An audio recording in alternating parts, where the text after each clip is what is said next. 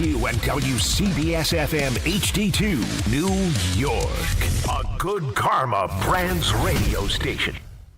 Don. This isn't Vietnam, it's radio. Hahn. I mean, he had a handful of twig and berries. And Rosenberg. Everything about it was pure, unadulterated ASS. This isn't North Dakota, this is New York. This is Don, Hahn, and Rosenberg. The best threesome I've ever heard. On ESPN New York and streaming live on YouTube. This is like the old days, man. 3 days last week, I saw Michael live. First day back from President's Day, I see Michael live. Oh, he's passionate. Look at him. He's in his suit getting ready for the hot stove, which It looks I think great, they should too. rename Looks because great. we're already into the spring training. So Those should it be on radio? Tepid stove? No, just take out the hot stove. Those on radio are missing out because not only does he look good, he smells amazing. Well, even if you're... Hold on. The smell. Wait, Wait, he put it on smells like it. He brand. That smells goes it. beyond the radio. I mean, even if they're on YouTube, they're not smelling them. I got news for you. Smell-o-vision. So, yeah, It's maybe smell-o-vision. if they have a smell-o-vision. We would I'm not do telling well you. if we had smell of it. This man, Well, some of us. people strive to smell like this. You know what I midway hope through the day. happens one day? That Chris Carlin. Well, speaking of goes smell. into me, right? Because when you sit in that seat after 3 hours of Carlin, it's just luxurious. It's got a heat to it and a warmth. Oh, it doesn't It smell. envelops It you. smells good. Oh, my God. I didn't say smell. Feels good. It's hot. It's broken in. I mean, I he's would think the like- reason it's hot is the reason why it wouldn't smell good. He thought it was a heated seat. He had no idea. Yeah, it's like when you heat the seat up, you go to Here's three the dots. problem, though. How do you think he's heating that up? Yeah. I asked him. Oh, Because I natural. find out Itchy he says, dogging? I'm a big man. That's He is a big man. You know, he put up a post this weekend, Carlin, of him, like this close-up shot on a plane, and he's like 3 big guys in premium economy. I saw that. And I DM'd him. I said, "What are you doing? Why would you do You're that? better than this. You're Chris Carlin, for He's God's lost sake." 30 pounds with the needle. That's great. Then that's all the more reason to treat yourself and go sit up front like a gentleman. He's probably under 3 bills now. He's under 3 bills. $295. God bless. Yeah, Good for him. that's actually great to hear. I love Yeah. that. As much as I love a good Carlin joke, Yeah, 'cause we I are- want the man around forever. We are of the age where we shouldn't joke about the overweight because it's a problem. Yeah. Because you always talk about you don't see a lot of elderly tall people. Yeah. You Why also would you don't do see a that? lot of elderly obese people either. No. Yeah. I would Kind of say for the same reason. Yeah. I would Fat, say- sloppy 90-year-olds. They're just not around. And now, speaking of which, this is a big question. I saw there were a couple of sad passings. Reverend Jesse Jackson passed away at 88. Would you take 88? No.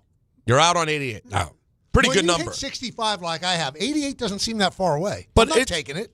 It's 23 years. It's not bad. It's a whole lifetime. the next one is 30 Yeah. years away. Robert Duvall, 95. I imagine you're taking this. No. Sign it. Oh, come on. No. Would you take it when you're 94? So After what- you signed up for But 95. so the answer is you won't take anything because if I somebody say came You 100, can't do better than If 95. somebody came to me at 115, I go, yeah, all right, let's take a chance. 115. So the oldest man on earth. Oh. Yeah. That's all you'll settle First for. of all, there's no way. Right, he's that not an you- Asian woman, so he's not making it to 115. No, no. Because they all seem to be Asian women No. that make it to be But the I oldest would- person. here's the would thing, though. We actually all know get and love- surgery to be an Asian woman if I could look at 130. We all know and love Michael.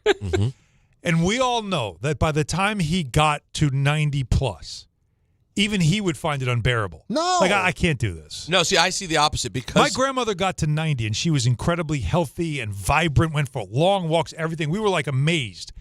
And then when she turned 90, we had a birthday party for her. She literally said to me when I was like, wow, 90, that's great, Grandma. And she's like, yeah, and that's enough. See, she gave up. Within 3 months, we lost her. She gave up. wow, There was not But a don't sign, look at not it a as trace, giving up. nothing. She was Well, done. let me see. Well, Why she's all can't, set. why can't That's you what I look at want. why do you have to be so negative? She No, didn't give up. Maybe it was the victory formation. Maybe she just said, you know She took what? a knee. She took a knee. This is good. I'm never taking a knee on life. yeah, there's punting. And what Alan's saying. But she like, won. if But there's the I'm victory if formation, I'm too. 98 years old. Dribble right, out the clock. And I'm soiling myself. I'd be thrilled. No, this is the good news. The thing There's that makes no me happy. way. The thing that makes me happy is I hope one day I'm 75 and Michael's a 100-year-old complete vegetable. And while the world is going, it's so sad. They still bring him out on Old Timers Day. They wheel him out. Yeah. He's drooling himself. You can see the reaction, the smell, because he's going in his Right. pants. I will go, don't anyone be sad. No. This is what he he Oh, wants. and he would be This is what he also, wants. when he No. got to that point, he would demand being announced as the greatest living announcer.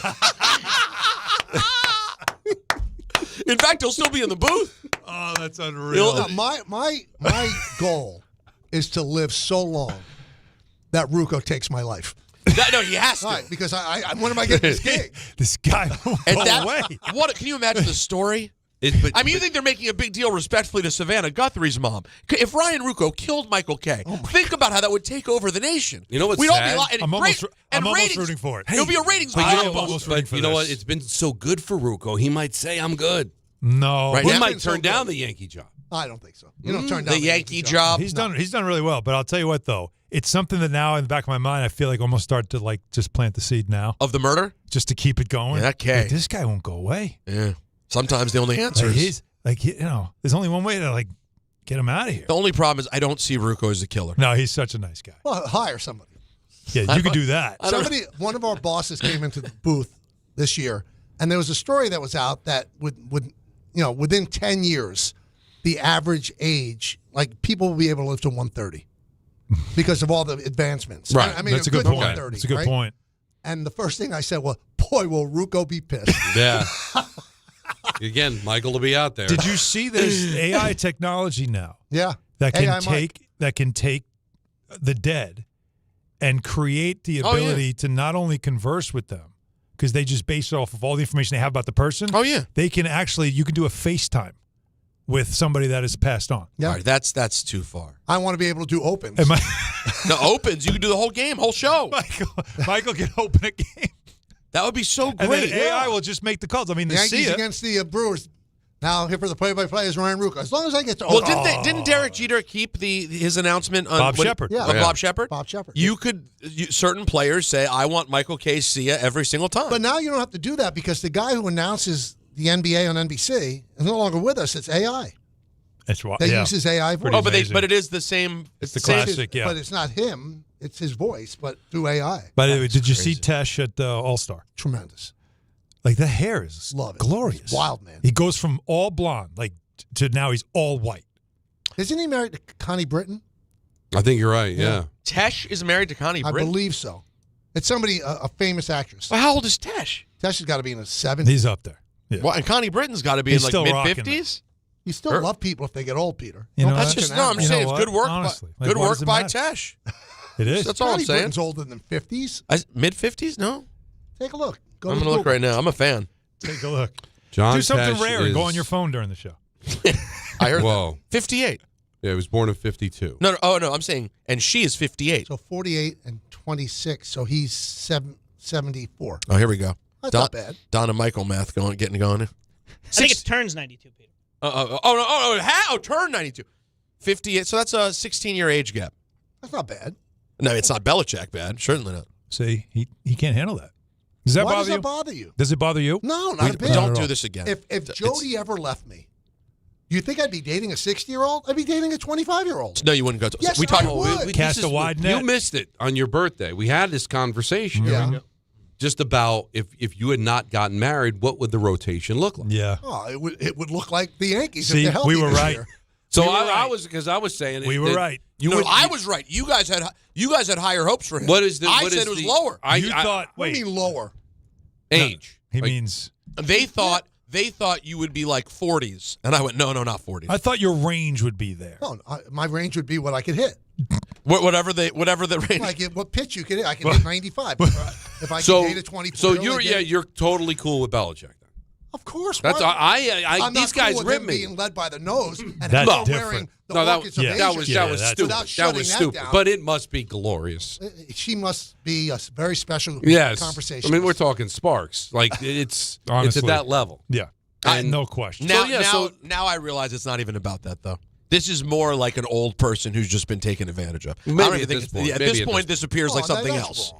Well, it looks so ridiculous. He's a functioning human. Is he? He's making such an ass out of himself the last few years. But It's he's starting having to such a age good worse and time. worse. But you Yeah, think he's he happy. does? He might be getting yelled at all day. He could be treated. It could be like Ben Stiller in Happy Gilmore. I don't really. Now your finger's gonna hurt because you just pulled landscaping duty. We don't know what's happening. Behind closed doors, it could be a horror show. I don't know. I But, don't but see this. judging by him, the way he handles it, it must be again Unreal. glorious. And again, I want to run this Unreal. by you again. So, and if your daughter on her 23rd birthday brought home a 75-year-old, you would go, honey, I'm just glad you're happy. Well, I can't tell my daughter who to go out with. And would you I can't tell my daughter anything now. She's 13. Would you have her 75-year-old boyfriend sit at dinner with you? Sure. You wouldn't have an issue with it. No. What do I care? She's going to inherit a lot of money. See, Well, he it's just always says about things. the green. Yeah, I mean, you know wait what? a It always minute. eventually gets to We that had point. this conversation. I said the same exact thing. Emma is that age. But the problem Alan has, He'd be hot. I'm sorry. the problem Alan has, because he has a daughter. I have a daughter, but his daughter's he's I have much 3 of older. them. But if I got to the point where I'm Belichick's age, could I date someone the exact same age as what That- Jalen would be when I was that's a different 72 years conversation. old? That'd be hard to do. Yes. That's a different conversation. Jalen, all right, so Belichick doesn't have that. Callie brings home a hot friend. You're single, and she's totally into you. Yeah. I'm as Michael's lawyer. I'm going to say don't answer this. Let's rock. I'd like to punt. Is that what he just said? Yes, I think we should go to break. I mean, I would talk to Callie. I'd like it's to go to only break. 13 after. I'd say, Callie, Daddy, I Yeah. explain things to her. And Michael at that point would be 75, just to be clear. So this would be exactly Belichick. Yeah. 75 and 23 is almost on the nose. Right. Now, And like again, if Jody left me, I would take that girl to the stadium. Right, she'd be in the booth with and you then during she'd the have game. shirts that say Ruco sucks, stuff like that. And I wouldn't be able to stop it. I wouldn't be able Ryan to is just taking strays today. Do you know that John Winthrop, our esteemed pinhead leader, Right. said the easiest person he's ever worked with is Ryan Ruco? I could see that. But they're very close. Very close. Yeah. Well, he's a good guy. Yeah, he And is a great guy. Ryan is easy He's to work one with. of the nicest people in Yeah. the business. Yeah. It's When I almost say the business, I mean the industry. and almost nice to the point though. Oh, Almost sickening. to the point where you Yeah. go, yeah.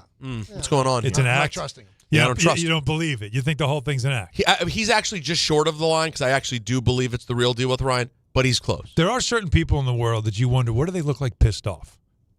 I've You're never seen curious. him. That's what I Never mean. saw- I Like, never you're seen curious to see, like, what do you I look seen him like cry. pissed off? Don made him cry watching Rocky. Yeah. That's tears coming down his He face. had Watching you know Rocky. when, you He'd know when never we seen Rocky. when we joke about you never seen a movie, he said he never saw Rocky. Wow. But he had seen like 2 through Yeah. the Apollos, right? What? So That's and never insane. the first. I'm like, how did you not see the first one? Oh, my So God. I brought it in with me. We sat there. It took 2 days because we didn't have a ton of time to watch.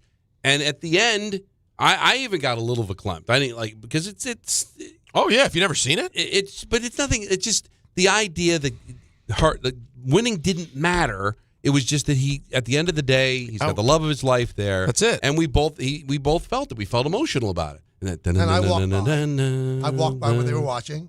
Tears coming down his face. I made fun of him. And of course which you is the did. same thing I did to Don after the Super Bowl when the Giants beat the Patriots. He's weeping, and I just didn't let him up. weeping.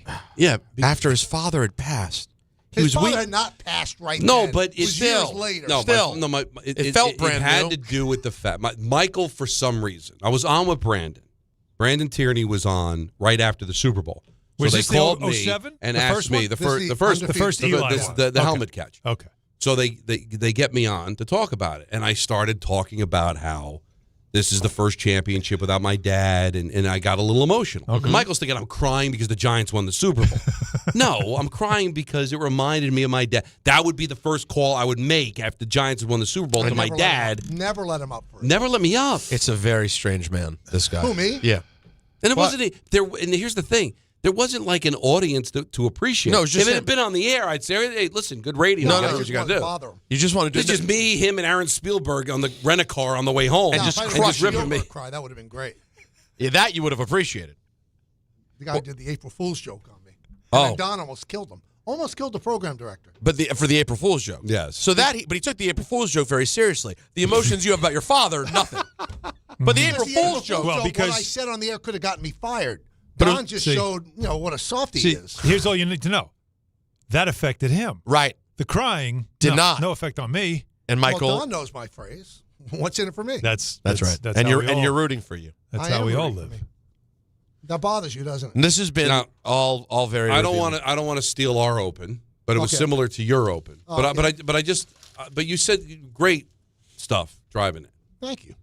But you said something that's really interesting. Like Vegas has them favored to win the American League or have the most wins in the American League. And to win the league. Right. Yeah. They being The Yankees. okay. Well, Just wanted to just assure that's the a audience. good job.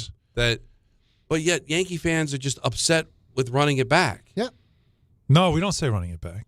We're not running it back. Well, but that's what they It's a did. different team. So it's not a I different. think It's a different year. 24 of the 26 guys Right. who finished the season are back. And So that's it's not called 20 that's called it's not running all- it back. And the No, two it's guys not that all left went to 26 Flushing. Right. Yeah, right. Yeah. They didn't even leave New York. Uh-oh. Yeah. But I think that part of it is Yankee fan. I'm not going to rip them. It's championship or bust. So they said, well, this team didn't even come close to a But championship. here's the. So But we're now, upset they're but running now back. it's to the level of guarantee me a championship.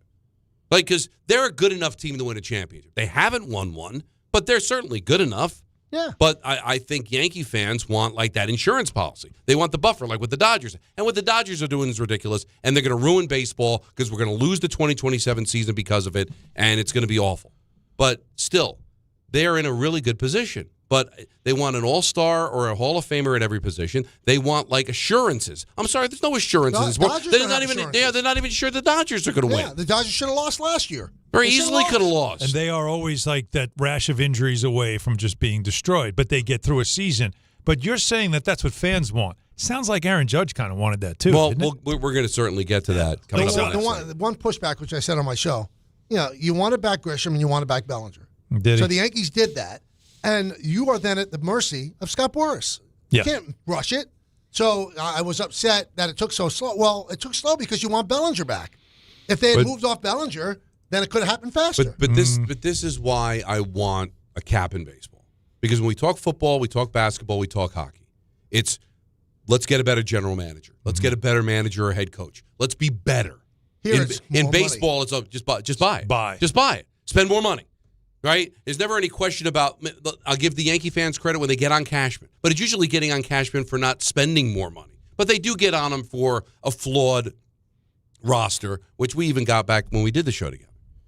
That I can understand because that's baseball. But we get to baseball, just buy it. That's why Met fans are starting to hate Cohen because they expected, well, why aren't we winning a championship every year? Why don't we have a $500 million payroll? Mm-hmm. And it shouldn't be about that.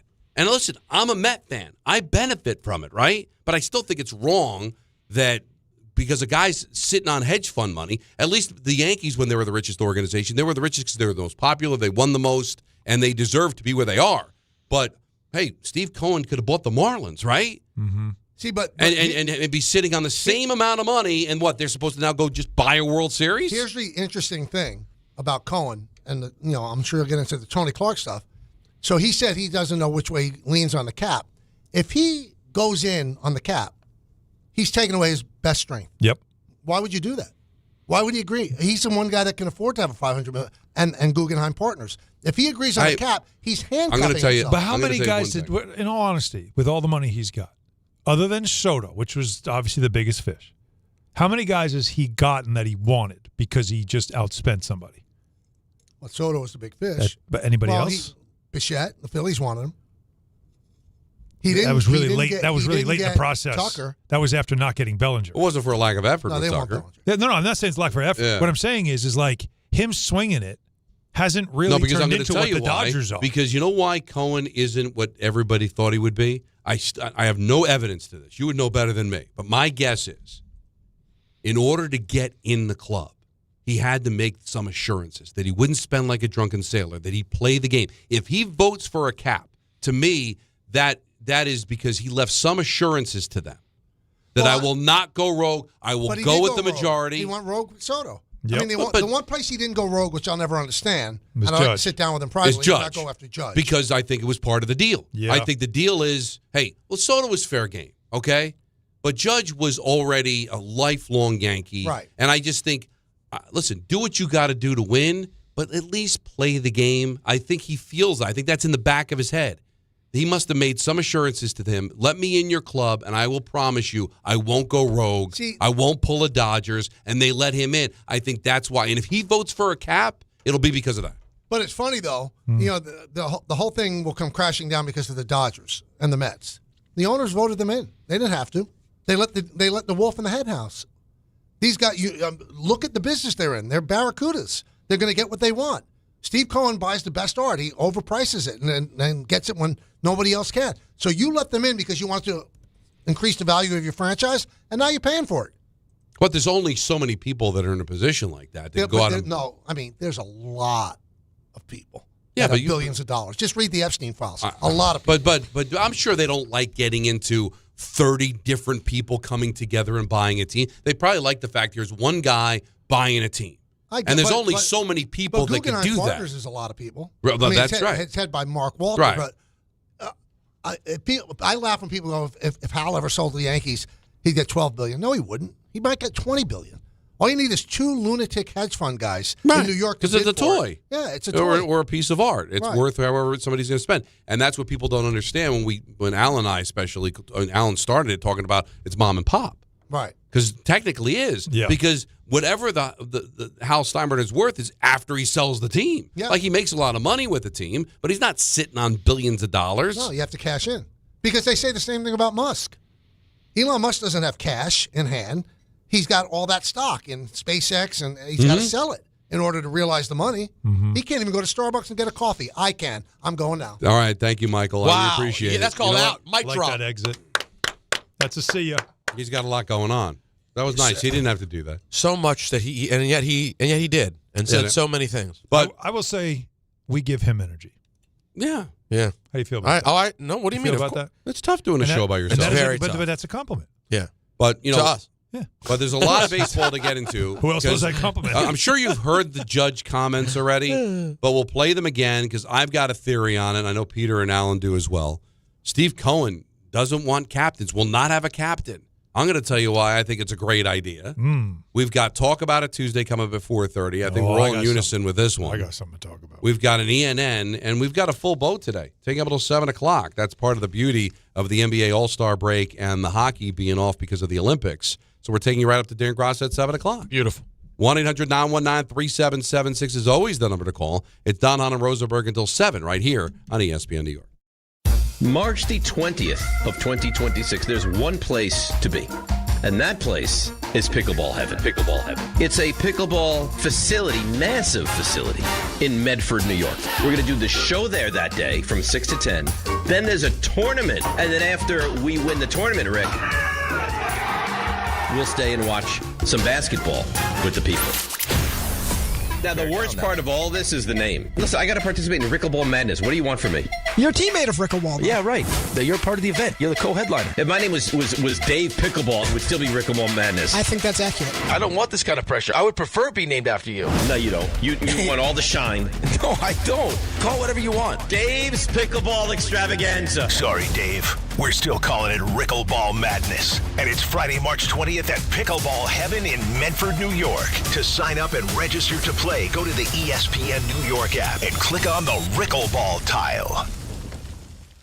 There are a lot of reasons why people buy at Ramsey Mazda. It's their selection, it's their customer service, and it's their savings. Lease a new 2026 Mazda CX-30 2.5S Select Sport all-wheel drive for just $219 for 33 months. Start shopping now at RamseyMazda.com. Choose wisely. Choose Ramsey Mazda. Call 833-853-2970 for details. VIN TM105852. MSRP $29,530. Zero security deposit. Ends 3/2/26.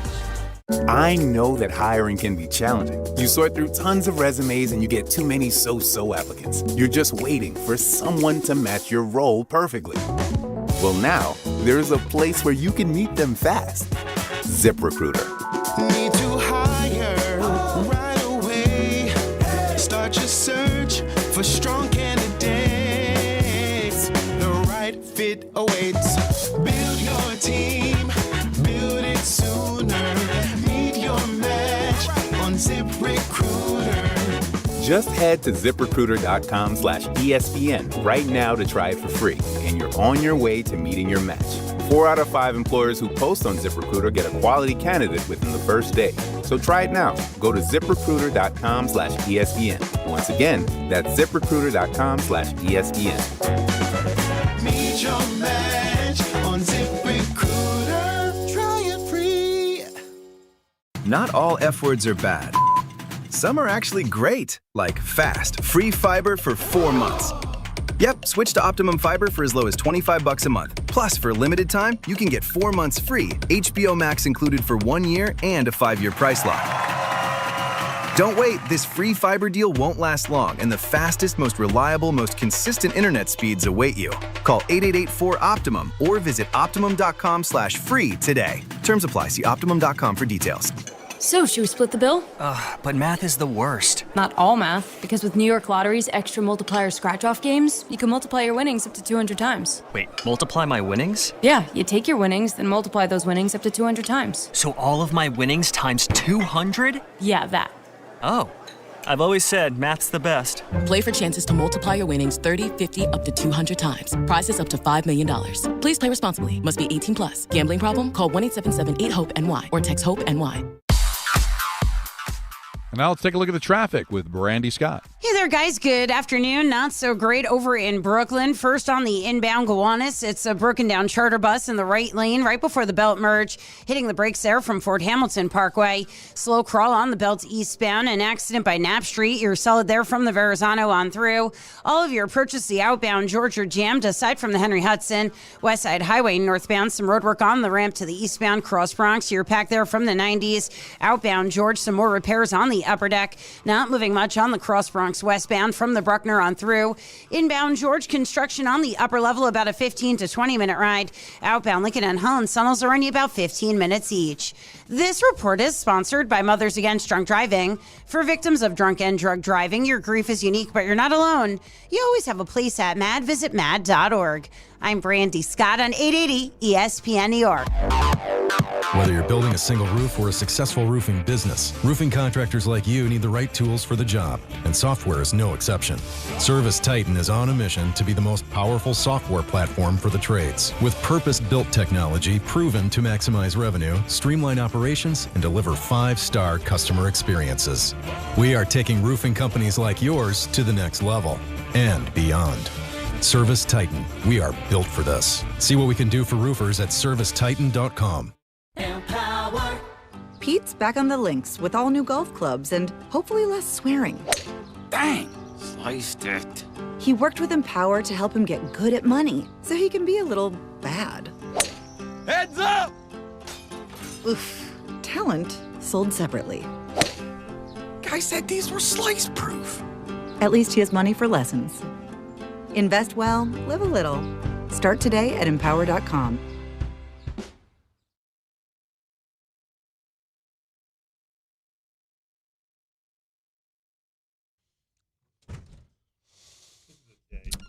Always fun after a nice long weekend. I know a lot of people did work, and thanks to Ty Butler and Jake Asman for filling in for us yesterday.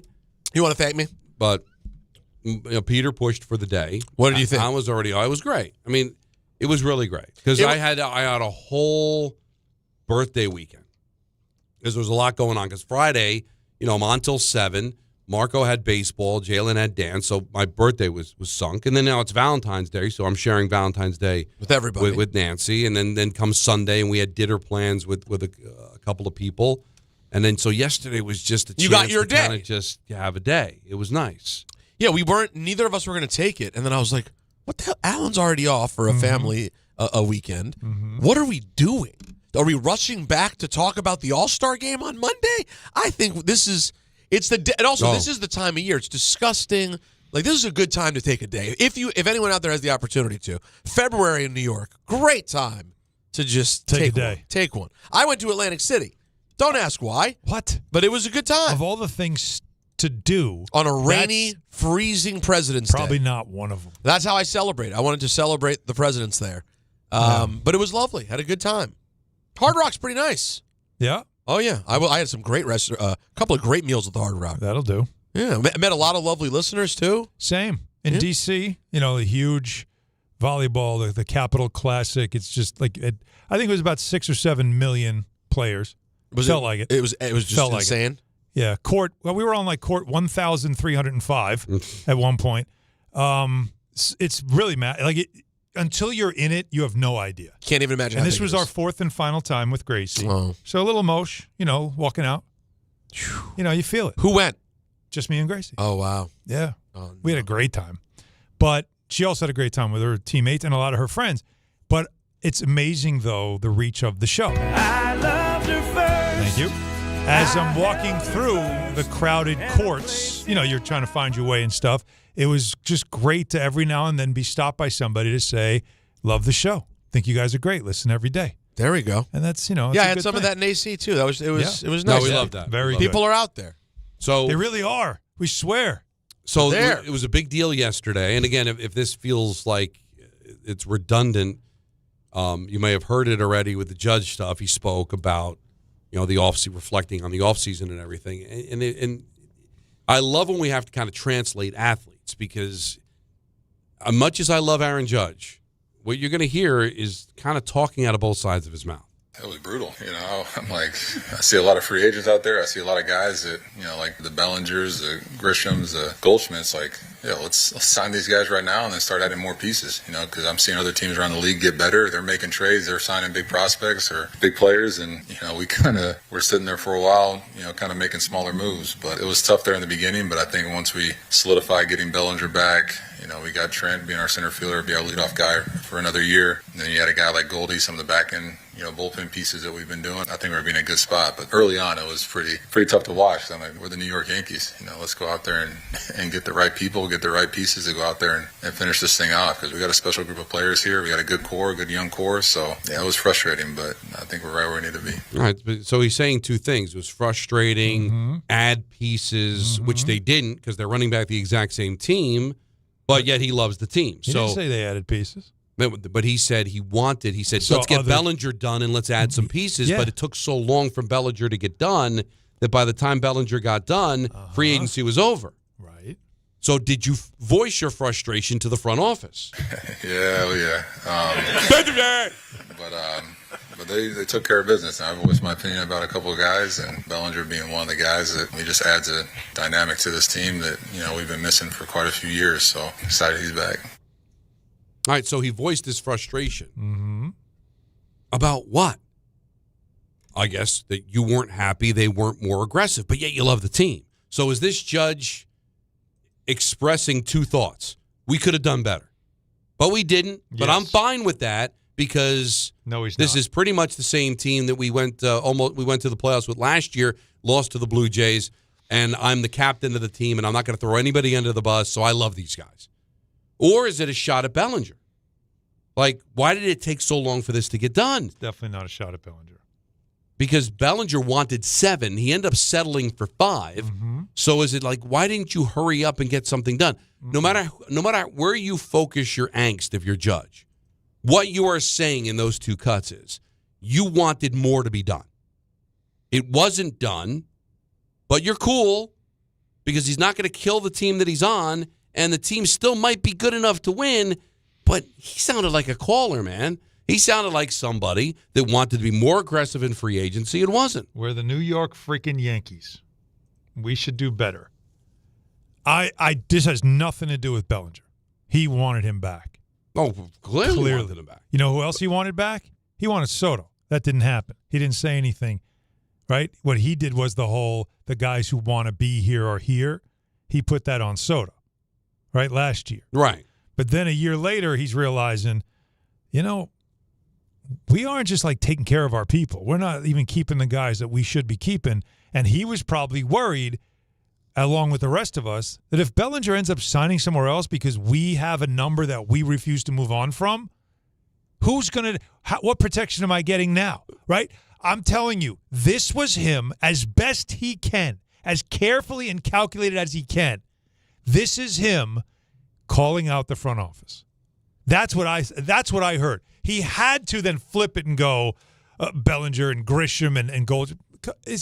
He doesn't mean that, but he has to, because the guys in the room are like, oh, I guess you didn't want us. If he's stuck to then that's Kyle why you Tucker, don't say anything. If he starts naming different names of guys who went somewhere else, Bo Bichette, could have used him. If he was doing that, guys in the room would be looking at him like, seriously? Yeah, so but that's kind of what he said. Yes, I know. But then he had to soften it by saying, but then we got these guys and we're ready to rock. That's why it was two sides of his mouth, Donnie. This is a rare misstep by Judge. I disagree. Or is it? No, I don't think so. Well, it's not a misstep because I think he's trying to win the fans over. I mean, these are guys that are booing him. we were getting phone calls throughout the year, like he's got to do better, even though he's tearing it up. But it's like, oh, he hasn't won a championship yet. Doesn't matter. He can't be in the same breath as Derek Jeter if he doesn't win a championship. I'm sure that gets back to Judge. So it probably helps him throwing a little chum to the fans to say, hey, I was with you. I wanted to get more. But he did say that. This is why it's a misstep. He put it out there. All right, now he could talk about how much he loves the team, but he still put it out there. He's got to go back in that room, and they're going to say to him, Aaron, what else did you want him to do? You said you get Bellinger done so you can add more pieces. We didn't add more pieces, so it sounds like you're unhappy with the team. Well, that's why he shouldn't have said anything. He should have just said, I'm happy with the team. Voices displeasure to the Yankees behind closed doors. But you can't. He's representing two sides here, Alan. That's why it's a misstep. Now, I understand. The misstep is him speaking up now opens up fans to say, well, if you took less money, right, they're going to hold that against him. They did take less money. Well, I mean, significantly less is what fans are going to do. Yeah, but when you take a look at the money Soto signed to go elsewhere. Look, that's logic, Don. Right. You're talking about some fans who want to have a reason to be mad at him. But I think what he was trying to suggest is he's looking at – if you want me to translate this of what I heard was he sees the Dodgers and he's saying we should be like that. Right. We should be just as much a destination as any other team. And when there's a guy out there that people can't sign, how are we not in on him just to see what he can do here? Schwarber, I'm with you. Tucker, who are guys that we could get to make us better so we can win a ring. And then just worry about the future some other time because the Dodgers seem to have figured that out, right? That's the part I think he's a little frustrated about. But he also can't go too far because he still has to go to war with the guys in that room. I know, but so he can't make it look like that I'm not happy with what we got because we got this. But if you hear the names he was saying, Goldschmidt, who's 37, he's going to be a mentor now. He's not really going to be he's not a full-time player. Grisham took the QO, and you're just hoping like hell that wasn't an anomaly year last year for him at the plate. Because if it is, you're in big trouble. I know. So he knows all this stuff. He's happy that Bellinger's there, but it took forever. And I'm sure Belly and him were talking, and Bellinger's probably like, I want to stay. Like why are they nickel and diming me? I'll sign right now if they just sign me. He knew he wanted to stay. Bellinger said as much. Well, then get mad. This was Judge for the first time showing you a little bit of displeasure that we didn't operate like everybody expects us to operate, but I was watching the Dodgers do it. That's what I think he was trying to say here. But it also is protection, Peter, because now if they don't win, we know he said that, so it's going to be like, well, don't blame me. I told you I wanted to add more pieces. But how do you do that and then in the same cut? I love the team we have. Well, isn't it? But isn't it very? It's disingenuous. I'm sorry, but isn't it very this Yankee team? What do you mean? Well, if we say something, it's going to be a little bit half-assed, and you're going to kind of have to find your way through it and take a guess at what we're saying. Because, I love Judge. He's the man. He leads with how he plays. Yeah. But when it comes to if you want to say, listen, you're number 99. You are allowed to, Aaron Judge, call out the team. Do whatever you want, bro. You can do whatever you want, but the truth is, we have to accept who he is.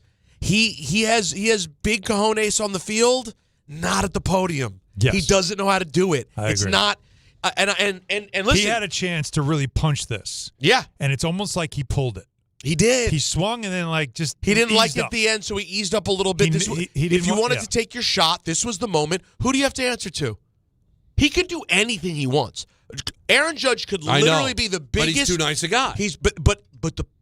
I wish he would grow out of it. It's actually holding him back. This is a start. To me, this maybe is it's a start because what that was not at Hal. That was at Cashman. Fine. That was at Cashman. Fine. But now you still have to go back in that room as the captain of the Yankees.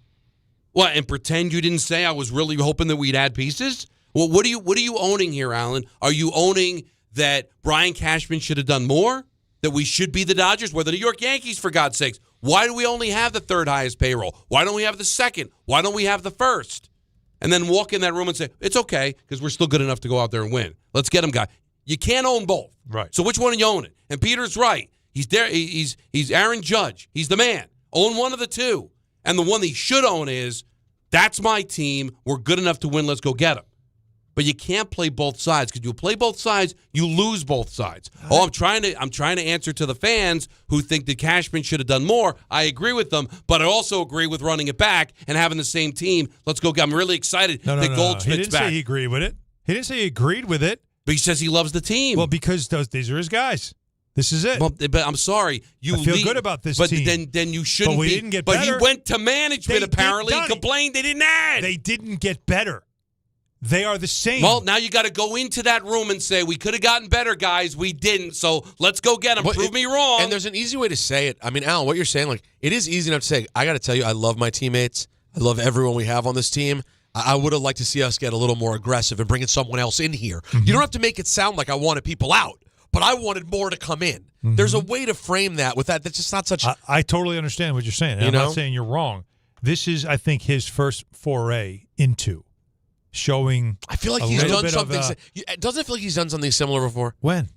Like where he does take a little bit of like a the sign that clapback he to the doesn't. Dodgers, where he really could have gone all in, and he was almost like, got to beat him on the field kind of attitude. I'm trying to remember. It just I thought it was last spring training. It was almost the same thing. It feels familiar to me from him. I think But this is what you need to do to put your franchise on notice that the best, most important player is not happy. Okay. And that's what you do. And at the end of this year, if things don't go well, you know what he can do? He can say it again. And no one will say, well, why didn't you say something at the time? He did. He did. Did he? When he was asked, did you express any of this? And he kind of let you know. Yeah, I did. But now he's got to fully own that it kind of, he talked, he still loves this team. And it's like, well, he obviously doesn't think it's good enough. Yeah, he clearly doesn't think it's good enough. So that he's got to answer to those guys in there. Well, it puts a lot of pressure on him. It does. Now, there's another veteran on the team and another leader, and that's Giancarlo Stanton. Okay. Did you feel the same way as Judge did about the offseason? I was definitely checking to see if anything was going on, but interested. Frustrating, I wouldn't say frustrating. You have all until through spring to make moves, so just interested, curious, and yeah. He's kind of saying the same thing. He was super. We still have time. He's another one that really held it back. He held it back, but he's still saying the same thing. I don't say I'm frustrated, but we do have the rest of spring training. I understand. But all you have is the two biggest names on the team have now gone public. And the first thing they're saying is, we didn't do enough. Yeah. Still like the team. All right. But we didn't do enough. Once again, I don't like the run it back thing pissed a lot of people off because the thought was this team wasn't good enough to win in the playoffs. And so anybody would say, well, all right, we know we can win 90 plus in the regular season, but are we better than we were last year? And, you could argue with Cole's return and all that stuff. Maybe they will be with pitching. But I think what you're hearing from Judge is him saying there's two players in the league that are considered the two best players. He's one. Who's the other? Shohei. Right. Yeah. Who has more depth and support around him so that even if he's not playing his best, that team still can win? You're right. Because Shohei Ohtani has not exactly killed it in the postseason at times. At times. And yet his team still can win when he doesn't do it. When Judge doesn't do it, it's lights out. But there is a bit of selfishness to this. I will talk about that coming up. More of your calls at 1-800-919-3776. Steve Cohen had some very interesting things to say as well. It's Don, Hahn, and Rosenberg. We're just getting started with you till 7 o'clock. That's your ace. Here on ESPN New York. 17th ranked St. John's goes for its 12th straight win when they visit Marquette. Coverage begins tomorrow at 8:40 on 880 ESPN and the ESPN New York app. This is Rick Brunson, the assistant coach from the New York Knicks. I'll be driving to our games this season in style in my new Jeep Gladiator from Princeton Jeep. My friends at Princeton Jeep gave me all-star treatment, and you can expect the same thing. Just mention I sent you, and they'll treat you like family. Princeton Jeep has tons of inventory and great deals on new vehicles. Visit Princeton Jeep at 1045 State Road in Princeton, New Jersey, or online at PrincetonJeeps.com and tell them Rick Brunson sent you. If you've been injured on a construction site, then you need a lawyer who knows New York's unique labor laws. At the Parisman Firm, they have decades of experience handling construction accident cases and a proven track record of delivering huge results. Their team has already recovered nearly $1 billion for hardworking New Yorkers. From scaffold accidents to slip and falls and equipment failures, they've got your back. Call the Parisman Firm now at 718-WORKERS. That's right, 718-WORKERS, because your case is their cause. Get the justice you deserve today. Access to education changes lives. That's why National University provides flexible online and hybrid programs from associate to doctorate degrees. Since 1971, NU was built to serve non-traditional, working, and military learners nationwide. NU understands the demands of work, family, and service. Each year, more than 130,000 learners trust National University to move forward. Visit nu.edu to learn more.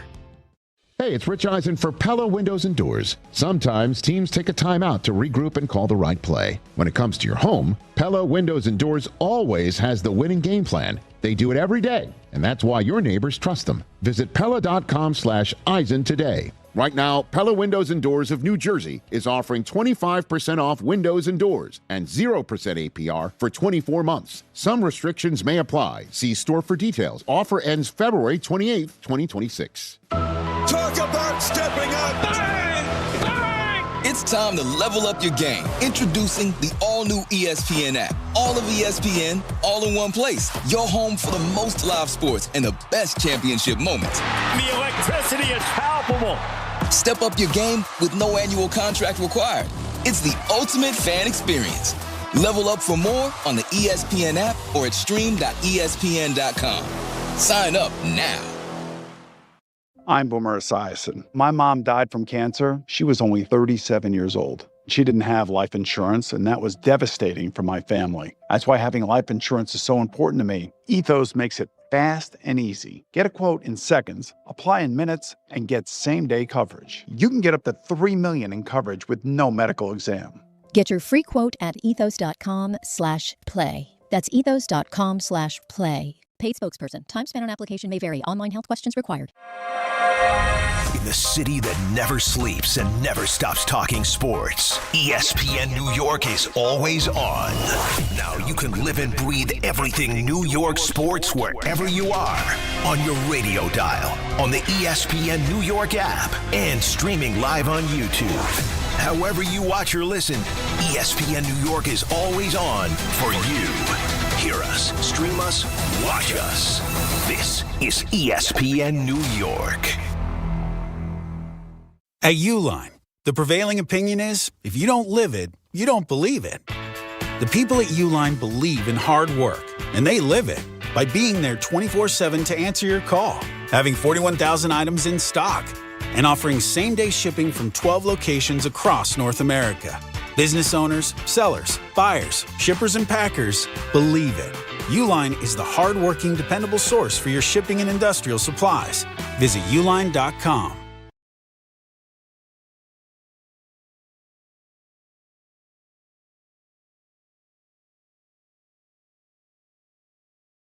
All right, let's hear from you. 1-800-919-3776. The selfish part of it for Judge is I think this is all motivated by the fact he wants a ring.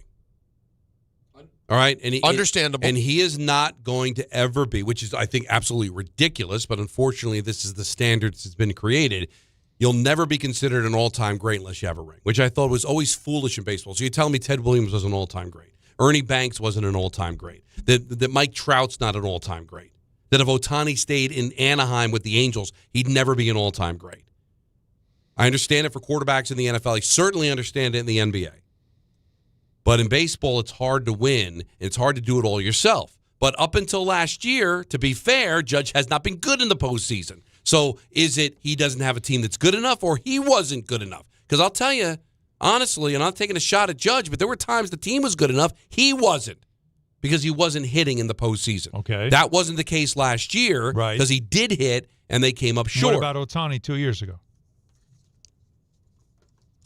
Ohtani wasn't good in the playoffs. Well, he also got hurt. He hurt his shoulder in that World Series. Then he got hurt. But right. he already wasn't really playing well. Right. But didn't matter because they had so much right, depth and that's what he's around looking it. at and say. And so, judges probably say, I got to carry this team, and that guy has superstars all around him. They're a big brand, so are we. Why do we operate differently? I think we operate differently because the baseball's got a problem because nobody can compete with the Dodgers. I think it's ridiculous. Judge is doing what a lot of stars in the other sports do when they start realizing that it's all on my plate, and there's another star that I'm a rival of, and it's not all on his plate, and I don't know if that's right. And does my organization care enough to want to make sure we get a ring, or is the is the little prince sitting there saying we're going to win because of my system and the way we play? I know, I get it. But that's then own that. He's going to get tired of it real quick. Don't dance around it. Say it. Well, he can't say it. Well, he can't say it, but so he don't can say start it. hinting it. Well, he's certainly hinting it, but that also becomes a little bit of collateral damage inside the room as well. All this does was draw, in my opinion, Don, it draws our attention to it as this season plays out. They'll start. I believe they'll start to be these stories of Judge not happy. Well, Judge a little disgruntled with the Yankees and their situation. If they aren't winning games at the level they're supposed to win, if something's going on, I promise you, this now is chum in the water for all the beat writers throughout a long season. But where else you going? Anytime something goes wrong, they start poking at that. But unlike the NBA, where maybe you can go to a bunch of other places, go play with somebody else, he's going to go, I want to be a Dodger? Because where else are you going to go? I don't know. No, you're right. The Mets the Mets aren't winning anything either. So where else are you going to go? Just try to be a Dodger? That's why baseball's got the issue. And then what are you going to do if they do have a cap? And everybody's in the same boat. No, and everybody's playing the same game. You're right, but that's the thing. There is no cap now. Right. Cap is something that Dodgers will worry about after there's a cap. Yeah, They'll figure it out. And maybe another championship to boot, but that's not even guaranteed. But isn't that the point, though? If there's ever a time to do it, you kind of want to do it before you have this cap. Right. Because then it becomes more of a level playing field, which makes it, and I'm telling you, people don't understand this. In Major League Baseball, it's going to be a lot harder to win a World Series for the big market teams. Oh, yeah. It's going to get tremendously harder because there will be more of a level playing field. And if you don't believe me, look at the NBA and look at the NFL. Yeah, and for sure the NFL. Let's go to Justin in Massapequa. You're on ESPN New York. You get us started. What's up, man? I don't think Judge took a shot at the front office. I just think he wants to win more than anybody in baseball. So what did he mean by saying, hey, we're the New York Yankees, why aren't we getting more players? Who was that shot at? He just wanted to show the organization that he wanted to win and that he was a little frustrated. And I think he's really competitive and he's the best player in baseball. All right. I appreciate the phone call, but here's the thing. It's not like the Yankees are losing 100 games. They go to the playoffs every year. Mm-hmm. And up until last year, to be fair, Judge has not been great in the postseason. All right? That fifth inning that cost them Game 5 of the World Series 2 years ago, Judge was a part of that. He missed a fly ball. Mm-hmm. So let's not make it seem like, Judge can never win because the Yankees don't do enough. This is Patrick. They've got the third highest payroll. They're in the playoffs every single year. And up until last year, you've left a lot to be desired in the postseason. This is Patrick Ewing. What do you mean in terms of what he's saying? Michael's got all these. Michael's got Scotty. They traded for Rodman. Michael's got all this stuff, and not enough around me. Well, and every time we lose, it's my fault. Happy birthday, Michael, by the way. Yeah. And congratulations on another championship for Michael Jordan. Yeah. Tough weekend for him on social media, but it was nonsense. Oh, well. But Daytona's a pretty good day. But that's still pretty good. But was it really Jordan's got, Pippen and he's got whatever era you want to talk about. I guess that era it would have Horace been, Grant, like they were loaded. But it was Jordan and he wasn't Jordan. I mean, those Knicks teams were good. Yeah. No, but but also Patrick came up. Right. Patrick would come up short in the postseason. Tell me where the comp between him and Judge is really that far off. Ewing was Judge never, is better. Yes, Judge Ewing is was better. never at that stature. Like Ewing was a great player. He was never an number all-star one every year, but you'd never. I think he might have been top 5 MVP once. Right. But I don't mean that. What I'm saying is, in New York, tons of pressure to win, and when they don't, it's all your fault. No one around you's fault. That's yes, true. that Your part. fault. That part you could. And that wears on you year after year, especially when there's a team you're trying to go through and you can't because they keep getting all the players. But here's the problem, is that this was not the year to do it because he was a beast in the postseason. Right? So you say this would be the year to do it? No, this wouldn't be the year to do it because he was like, in the sense that I think people were finally off his back a little bit. Yeah. You know, I agree. But wait a minute. No, should have been. He performed, and everybody else didn't. Yeah, maybe it's the perfect year. This is the exact time to do it. Like, right. Even when I played great. Yeah, because you wouldn't want to do it the other year. You can't do it in a year when you didn't show up. No, he couldn't do it 2 years ago when he dropped this the fly would be ball. the year to do it. But, yeah. All right, listen. I don't the mind Blue this. Jays had their number, but also I can understand it if the Yankees are finishing 500 every year or won 83 games like the Mets did. They were tied with the Blue Jays. They couldn't beat the Blue Jays. The Blue Jays had their number. That happens. Yeah, well, that's frustrating. But the How's answer that team can't beating always us? be spend more money. Well, no, it didn't. It's get better players. Spend the money wisely. Do more things to help us get better rather than the spit on the ground, run it back. Mm-hmm. That's what I like this because I agree with the previous caller. He wants to win. He's got his MVPs in his pocket. He's got his home run record and all. He wants to win. Right now, that's the only thing left in his career, winning. And I love it. And now He you go spoke up right, about it. but the thing with it's you still got to walk in that room, and it's like, dude, I'm doing everything I can. I don't think you guys he's worried just about aren't that. good enough. He's not worried about that.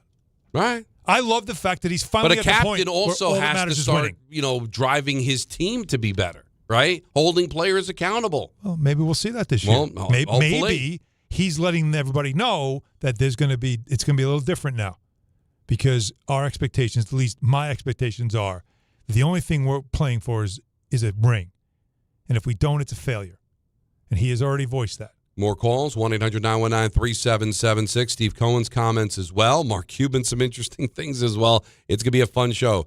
Take you up until 7 o'clock. But there's a lot of reasons why people buy at Ramsey Mazda. It's their selection, it's their customer service, and it's their savings.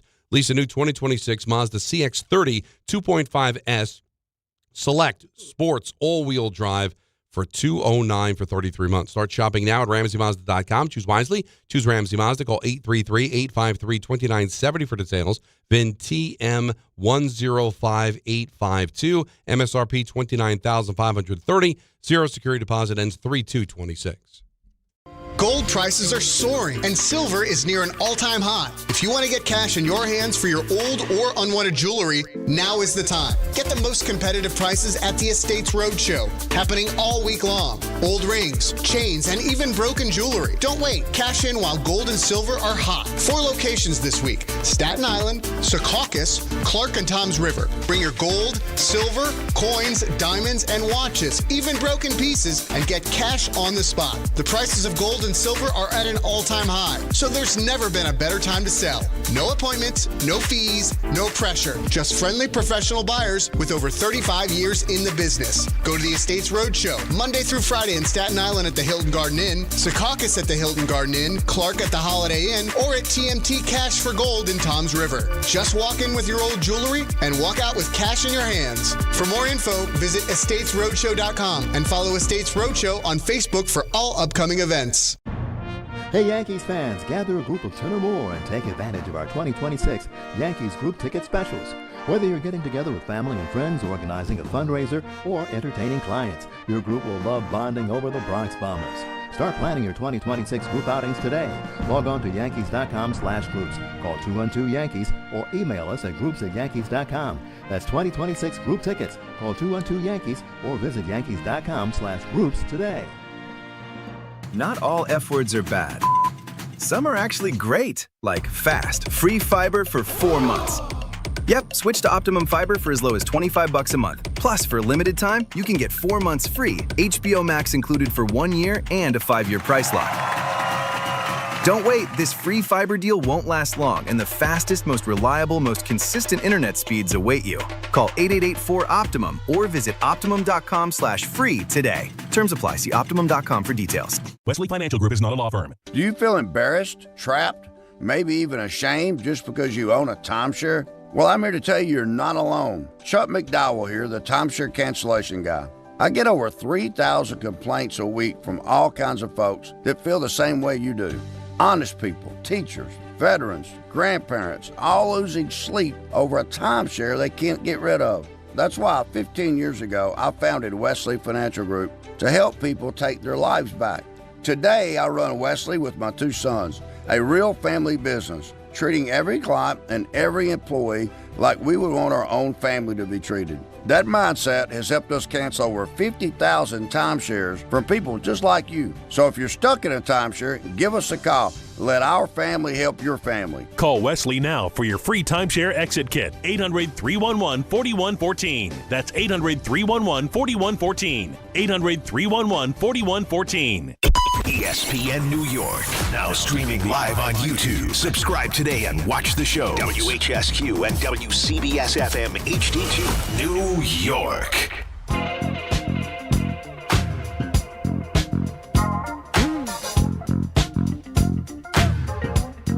Game Time is brought to you by Tullamore Dew Irish Whiskey, because when it's game time, fellas,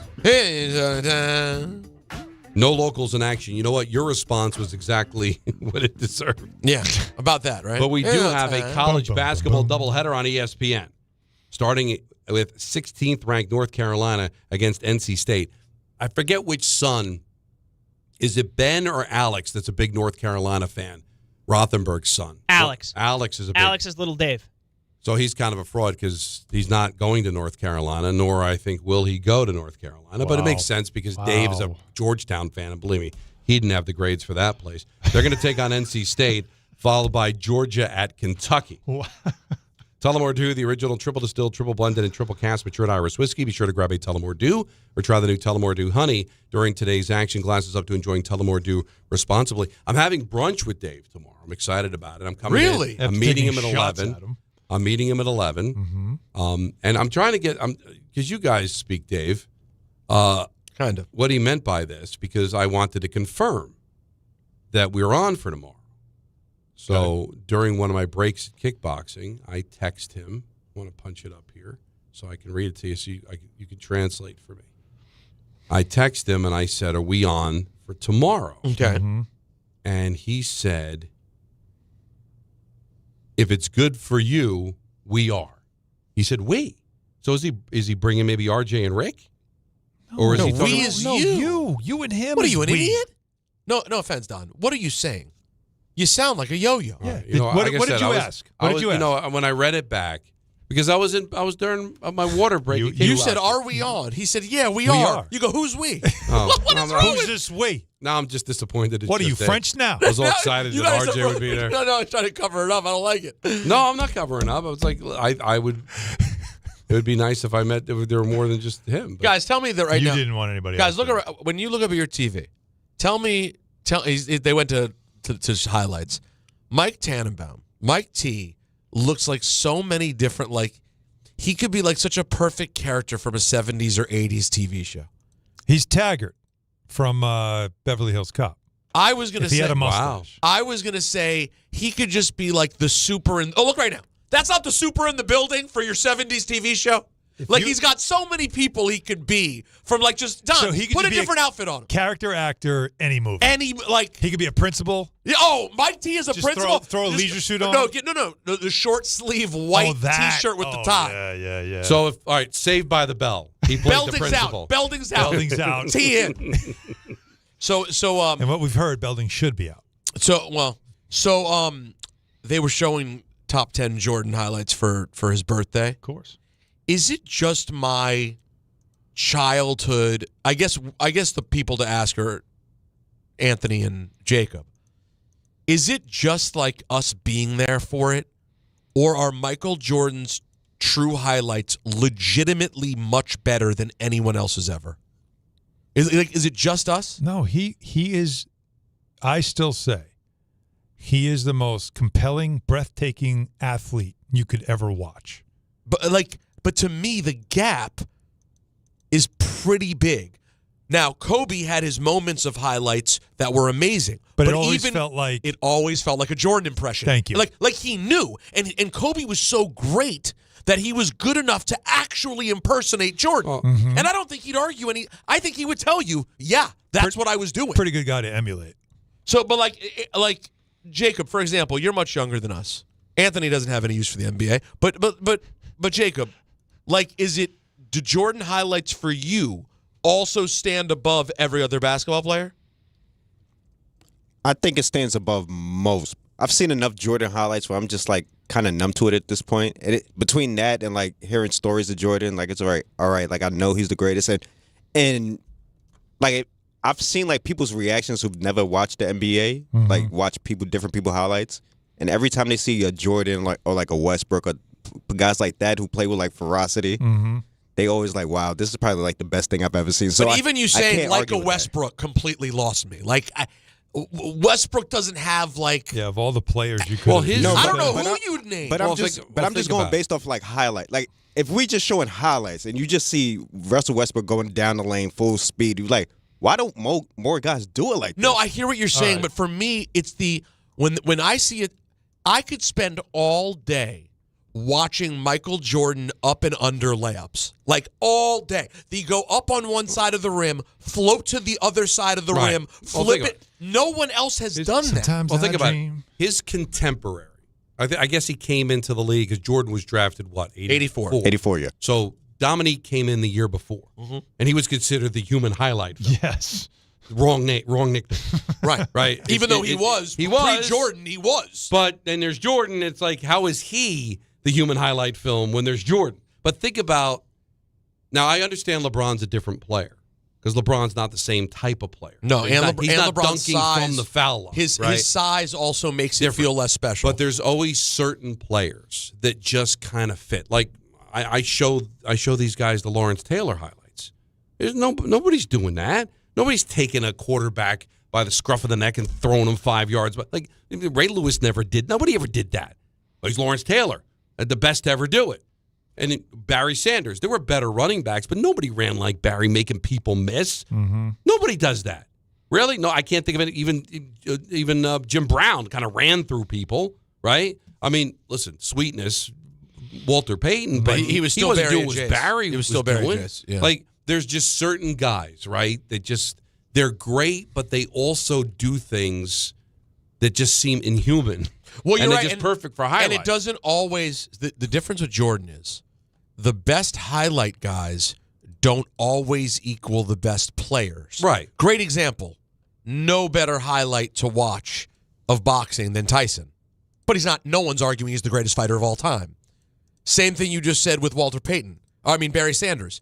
Barry Sanders is up there. Most people wouldn't argue he's the greatest football player who ever lived, but the highlights are the greatest. Jordan is both. Greatest highlights you'll ever see. The rare combination. Greatest player. And we were there. I was telling, so last night on ESPN2, we were all hanging out, me and my wife and her brother's family. And his son is getting really into basketball. He's like 8 years old. And whatchamacallit came on, the Jordan doc. Why am I... Last Dance. Last Dance came on.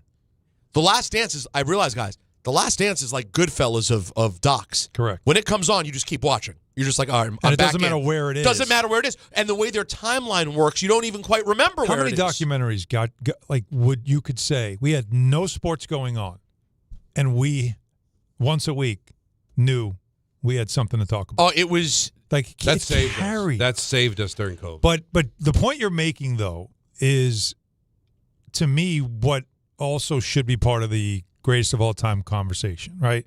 Because LeBron has breathtaking highlights. He does. He does. He has great ones. You could do a Not highlight Jordan great, but package where you're just like, wow. Like, but it doesn't. It pales in comparison because what Jordan does feels like it's like he's in orbit.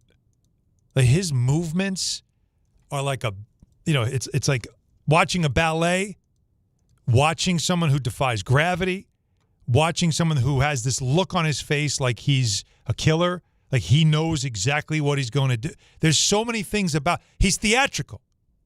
And I think that's the difference. It's why when you watch Anthony Edwards and all you do is think, man, he looks just like Jordan because he has a little bounce to him and stuff. But the problem is he's a highlight guy. But if you watch him 48 minutes, there's times where you're like, he's you know not. what I mean? He's not the best player in the game. He's really good. Really good. And literally looks like Jordan. Yeah. He's got all these things that make him feel like everything Jordan. that you would think could be. But everybody wants to make him the next face of the league, and I'm telling you, no, he can't. Because there's more to Jordan. It's so intangible, and do you know I was showing off last night because my wife is 10 years younger than me, so she's born in '89, right? Yeah. So I'm saying to her last night as they're getting up to the ELO shot, and I say to her, I'm like, babe, not to show off, and I legitimately felt cool about this. She wasn't that impressed, all right, even though she loves Last Dance and Jordan. I was like, babe, I remember where I was when he hit the shot over ELO. I remember when Michael Jordan couldn't win in the playoffs. Right. He was just a great player who was losing in the playoffs. And I remember standing in front of the TV in my parents' basement when I watched every minute of every NBA playoff game with no rooting interest, seeing Jordan hit the shot over ELO and going, oh, my God, they were down 1, series on the line, 3 seconds left, the legitimate, true back-against-the-wall buzzer beater. And he hung in the air as the defender flew by and hit a 20-foot jumper. Yeah. That play to have actually lived through, because that's the beginning of Jordan becoming Jordan. The 63 points was a first moment that you I don't were remember like, that. And I was this guy. I just missed, like, in terms of he took on the awareness, I missed Celtics that. by himself. Right. And lost. Right. People don't want to talk about that. But it's like that was like the first, like, okay, this guy's special. But that moment was, this guy's a winner. Well, they also said one thing they focused on that I didn't remember that you probably do is that Doug Collins' first game was at MSG to open the season, and Jordan dropped 50 on the Knicks, setting the record for an opposing player at Madison Square Garden. Now, it's 2025, 2026. Y'all have heard 50s and 60s, and Clay gets 50, and this one. Back then, there was no getting 50. It was like all I heard Only was Bernard that King and Larry Bird got 50. And Wilt Chamberlain. You just heard stories of it. Like, you didn't see it just happen. No. Even Larry, it only happened a couple times. Like, so it's just when you rewatch The Last Dance, you are reminded of why the obsession with him never goes away. Right. It's completely on a different level. Right. Which is why it's, to me, absurd to try to make an argument about anyone being better. You can't. It's impossible because you can't just make it about basketball, in my opinion. It's not just one of the things. It's not just the basketball. It's not just the highlights. It's not just. It's all of it. He did all of it. It's why last year I was desperate in the World Series for Shohei to have a lights-out game when he came back and pitched Game 7. Because if Shohei had pitched like a 2-hitter in Game 7, then we're going, oh my God, we found him. Because he had a moment. He was right on the verge. And instead, he stays at that top ilk where him and Judge are just phenomenal. But they're not like literally the greatest player we've ever seen in the game. Legendary. They're right there. They're amazing. But the thing is, I just don't think it'll ever get to where Jordan is. The world's different now. The way we consume is different now. Like, we didn't have a lot of options, a lot of things to watch. Like, right? Because even though Shohei didn't get there, Shohei's pitching and hitting home runs in the World Series, that we never seen anything like that before. And yet there's still kind of not a yawn, but it's like, why aren't we going ballistic? Well, do you think we don't go ballistic anymore for stuff? Do you think it's like what happened to the dunk contest to a point where nobody wants to be in it because it's all been done? What am I going to do? Like, but that's the thing. It's where we've seen. It's like you've seen it all. There's nothing to see. There was, I think it was your text, because I was on the road. I think I was in Colorado with the Devils, trying to remember the timeline where Ohtani pitched and won a game, and then he had the monster game with the monster game at bat, and then he pitched the next game and he went like 6 innings and he gave up 3 runs, right? And the feeling was like, wah, wah. Yep. And I'm like, why? He just had a monster game at bat, and then he ended up pitching like a quality start in the World Series. And our first reaction is, it just didn't. We've never seen that before in any sport. Like the equivalent I gave because we were on the road, and I remember Sheldon Keefe was like, "Tell me about this Ohtani. Like, what is it like?" It'd be like Jack Hughes scores 3 goals in Game 4 of the Stanley Cup Final, and then is in net for Game 5. Right. Like it's at that level. Right. But yet the Ohtani, because we're so numb to it, I don't think it got the dues it should have, because we're like, all right. Yeah, because I wish I go back to, I think it was you, Peter. It was like, yeah, he kind of pitched a dud. And I was like, Just the fact that he pitched. And by the way, pitched okay. It was okay. He was fine. He got them to where they needed to get to. Yes. But that's still nothing you've ever seen in your life. I know. And yet we're like, from one night to the other, you mean? Yeah. Yes. Oh, my God. Jordan dunked from the foul line. It's all anybody could talk about for like a solid year. Meanwhile, a guy hit 3 home runs in a World Series game and then pitches the next game. It's like, yeah, he pitched, but he only went 6 innings. He did okay. No, he did something you've never seen in your life, and yet you're like, because that's how much we've seen. What if was you're the a last certain thing? age. So who was the last one? Who is the last athlete that completely captivated everyone? Is it Brady? Did Brady captivate everyone? From a winning standpoint, but not from a watching. But not from I guess because he was doing it at an older age. How about Mahomes? Mahomes has become that guy. But that's winning. We've seen guys win. No, but Mahomes play-wise, he's close. Steph? So you think Steph over Mahomes? Because I think Steph is pretty close. But as good as Mahomes it took Steph until 2022 to finally get an MVP in the finals. No, that's true, too. It's not like he dominated the game. Brady dominated because of all the Super Bowls he won. But he's the only one we could actually think is the greatest quarterback of all time. I mean, nobody's going to say Patrick Mahomes. What you're talking about is he's close. Here's what you're asking: who's the last athlete to give us a show we can't ever forget? Right. I mean, a show. And it's like, and it's consistent. It's not like one season. Well, if it's in the playoffs, if it's a series, it's the whole championship. No, but series. I mean, like they became just must see all the time. Yeah, like that's what Jordan was. He literally was. It was. That's why. But even then, when it was over a decade, we have a chance to see it. Tiger. When Jordan was, maybe it's Tiger. Maybe it was what Tiger. was it? 90. What year was it when they won the 71 games? Was it 92? The Bulls. Their best 72 wins. 72 was 96. 96. Okay, so it's 1996. That's 30 years ago. Yeah. So when Jordan came to the Garden or came to the Meadowlands, 96, 97, you had to go see it. I couldn't watch. I was lucky enough. I worked at Sports Phone. We had the satellite. But you'd see a couple of games on NBC, maybe ESPN have a game. You couldn't watch it like it is now. If there is a great player, I literally can watch every at bat for Ohtani if I wanted to. Mike Greenberg covered that team. Yeah. And he talks about how he traveled. Yeah. He was with them, and he said it's the most incredible experience he's ever had. But when we're sitting here in New York City, where you're living in the tri-state area when Jordan's going off, you didn't get to see him every night. You saw the highlights. You didn't get to see him every night. But now if somebody's going off, I can watch every game if I want. So it's over. So no kid's going to ever get to have that level, you think, again?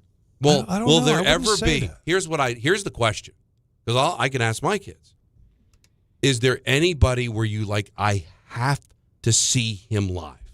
I have to say that I saw him play. Like I had to see Jordan. I remember my brother had partial season tickets to the Nets. It was the night that Rodman headbutted the official. But I had to go because I wanted to at least say I was in the. I saw Jordan. I want to be able to tell my kids I saw Jordan. I saw Gretzky. I can tell you, it's Wembanyama. You think it could be Wemby? Not yet, but not yet. Maybe. But no. It's going to happen. I'm telling you. Like I had I got the opportunity to call the game. One of the games I called was him too. Sitting courtside in San Antonio, and that game was like a 138, 135 kind of game. And he got knocked out of the game, but it was an up and down wild game. Yeah, and he just watching him move.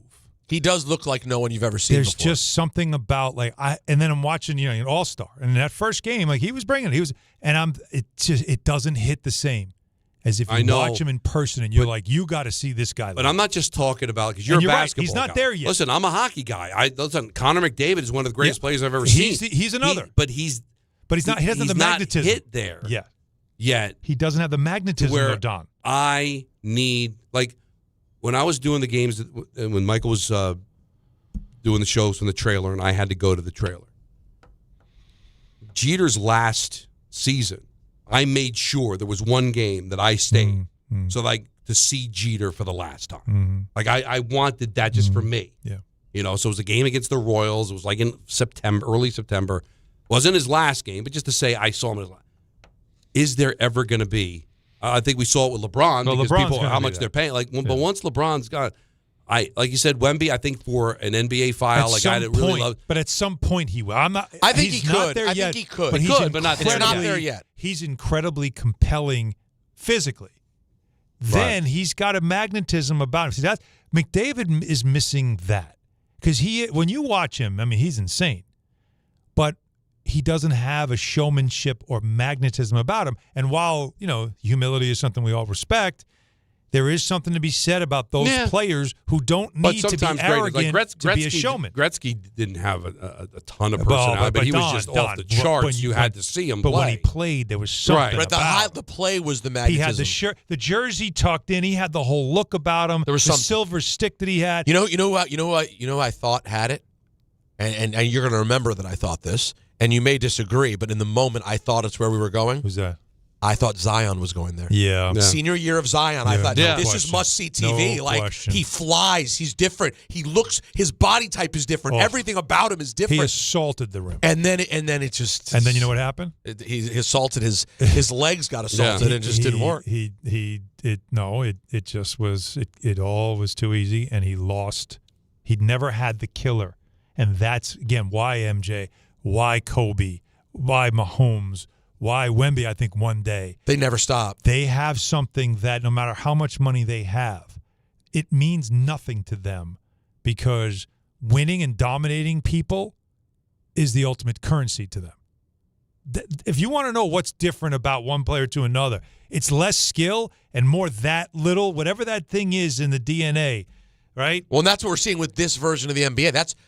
We'll get to it, but that's like full circle how we landed here on this All-Star weekend that no one's talking about unless something ridiculous happens, because so few of these guys seem to have the killer piece. That's correct. It's not easy to have that. We got tons of calls to get to because we got a myriad of subjects. Got to get to the Steve Cohen, but it's Talk About It Tuesday. We're going to do that coming up, but we're also going to get your calls into at 1-800-919-3776. It's Don, it's Hahn, it's Rosenberg up until 7 o'clock. Then it's Dan Grassa on ESPN New York. March the 20th of 2026, there's one place to be, and that place is Pickleball Heaven. Pickleball Heaven. It's a pickleball facility, massive facility, in Medford, New York. We're going to do the show there that day from 6 to 10. Then there's a tournament, and then after we win the tournament, Rick, we'll stay and watch some basketball with the people. Now, the worst part of all this is the name. Listen, I got to participate in Rickleball Madness. What do you want from me? You're a teammate of Rickleball. Yeah, right. You're part of the event. You're the co-headliner. If my name was Dave Pickleball, it would still be Rickleball Madness. I think that's accurate. I don't want this kind of pressure. I would prefer it be named after you. No, you don't. You want all the shine. No, I don't. Call whatever you want. Dave's Pickleball Extravaganza. Sorry, Dave. We're still calling it Rickleball Madness. And it's Friday, March 20th at Pickleball Heaven in Medford, New York. To sign up and register to play, go to the ESPN New York app and click on the Rickleball tile. Good Karma Brands is proud to be an equal opportunity employer, providing equal employment, development, and advancement opportunities to all teammates and applicants. To learn more about careers with us, please send an email to talentacquisition@goodkarmabrands.com. That's talentacquisition@goodkarmabrands.com. DraftKings Sportsbook puts you right in the middle of basketball's biggest star-driven moments. Bet player props, bet live, and when a game turns fast, DraftKings has your back with early exit. If your player gets injured anytime in the first half, your bet stays alive. And once it settles, you still get paid in cash. That's built-in protection for star-driven bets. Backed by DraftKings. Download the DraftKings Sportsbook app and use code WHSQ. New customers bet just $5, and if your bet wins, you'll get $200 in bonus bets instantly with code WHSQ. In partnership with DraftKings, the crown is yours. Gambling problem? Call 877-8-HOPE-NY or text HOPE-NY 467-369. 21 plus, New York only. Eligibility and restrictions apply. Bet must win to receive bonus bets which expire in 7 days. Minimum odds required. For additional terms and responsible gaming resources, see dkng.co/audio. Limited time offer. Progressive knows there's no one more important to your team than your pet. They're like your top draft pick. And it looks like Chuck has selected Pepper the Corgi. Bold pick there, Deborah. Yeah, Rich, Pepper has a high ceiling for sure, but he does have a tendency to bark at every tree. Yeah, he brings a lot to the table, but also takes a lot off of it, especially when it's been left near the edge. Nothing left to do now but suit him up for the dog park. Protect your top draft pick from injury and illness with Progressive Pet Insurance. Get a quote at Progressive.com. Progressive Casualty Insurance Company affiliates and third-party insurers. Not available in all states or situations. Covered subject to policy terms. We expect our information in real time.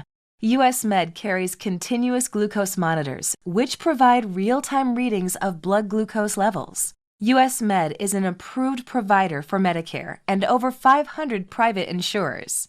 So call 888-665-0696 today for a free insurance and Medicare benefits check as easy as... That's 888-665-0696. Now let's take a look at the traffic with Brandy Scott. Thanks so much, guys. We're going to start off in Nassau County, Meadowbrook southbound, crawling toward the southern state. A crash in the right lane. You're jammed there from Eisenhower Park. Not moving much on the Cross Island southbound in Queens. An accident right after Jamaica Avenue. Packed ride there from Northern Boulevard. Heading over to the outbound, George, only easy way to do it, Henry Hudson. Cross Bronx westbound, slam from the Bruckner on through. Inbound Georgia, about 10 to 15 for the upper deck. Outbound Lincoln and Holland tunnels around a 15 to 20 minute ride. Hitting the brakes at the Tappan Zee Bridge, trying to make your way into Rockland County. Broken down truck on the thruway over by 9W in Nyack. You're backed up onto the Westchester side. This report is sponsored by the New York City Department of Transportation. Speeding ruins lives. Drivers, watch out for pedestrians and cyclists and slow your turns to less than 5 miles an hour. I'm Brandy Scott on 880 ESPN New York. Texting enrolls you in recurring automated marketing text messages. Consent not required to purchase. Message and data rates may apply. The team's looking good this season. I think so. Man, I miss playing football. Ever since I turned 40, I just can't find that fire I used to have. Think it could be lower testosterone? What do you mean? I was feeling the same way. After 40, the body has less testosterone, and men lose their edge. That's why I take Nugenix Total T2. That's the testosterone booster, right? Yes, but Total T2 is their brand new formula that skyrockets nitric oxide levels in as little as 3 hours. Since I started taking it, I've been lifting like when we played for Coach Carter. My energy is way up, and it even spiced up things between me and the missus. Are they still giving out complimentary bottles? Yep, just send a text. Text AREA to 42424 for your complimentary bottle of Nugenix Total T2, the next generation testosterone booster. Text now and we'll include a bottle of Nugenix Thermo X, our newest, most powerful fat burner ever, absolutely free. Text AREA to 42424. That's AREA to 42424. These statements have not been evaluated by the FDA. This product is not intended to diagnose, treat, cure, or prevent any disease. Sometimes you just can't take it anymore. You're done. I'm done. This is Let's Talk About It Tuesday. And it's a really this idiot with Don, Hahn, and Rosenberg. That's right. Talk about it Tuesday. Get it out of your system. And I think we can all collectively get on board with this particular Mark Cuban. But we need to get, the first words of a tweet that said why the NBA should embrace tanking. And then he turns it into having nothing to do with tanking, but saying focus more on making tickets more available. Affordable. Which of course, yes, is like, that's Captain Obvious stuff. But that's apples and oranges, no? One has nothing to do with the other. Nothing. The point he was making is that's why you're losing fans. Oh, no. Not tanking. No. This is poorly written. I'm trying to figure out. You're not losing fans because of that. The NBA's misguided thinking that fans want to see their teams compete every night with a chance to win. It's never been that way. Stop right there. Just please read that again, listen carefully, and tell me why that's anywhere close to the target. Say it again. Say it again. He's been misguided thinking that fans want to see their teams compete every night with a chance to win. It's never been that way. It's never been that way. So fans don't care about seeing a team win. What he's not talking about is fans. He's talking about, and this is why Mark, who's a brilliant businessman, who thinks only about customers, he's talking about somebody that will just walk in randomly and go, who's that? Right? You see the Warriors and go, that number 30, wow, he really can put the ball in the hoop a lot.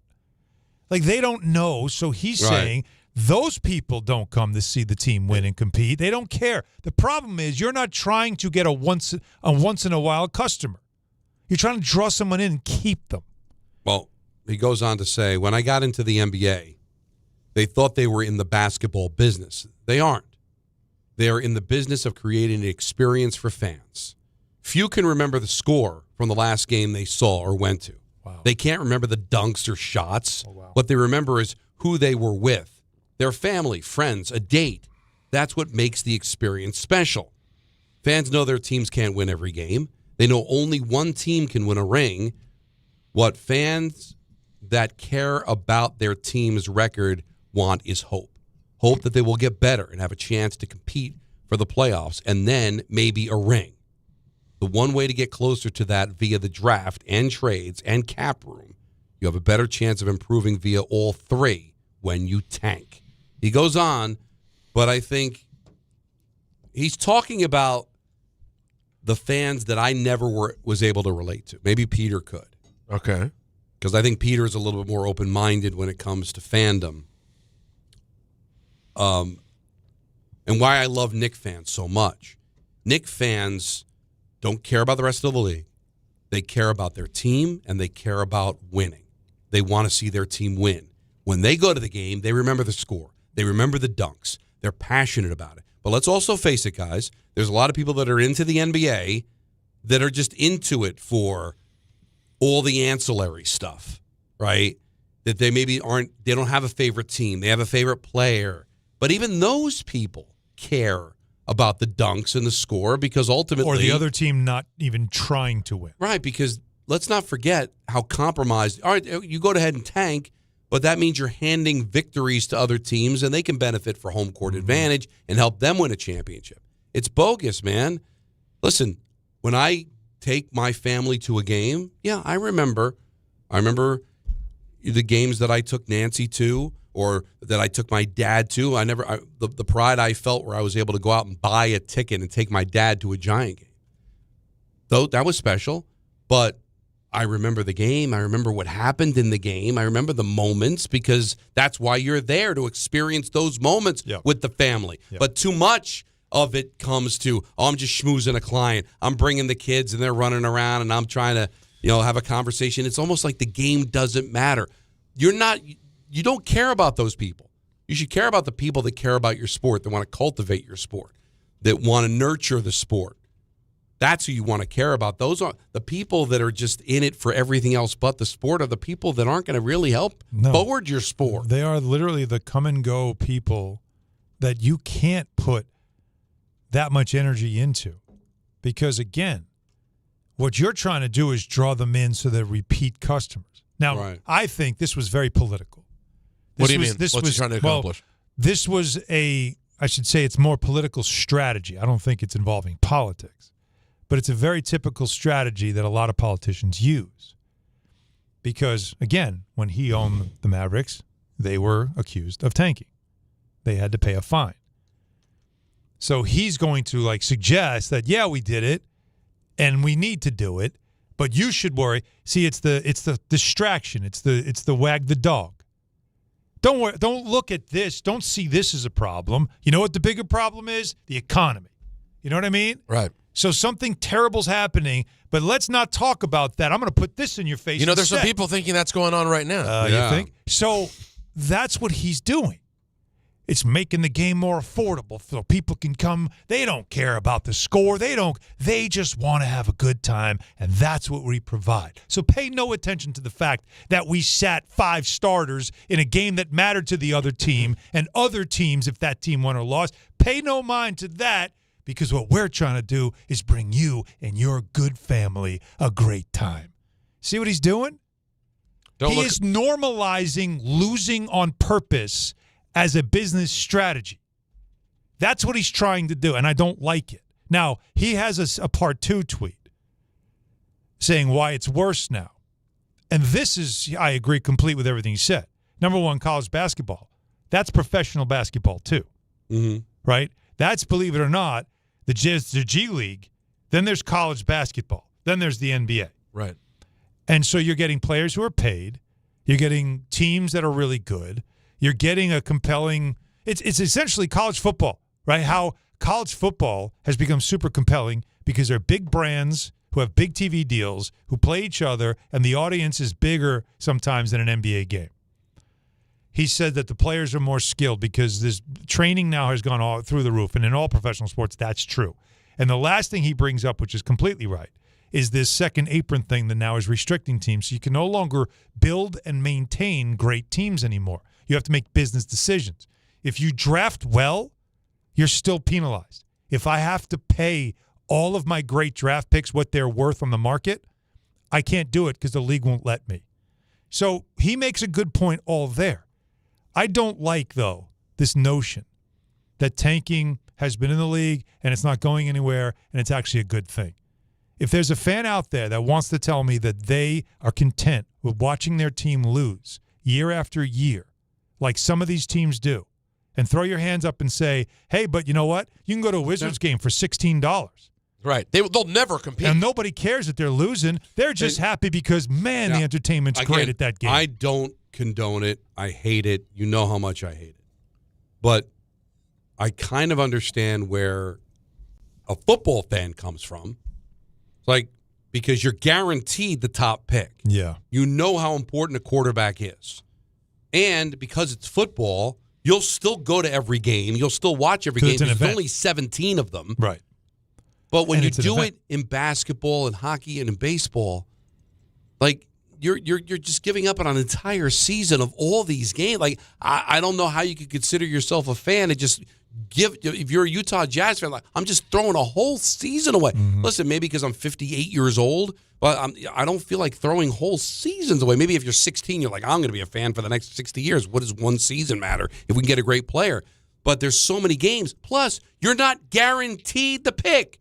If you end up dead last, you're not guaranteed the first pick. Well, you saw Adam Silver has been talking about ways to curb tanking, and there's several things that they're reportedly kicking around as an idea.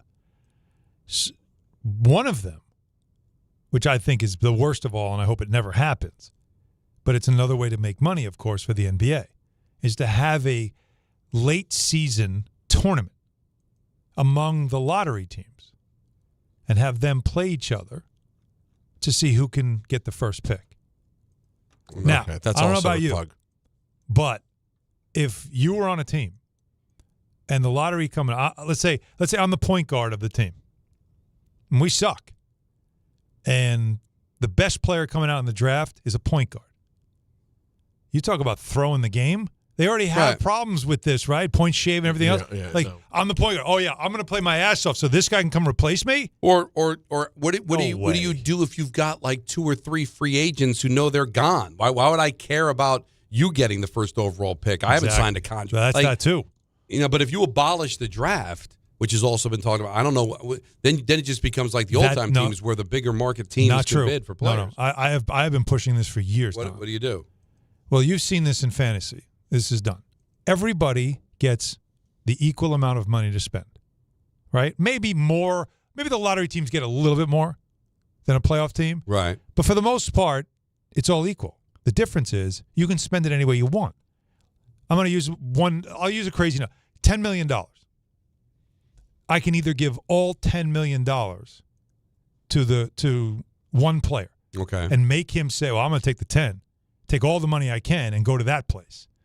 Or I could say, I'm going to use $7 million on this guy, $3 million on this guy. Maybe there's 2 guys that want to team up, want to be teammates. I'll give you each 5. Come to my team. Right? Like you do it that way. And the difference is this. Say 2 teams want to offer me 10. Now I can decide, just like in college, where do I have a better chance to win? Where's a better chance to develop? You know what that puts the onus on? The franchise. Don't suck. Yeah. Have a good infrastructure. I like Make that. Like, I understand that, well, no one will want to go to Milwaukee or no one will want to go to Memphis. Would they? If you're a really well-run franchise with great facilities and, we know in Memphis it's a great fan base. It's a loud building. If you have a great coach and a great fan base and a great organization that's run well, why wouldn't someone want to take the $10 million and be the next star in your market? Right. So, all in all, certainly Mark Cuban, that guy. Now, you might have heard Tony Clark has resigned. Talk about that guy. As the executive of the Players Association. And many people thought this was tied into the pending work stoppage coming up at the end of the 26 season. Yeah. Jeff Passan says the MLB PA executive director Tony Clark resigned after an internal investigation revealed he had an inappropriate relationship with his sister-in-law, who had been hired by the union in 2023. Yikes. Wait, I'm okay. That's sketch. You're good? No, I'm just confused. What's there to be? He had an inappropriate relationship with his sister-in-law. In-law. But the sister-in-law had been hired by the league.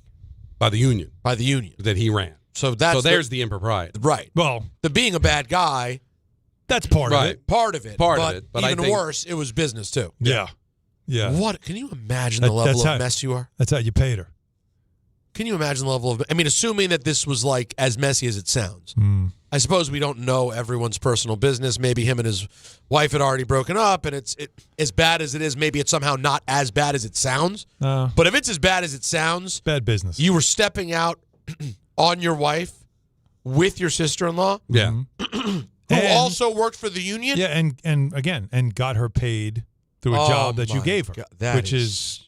Yeah. Well, when they throw hired, she didn't work in the union by saying who had been hired by the union in 2023 suggests that maybe that's why she got the job, thus the impropriety. So that straightens that out. Got a ton of phone calls to get to because a lot of people want to chime in on the whole highlight stuff. People want to chime in on what Judge had to say. We still have to talk about what Steve Cohen had to say as well about captains with the New York Mets. Oh, yeah. It's Don Hahn and Rosenberg taking you right up until 7 o'clock. Then it's Dan Gross on ESPN New York. 17th ranked St. John's goes for its 12th straight win when they visit Marquette. Coverage begins tomorrow at 8:40 on 880 ESPN and the ESPN New York app. Not all F words are bad. Some are actually great, like fast, free fiber for 4 months.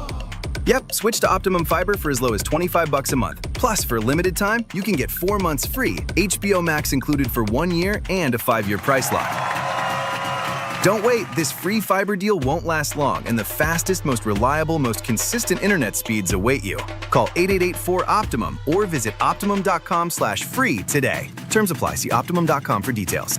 If you've been injured in an accident that wasn't your fault, then you need a lawyer who knows New York's unique personal injury and workers' compensation laws. At the Parisman Firm, they have decades of experience handling all types of accident cases and a proven track record of delivering huge results. Their team has already recovered nearly $1 billion for injured New Yorkers. From construction to car accidents and slips and falls, they've got you covered. Call the Parisman Firm now at 718-WORKERS, where your case is their cause. Get the justice you deserve today.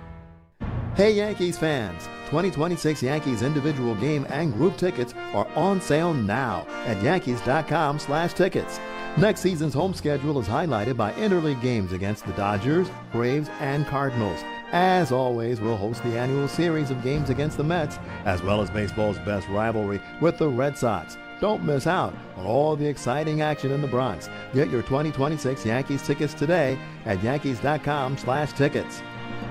At Uline, they know going the extra mile takes hard work. For companies pushing to go further, Uline will go the distance with you. 24/7, they answer the phone to get you the shipping and industrial supplies you need. Business can move fast.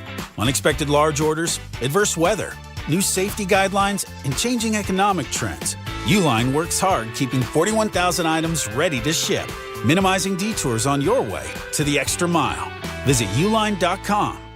You remember what it feels like to move without thinking about pain? To get up, sit up, walk, work, or live without that constant ache? If neck pain, back pain, joint pain, or sciatica took that away from you, it's time to get it back. I'm Bart Scott. Dr. J. Shaw at Sandwell Pain is the guy you need. Ivy League trained, double board certified, no surgery, no scars, no long recovery, just precise, image-guided, non-surgical treatments designed to get you feeling strong again. With offices in Woodbridge, Livingston, and Inglewood, and most major insurances are accepted, there is no reason to wait. Go to SandwellPain.com. Relief is closer than you think. Want to know why betting the winter games on FanDuel makes sense? Well, from game lines to medal counts to finding your angle on the events you care about most, FanDuel gives you more ways to stay connected to the action. The winter games are on, and there's no better way to follow them than with a bet on FanDuel. Which winter event do you have a good feeling about? Figure skating, bobsled, skiing, snowboarding, curling matches that start slow and somehow get tense fast? Speed skating decided by inches, hockey games that just feel different from the opening face-off to final horn, and so much more. Want to know why betting the winter games on FanDuel makes sense? Well, from game lines to medal counts to finding your angle on the events you care about most, FanDuel gives you more ways to stay connected to the action. The winter games are on, and there's no better way to follow them than with a bet on FanDuel. Visit FanDuel.com/local to get started. FanDuel, play your game. 21 plus and physically present in New York. For help with a gambling problem, call 1-877-8-HOPE-NY or text HOPE-NY 467-369. Access to education changes lives. That's why National University provides flexible online and hybrid programs from associate to doctorate degrees. Since 1971, NU was built to serve non-traditional working and military learners nationwide. NU understands the demands of work, family, and service. Each year, more than 130,000 learners trust National University to move forward.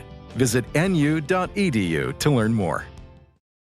My name is Whitney Allen, and I'm a widow. My husband, Ryan, died. We never thought we'd ever have to use life insurance, but the unexpected happened. With Ethos, signing up was fast and 100% online. You can get a quote in seconds, apply in minutes, and get same-day coverage. No medical exams, and you can get up to $3 million worth of coverage. I'm grateful we were prepared. Get your free quote at ethos.com/game. That's ethos.com/game. Paid spokesperson. Time spent on application may vary. Online health questions required. NBA fans don't just watch the game, they live it. So stream like you're courtside with NBA League Pass. Your ticket to all the action.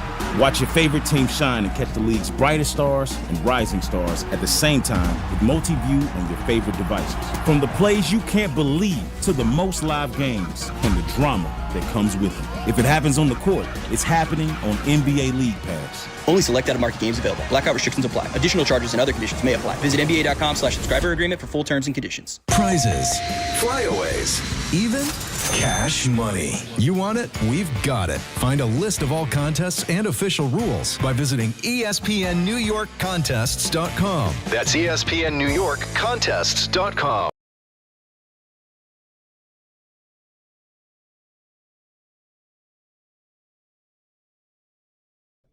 You know, John Winthrop, our pinhead suit, is so great because the program director's part of his job is to and be by great. the way, in the Barrett, he finished 20th in the major markets, which is great being in the top 20. But he deserved to be way higher.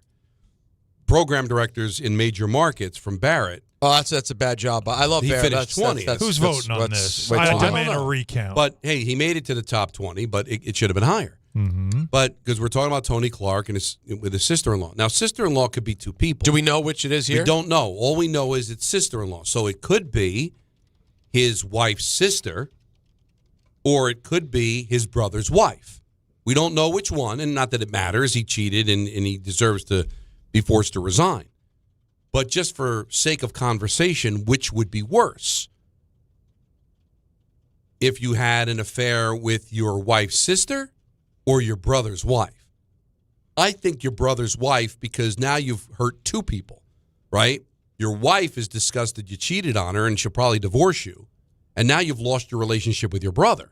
Whereas if it's just your wife's sister, she may feel more hurt because it was a member of her family, but it's only the one person. You're divorced and, you know, your mom could be upset with you, but she might find a way to forgive you. The rest of your family say, oh, you know, that was not the right thing to do. But if you break up two marriages, yours and your brother's, now your mom is even more mad about it, right?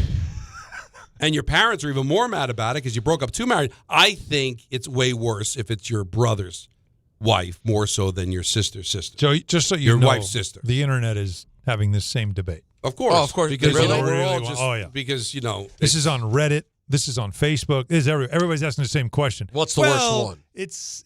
Which one is it? Because, you know, like it's almost like making a case for one over the other.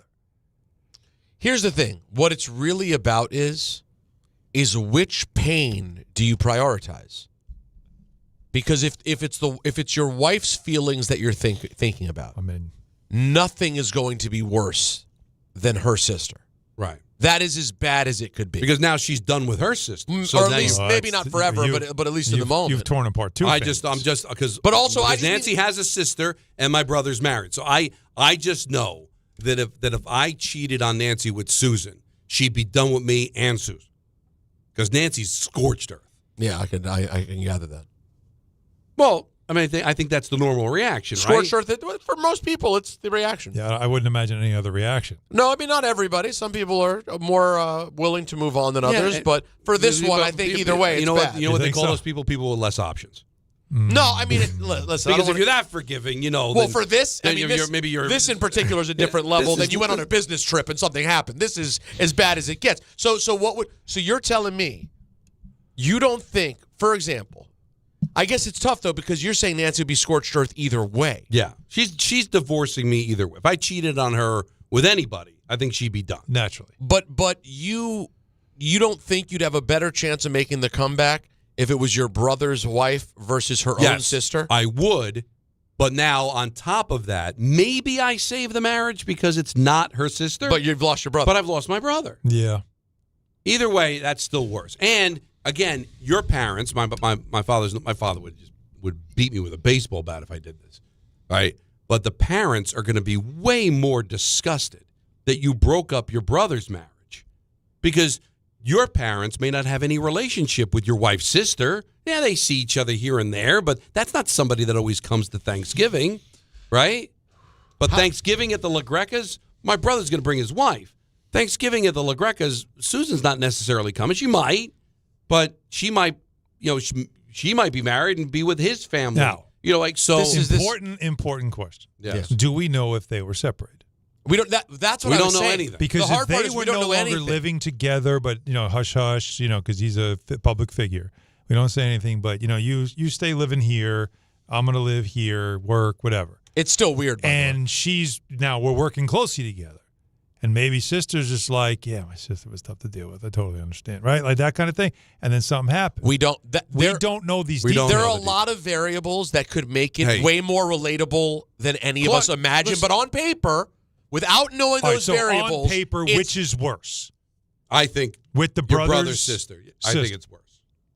Because at the end of the day, you're breaking up two marriages. Yeah, but here's potential and a family, two families, and a family. I just can't help but get past the level of damage you're doing to the wife. I'm not focusing on the brother part because I feel like in some cases you'd be able to recover your brother relationship. But the damage to the wife is happening either way. No, her sister's a different level. Yeah, there'd be more. That's such an iconic level. But it's bringing. I'd almost rather deal with the drama of my stuff with my own brother. What? I'd rather your deal with... Your family could completely excommunicate you. But either way, that could happen. That's a reason to do it. My brother could forgive me just as easily because we're blood. Right.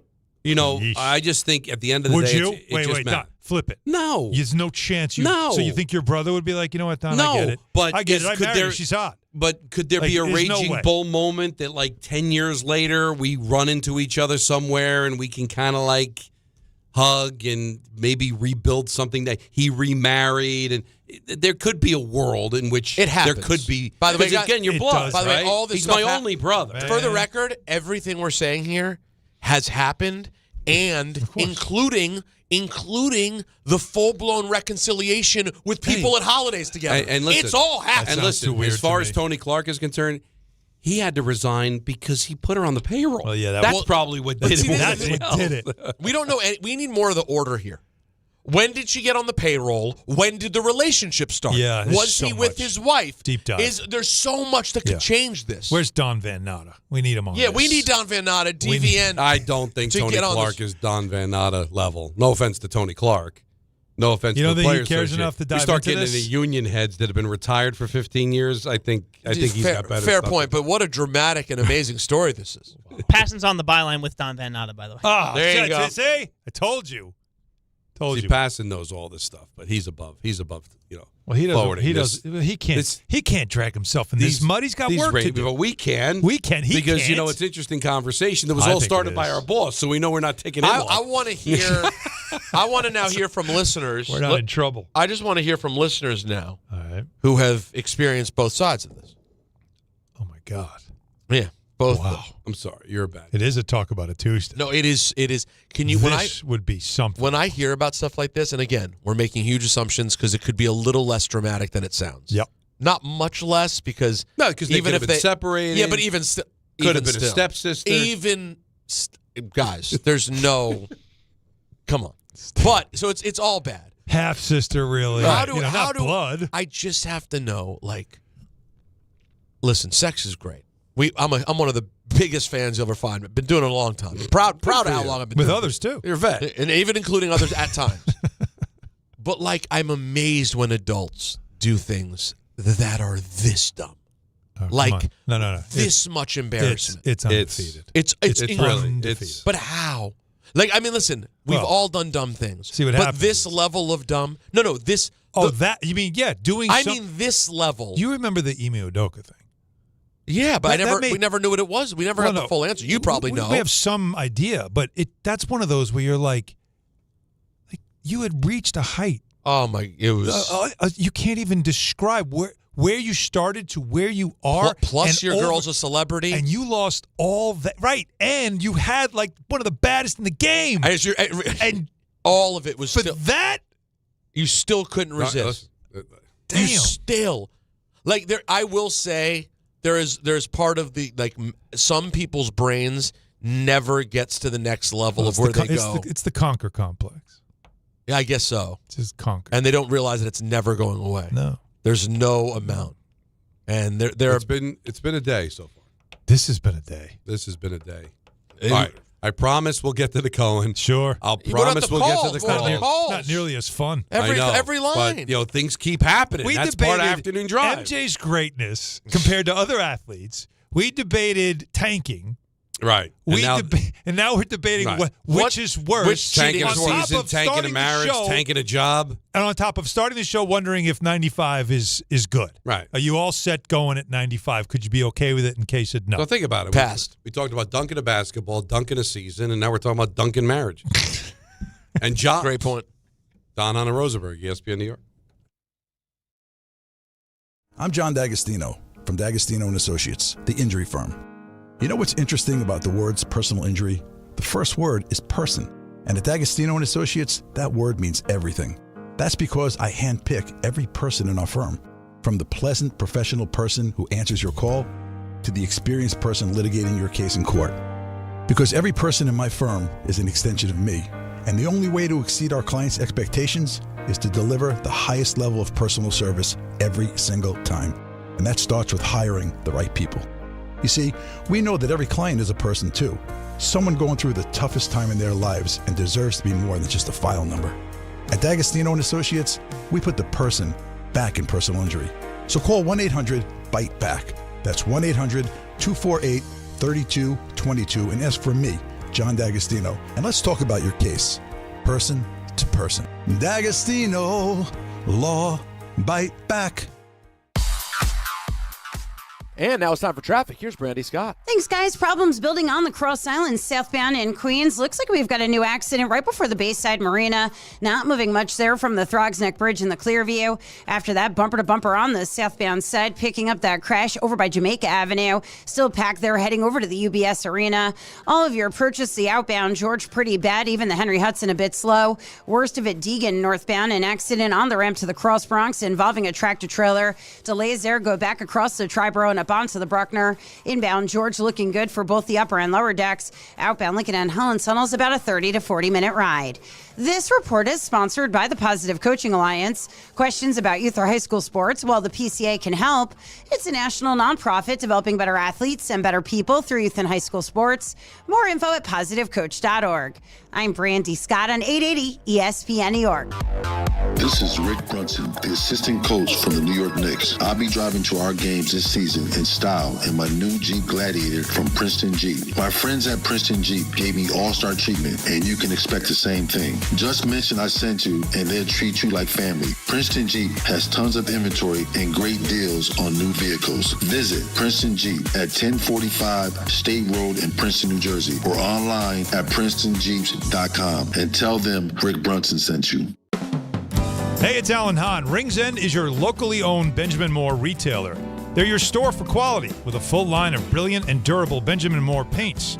They're your store for inspiration with thousands of colors and a variety of sheens. And Rings End is your store for expertise with one-on-one advice for contractors and homeowners. Insist on Benjamin Moore paint from Rings End because the gorgeous color you love can't be matched in another brand of paint.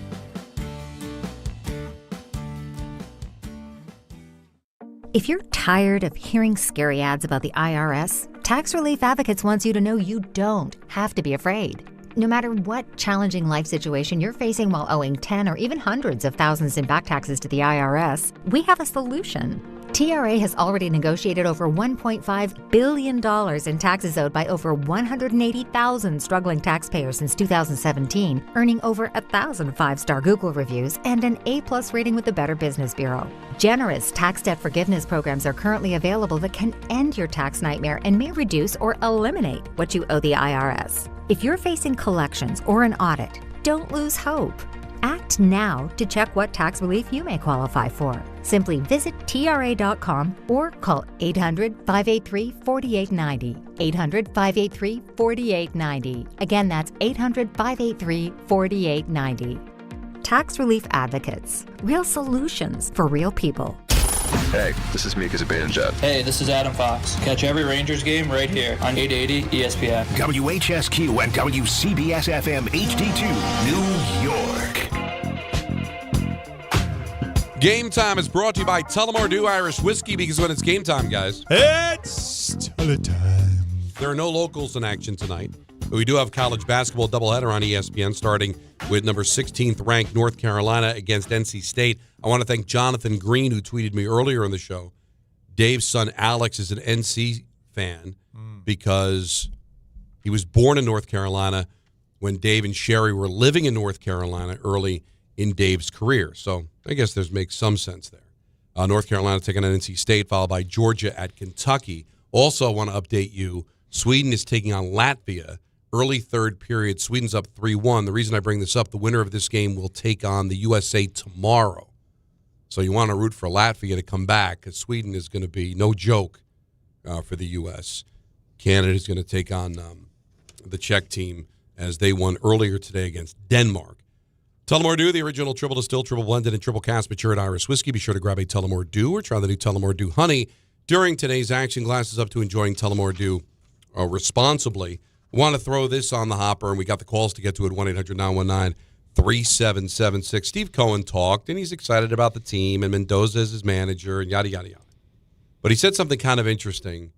There will never be a captain as long as he owns the Mets. As long as I'm owning the team, there will never be a team captain. Really? Okay, that was my decision. My view is the locker room is unique, and let the locker room sort it out year in, year out. And so. So you're not saying that there'll never be one? But no, there'll never be a captain. Oh, there'll never be a captain. There'll never be a captain. I'll pay attention. When did you make that decision? I've felt that way all along. Really? Yeah. Now, what I read into this. Yeah, that's what I said. like honestly, yeah, that's what I said. So what you're saying is, what I'm saying is what I'm saying. Hello, McFly. This tells me there clearly was an issue in that locker room last year. Mm-hmm. And I think when you're taking captain off the table, because let's face it, in baseball, it's not a big deal. The Yankees have a captain, but they didn't have a captain between Munson and Mattingly, didn't have a captain between Mattingly and Jeter, and didn't have a captain between Jeter and Judge. So it's not that big of a deal, all right? So it's not like hockey where you have responsibilities as a captain. On that point, if I may. Yeah, sure. Is that a baseball thing? Like, I never knew that there was a like the Yankee captain thing was like a thing because of Munson, because of, who they were, Gehrig. But it felt like that was a Yankee thing. Does every team in baseball have a captain? I mean, one year they made Keith Hernandez a captain and put a C, and it looked like a show. It was so stupid. So another year they had John Franco as the captain. I remember that. What, a guy that gets into 35 games as a captain? But all I'm asking, Don, is just for the audience and myself, is this isn't like hockey. Every team has to have a captain, right? Yes. They don't have to, but there is a responsibility on the ice. In football, everybody has like the little patch. The different those units are the leaders. they go out there for the coin flip. Right. So those are designated. Is this this isn't like something that is tradition in baseball? I thought it was a Yankee tradition. No, it's a Yankee tradition. There are captains in baseball, but it's not to the level it is in football and hockey. Okay, all right. All right. But I think the reason he's doing it is because I think that there was friction in the room last year. When you designate somebody as the captain, you're saying that universally everybody believes that he's the leader of the team. What he's telling you is when you do that, there are going to be some guys that might be away about it. Right? That's why a team should always vote for the captain. Like, I always thought it was weird, like when a general manager or head coach comes in and says, I'll designate the captain. No, it's got to be done organically in the room. But because you get certain clicks, right, in that room, and you don't want like, oh, I'm going to follow this guy, but this guy's my captain. Don't listen to him. Listen to this guy. There's no need for it. I actually respect his decision to do it. I guess you got to be careful because if Juan Soto all of a sudden decides, you know what would be fun, Steve, if I was the captain, are you going to tell him no?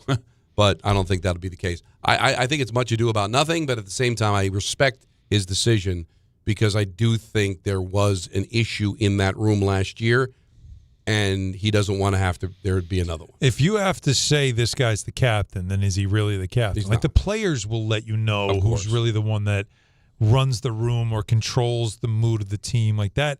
That's something, whether you ask the players to vote it or not. Sometimes you name a player a captain as an organization when you're building something and say, this is the standard, what this guy does. And we want everybody else to sort of follow that lead from here on out, right? Mm-hmm. Maybe you do that. But for the most part, I completely agree with you. The players, you'll see it, who really runs who's in control, who runs the room, stuff like that. Because, look, you remember when they made Yashin captain. Yeah. And it was like, what are we doing? What are we doing? You know what I mean? Like, No, Michael Petco was always a leader. He was always a captain. You put the C on his chest when he came to the Islanders because he already was a designated leader in the league. But no one looked at Yashin as a leader. No. And it was an ego boost for him to make him feel good. And no one in the room saw it that way. And it can cause more problems when you do that. Of course it can. And I tell you what, if captain wasn't a thing with the Yankees, I don't think they'd make Judge a captain. But it became a thing because Jeter was the captain. He's the next great player. I mean, think of the guys that had it. Garrick, Munson, Mattingly. These are the biggest names in the history of the organization that usually were considered captains. Now, to be fair, Judge is very much the voice in that room. Oh, no question. No He doesn't need a it. designation. Right. To be that. But that's a Yankee tradition. It's not a baseball tradition. So the Mets not having one, to me, isn't some sort of like crazy concept. They, for a while, decided to do, David Wright, because there's certain people that you felt like were the face of the organization. Mm-hmm. But I don't see why you don't have one, though. Really? Yeah, I just don't see the downside. I feel like from a leadership standpoint, I'd always then like you to have the players someone. vote. Sure. Yeah. The problem is, though, that can cause a problem in the room. So what if you, all right. What if it's a split vote? There's a lot of conversation that maybe Lindor and Soto don't get along with each other. So what if you put it to a vote? It's 50-50. Lindor, Soto. And you can't half the room. That's not my captain. Or you got 25 guys in there, and 12 go Soto, 13 go. If everybody universally believes it, I'm with you. But if there's a bit of a divide, then don't do it. Yeah. I don't know. That seems so small time to not be able to power through that if it goes that way. We're talking about professional athletes. These are egos. It's all about Mets, that. And the Mets specifically. But let's just say Soto had a problem with Lindor, and Lindor's the captain, and Soto's like, I should be the captain. Why cause trouble? Wasn't Brandon Nimmo also somebody that was trying to push his way into being a leader because he was Johnny Hustle, and he was a Met that felt like he was born and then there would raised. be people who say, why isn't Pete? He's the best player on the team. He's a forever Met. Yeah, but why give it to Lindor, who came over from Cleveland? But you want to have that conversation? No, but a big boy team, you should be able to. Or, by the way, you can only have one captain. It can't be like unless you really want to play reindeer games. Yeah, then that. I mean, in football, everyone plays this reindeer. Well, because they all have. You've got the captain of the offense, defense, special teams. Usually that's how it works. Yeah. Not I'm going to make. There's 3 captains. Yay! I know, but we'll get together. You make up your own rules, right? Some teams have no captain. Some teams have a captain. And I respect the fact that Steve Cohen's made up rule is, you know what? No captains. Do fans care about this that much? No. But this isn't about fans. They would care. I'll tell you what. I don't think it's about fans. I think it's about the room. Don's right. What him saying that does amplify is the rumors of the room not really being right. But that's what I'm saying is bad. That's why I'm saying this is bad, not good. But this is what you do to try to create a better atmosphere. But now, I think getting through it is better atmosphere. That's easier said than done when you've got guaranteed contracts, guys locked in. It's a whole new team. You tried to. Let's be honest here, guys. You traded the guys you could trade. There you go. You didn't sign the guys that were free agents. Some guys you're locked into. Right. So how do you make it work? Right, and that's how you make it work. So I respect Steve for doing it. But big, let me just say, big boy leadership in an organization, no matter how much people are getting paid, there are certain organizations that have a certain level of cachet that they say this is how things are, and you're gonna get in line. Because I'm sorry, none of the Lindor and Soto, neither is Aaron Judge. neither is a Michael Jordan. Neither is a guy that cannot be spoken to as if they've accomplished everything. No, Both but why? of them could be talked to. Well, first of all, you don't have to have a captain. It doesn't have to be designated. Why cause a problem if you don't have to? There you go. We don't have to have a captain. You're right. It's just an indicator that there may be problems. I see what you're saying, though. But I just I don't know like what you're it. saying. But he just said ever. They'll never be. So there's going to be times where it's all kumbaya. Still no captain. I don't love now, that. if Hal I don't love that Steinbrenner had either, done though. that, if Hal Steinbrenner had done that, Yankee fans would flip out because being a captain of the Yankees is a thing. And they would be like, oh, they'd feel bad for Aaron Judge, who clearly is the best player. But is Lindor the best player? Soto's supposed to be the best player, but a lot of people think Lindor's the better leader. Yes. Before that, it was like, well, Pete Alonso's the forever Met. He's been, like, you already see there's a problem. I just like it. You know what I it just is? like There's the no leadership. obvious answer, but it does. No, I'm with you, Peter. It does suggest, which is why they had to really shake up the room. As much as Stearns denied it, as much as Mendoza denied it, it definitely tells you that what we thought about last year's team is true. That they had some issues in the room that kept them from being as competitive as they should be. Michael corrects me. Nettles, Randolph, and Guidry were captains after Munson. But I'll also say it's Separately. still a long. I guess Guidry was the last of the three, right? Okay. That's still like a long time before because it was Before Jeter. Jeter was 2003, so you're still like talking like 15 years And between who was captains. and But after thank you, Guidry Michael. left, who was going to be who was going to be And the Guidry is guy? a captain. Mattingly? How do you make a pitcher a captain? Honestly, it's yo-yo. Well, Bill. because he was a respected voice in the room. By the way, I disagree with Don on that. Don said that a lot. I completely. You don't have to be a play every day. I don't. John Franco, you're in the bullpen for but God's doesn't sake. matter. He's in the clubhouse. But are you there every day? Yeah, he is. I don't like it. And why can't I not like things? Well, Why can't I not like No, things? you're allowed to not like it, but you saying that's a reason is to me silly. No, I think it's. If you're in the room, you think they're going, "Hey, buddy, you don't play every day. You have to wear your Fakakta uniform every day. You're prepared to play every day." All right, let's go out there and get him. I'm going to go to the bullpen.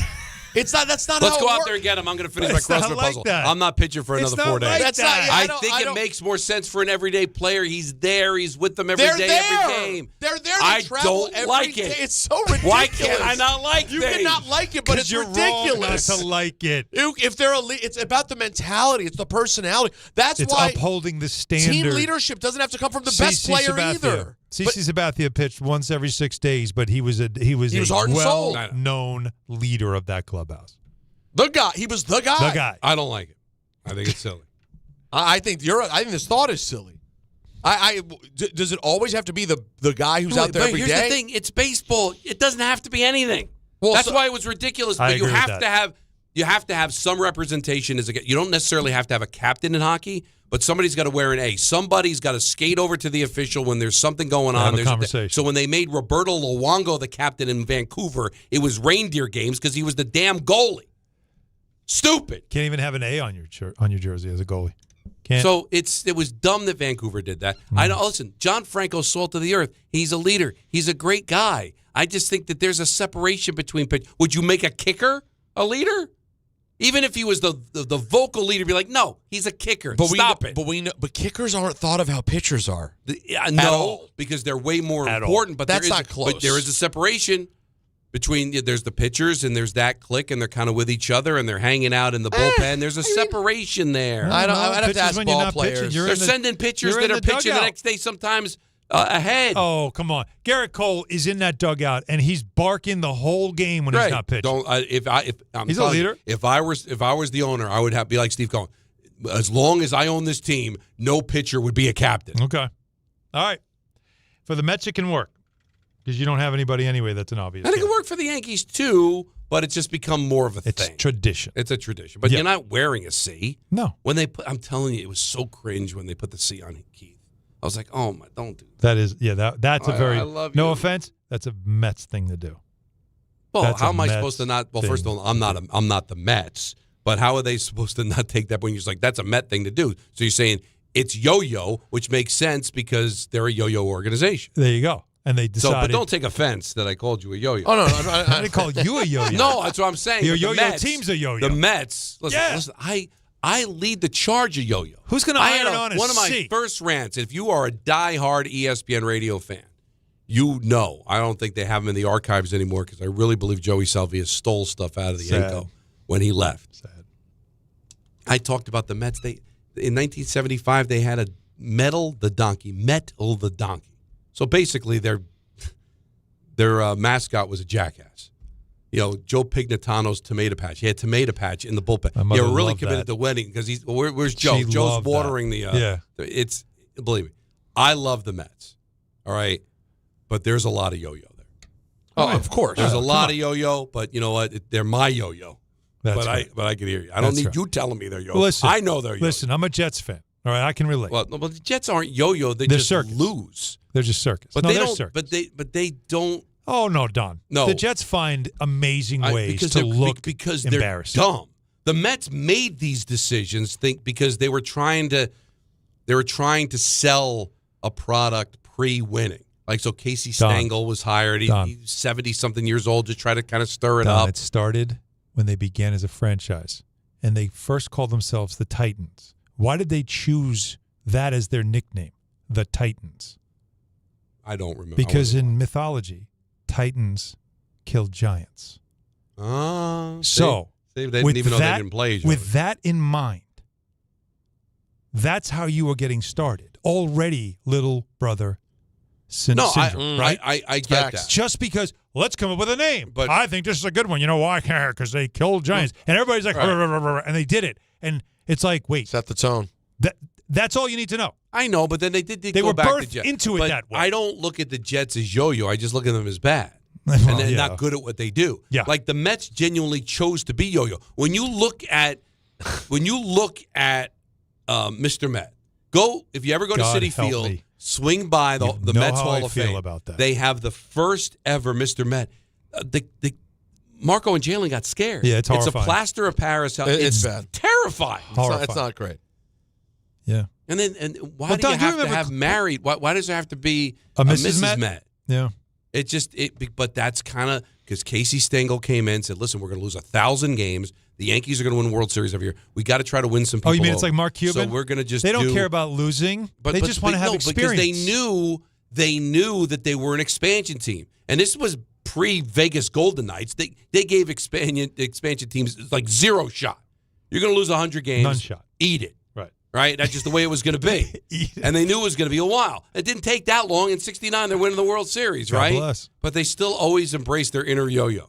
That's just who they are. Embrace the inner yo-yo. The That's Jets our are show. just a losing franchise. If the Jets ever start winning, I don't think there'd be any yo-yo.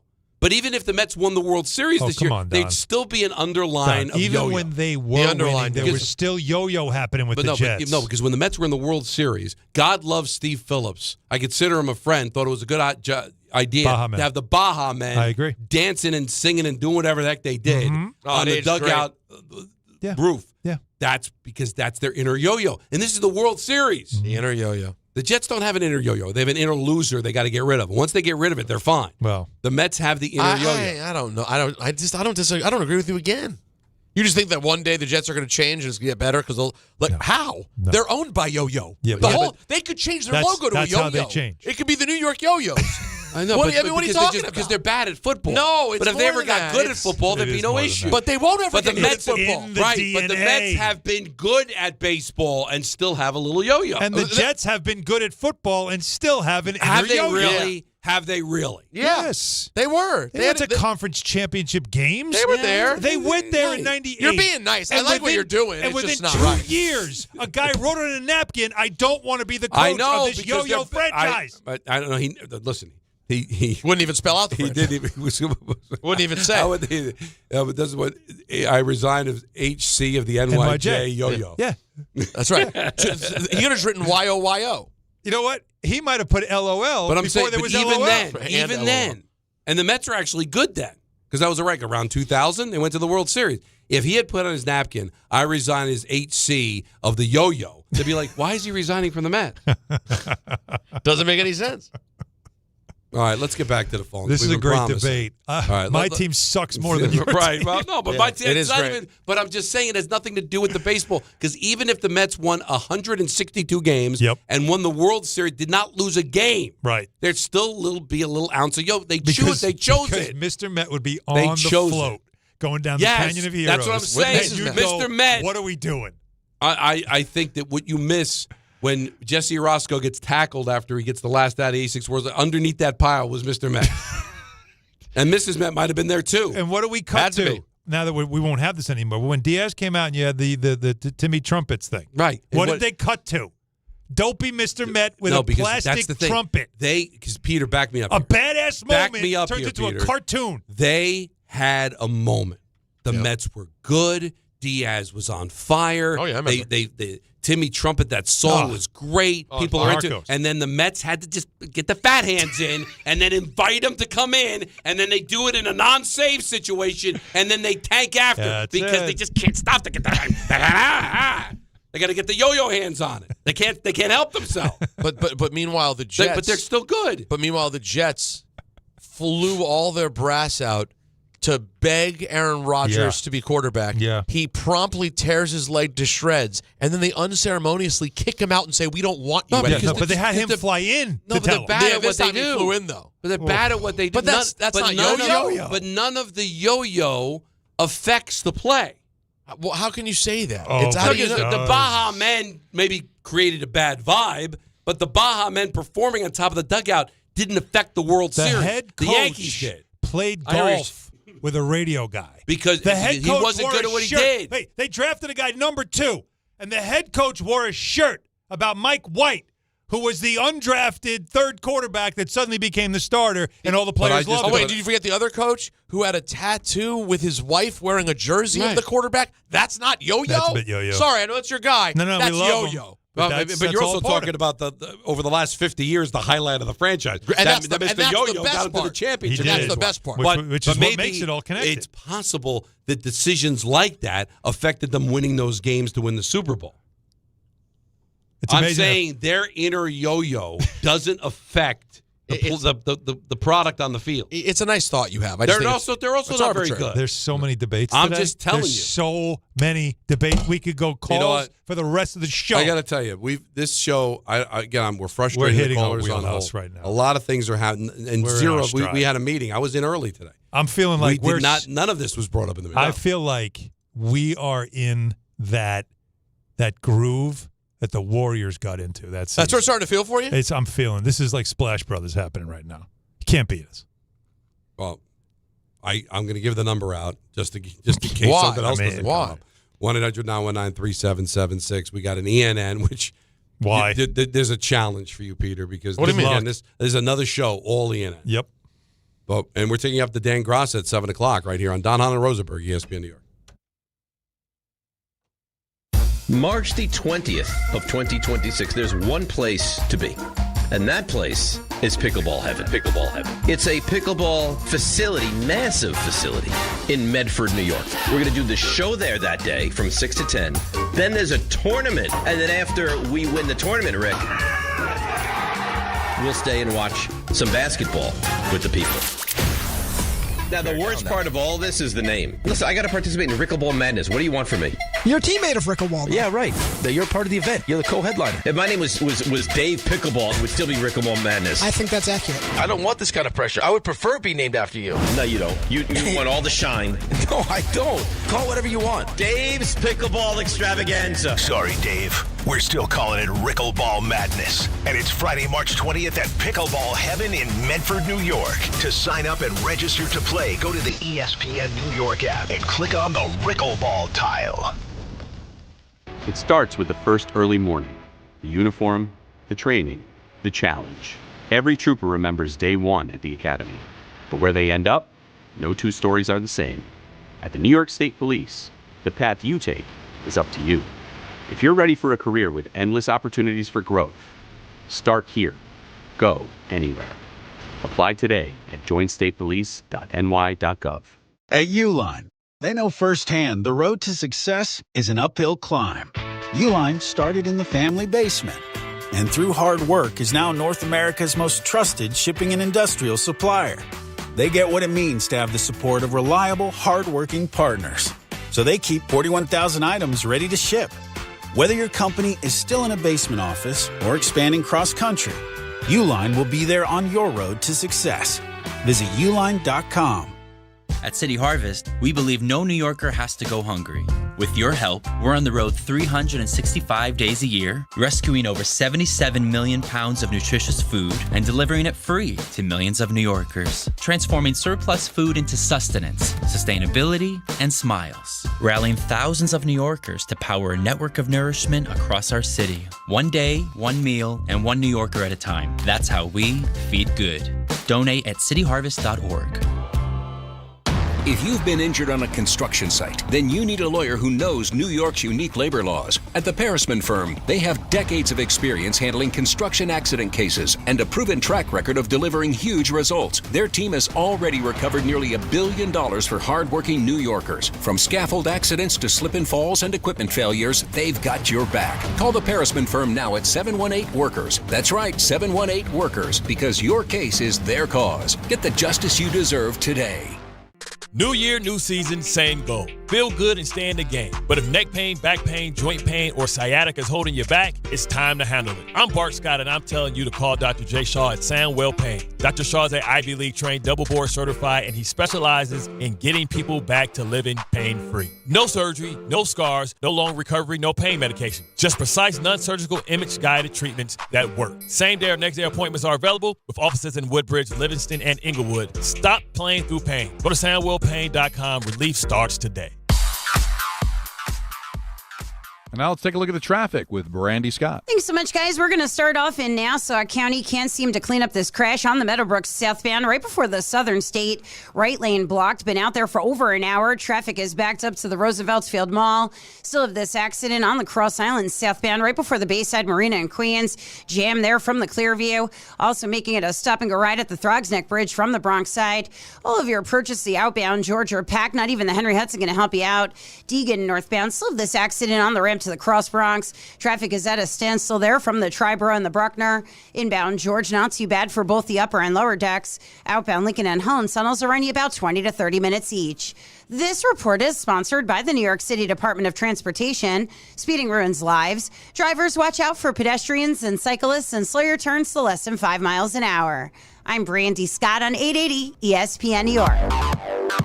A SoFi personal loan is here to help you achieve something once thought impossible. Overcoming high-interest credit card debt. Walk the tightrope of your finances with one low, fixed-rate monthly payment, no fees required, and as soon as the same-day funding. That's right. Pull off your own debt-defying stunt with a SoFi personal loan. Visit SoFi.com/trick to learn more. Loans originated by SoFi Bank, N.A., member FDIC. Terms and conditions apply. NMLS 696891. This is the story of the one. As an HVAC technician, he and his digital multimeter are in high demand. So when a noisy office HVAC turns out to be a failing blower motor, he doesn't break a sweat. With Grainger's easy-to-use website and product information, he selects the product he needs to keep everything humming right along. Call 1-800-GRAINGER, click Grainger.com, or just stop by. Grainger, for the ones who get it done.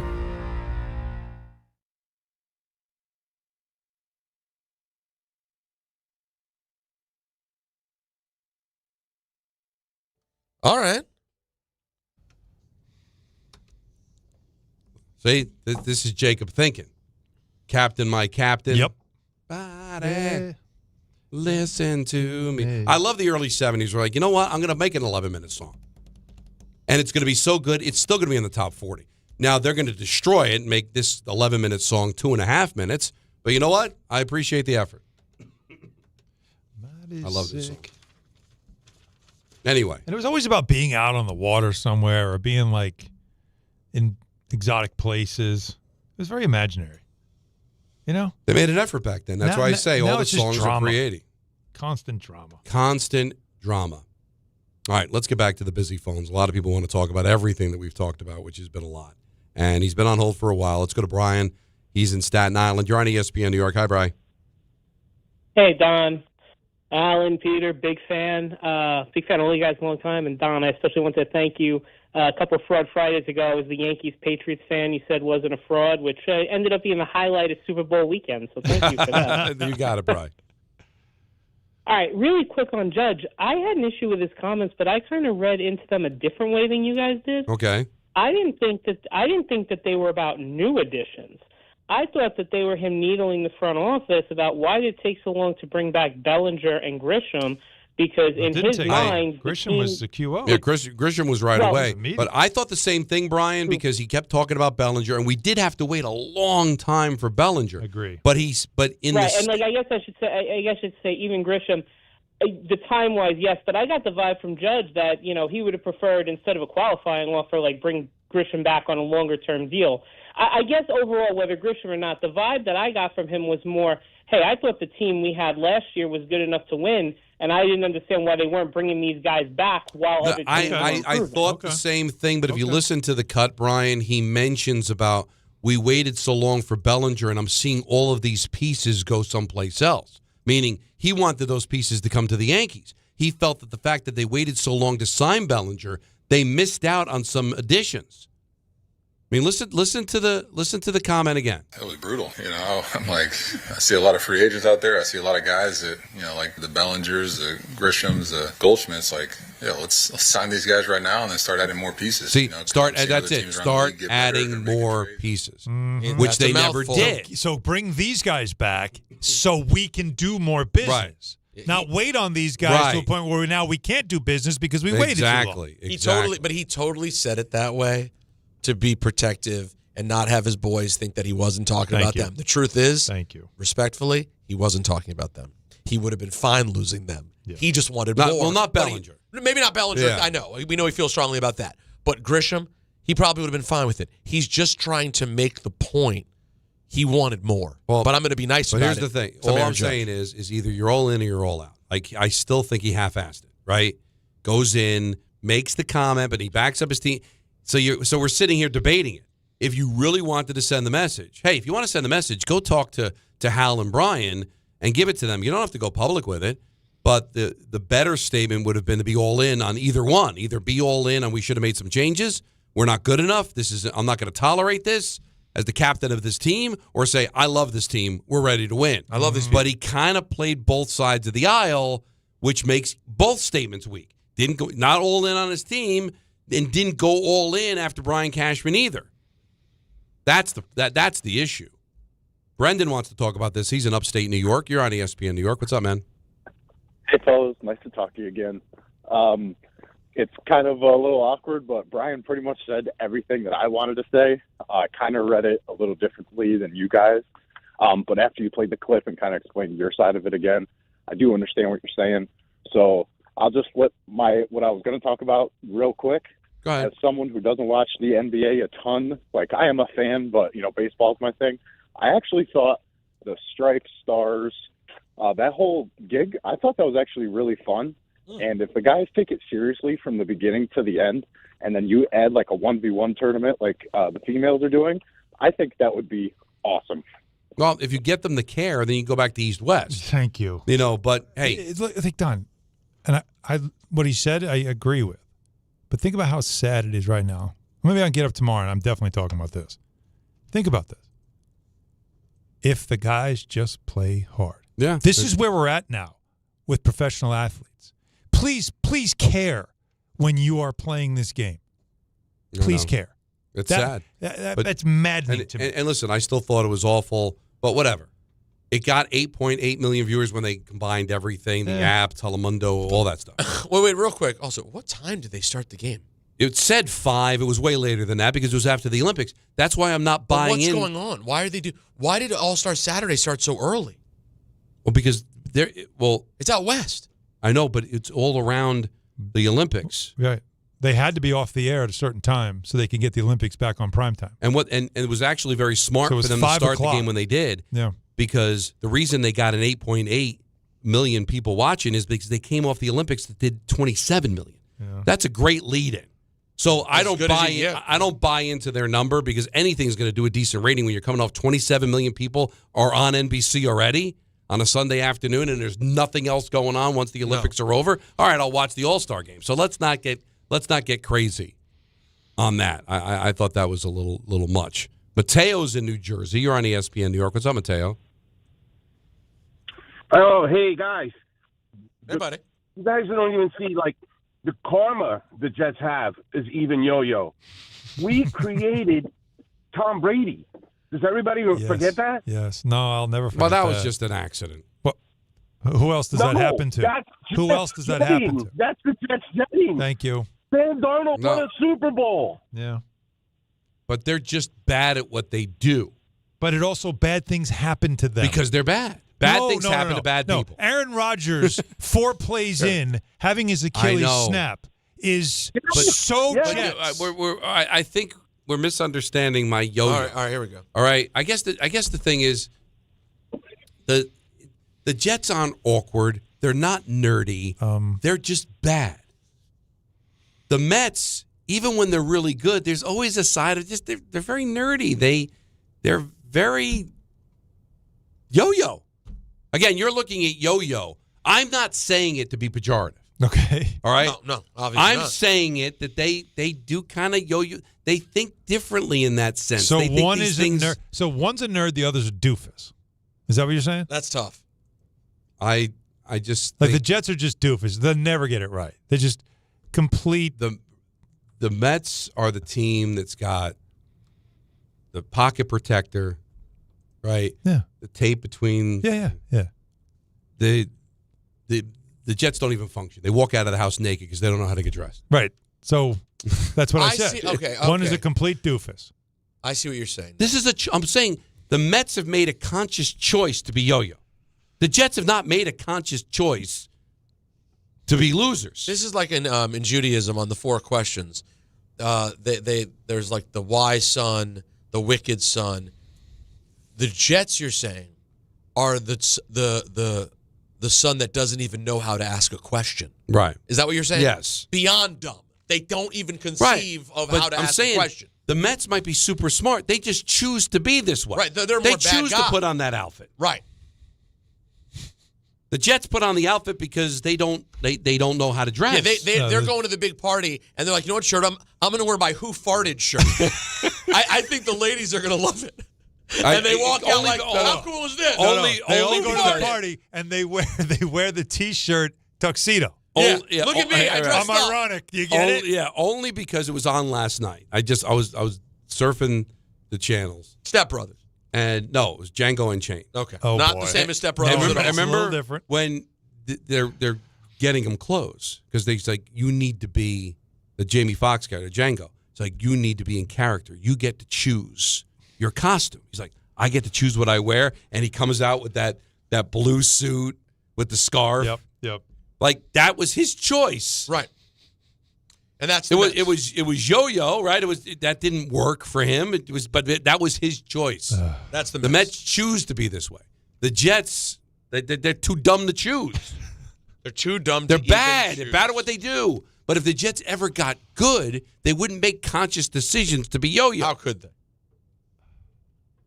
You wouldn't have a coach that leads them to the Super Bowl and there's a tomato patch on the other side of the end zone that they talk about, right? They wouldn't decide that they're going to have their mascot be a jackass at the Super Bowl.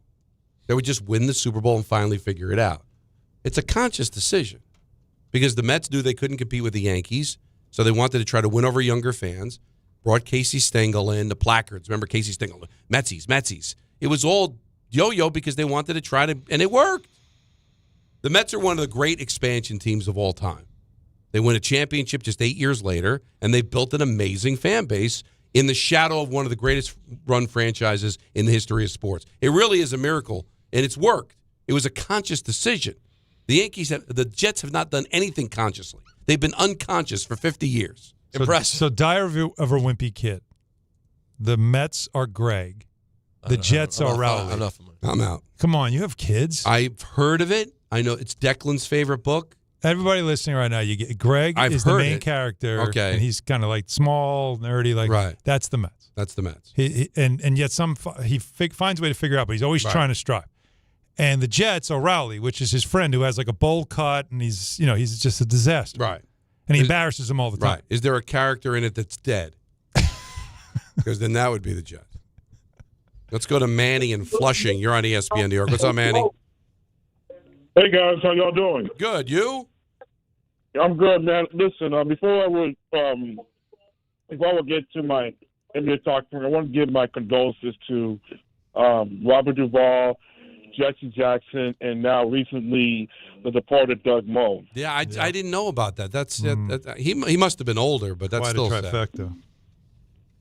88 years old. And Hahn, I hope you're aware about that new ABA documentary. It's lit. What's it on? There's a new. When did that come out? If there's a new one. On Prime. Recently on Prime. Oh yes, Friday. but that's a series, right? That's not right. Yes. Yeah. Yes. Yes, it's a I'm series. on that. I'm on that. Yes. Yeah. Yeah. I mean, honestly, and Hahn, I want to ask you this: for the NBA, which team do you think, not in the Knicks, should have a complete run towards the end of the playoffs, towards the end of the regular season? What do you mean a complete run? Like, what do you mean? Like, going through like lots of winning streaks. Like, which team do you think that in the second half you can will see have sorry, so who's the team in the second half or the other side of the All-Star break that you think could go on a run where they're just going to tear off some wins? I'm going to go Cleveland Cavaliers. Okay. They have one of the easiest schedules remaining. Absolute joke of a schedule. Really? Oh yeah, and they've got Harden. They're feeling better. They've been playing a lot better. Like, I would keep an eye on that team. Yeah, I'd keep an eye on that team. And you talked about the tough schedule that Knicks have coming out of the first 10 out of the break here are just it's a gauntlet that if they get through, then their schedule gets easy. There are a lot of reasons why people buy at Ramsey Mazda. It's their selection, it's their customer service, and it's their savings. Lease a new 2026 Mazda CX-50 2.5S Select with all-wheel drive for $219 for 33 months. Or buy with 1.9% APR financing for 36 months. Start shopping now at RamseyMazda.com. Choose wisely. Choose Ramsey Mazda. Call 833-853-2970 for lease details. VIN TN466016. MSRP $32,010. Zero security deposit. APR at $28.60 per month per $1,000 financed. Ends 3/2/26. Gives good VIN, doesn't he, Peter? Oh, he just gives awful nice of you. Nobody said anything like that to me. I give good VIN. We'll take you up until 7 o'clock, 6 o'clock CNN, 7 o'clock Dan Gross on ESPN New York. 17th ranked St. John's goes for its 12th straight win when they visit Marquette. Coverage begins tomorrow at 8:40 on 880 ESPN and the ESPN New York app. More people trust their hearts to New York Presbyterian than any other hospital in New York. It's because New York Presbyterian has the most experienced cardiovascular doctors, treating a full range of heart conditions, from heart failure to valve repair, with the most advanced treatments. Find a doctor at nyp.org/heart. New York Presbyterian. New York Presbyterian Hospital, based on U.S. News & World Report 2025 to 2026 cardiology, heart, and vascular surgery rankings. Not all F words are bad. Some are actually great, like fast, free fiber for 4 months. Yep, switch to Optimum Fiber for as low as $25 a month. Plus, for a limited time, you can get 4 months free, HBO Max included for 1 year, and a 5-year price lock. Don't wait, this free fiber deal won't last long, and the fastest, most reliable, most consistent internet speeds await you. Call 888-4-OPTIMUM or visit Optimum.com/free today. Terms apply. See Optimum.com for details. Finding great candidates to hire can be like, well, trying to find a needle in a haystack. Sure, you can post your job to some job board, but then all you can do is hope the right person comes along, which is why you should try ZipRecruiter for free at ZipRecruiter.com/ESPN. ZipRecruiter doesn't depend on candidates finding you. It finds them for you. Its powerful technology identifies people with the right experience and actively invites them to apply to your job. You get qualified candidates fast. So while other companies might deliver a lot of hay, ZipRecruiter finds you what you're looking for. The needle in the haystack. See why 4 out of 5 employers who post a job on ZipRecruiter get a quality candidate within the first day. ZipRecruiter, the smartest way to hire. And right now, you can try ZipRecruiter for free. That's right, free at ZipRecruiter.com/ESPN. That's ZipRecruiter.com/ESPN. ZipRecruiter.com/ESPN. ZipRecruiter. Hey, it's Alan Hahn. Rings End is your locally owned Benjamin Moore retailer. They're your store for quality with a full line of brilliant and durable Benjamin Moore paints. They're your store for inspiration with thousands of colors and a variety of sheens. And Rings End is your store for expertise with one-on-one advice for contractors and homeowners. Insist on Benjamin Moore paint from Rings End because the gorgeous color you love can't be matched in another brand of paint.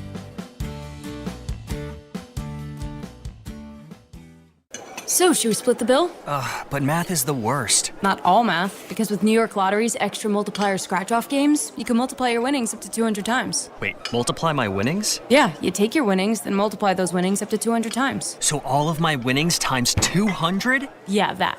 Oh. I've always said math's the best. Play for chances to multiply your winnings 30, 50, up to 200 times. Prizes up to $5 million. Please play responsibly. Must be 18 plus. Gambling problem? Call 1-877-8-HOPE-NY or text HOPE-NY. Be part of it isn't just a slogan.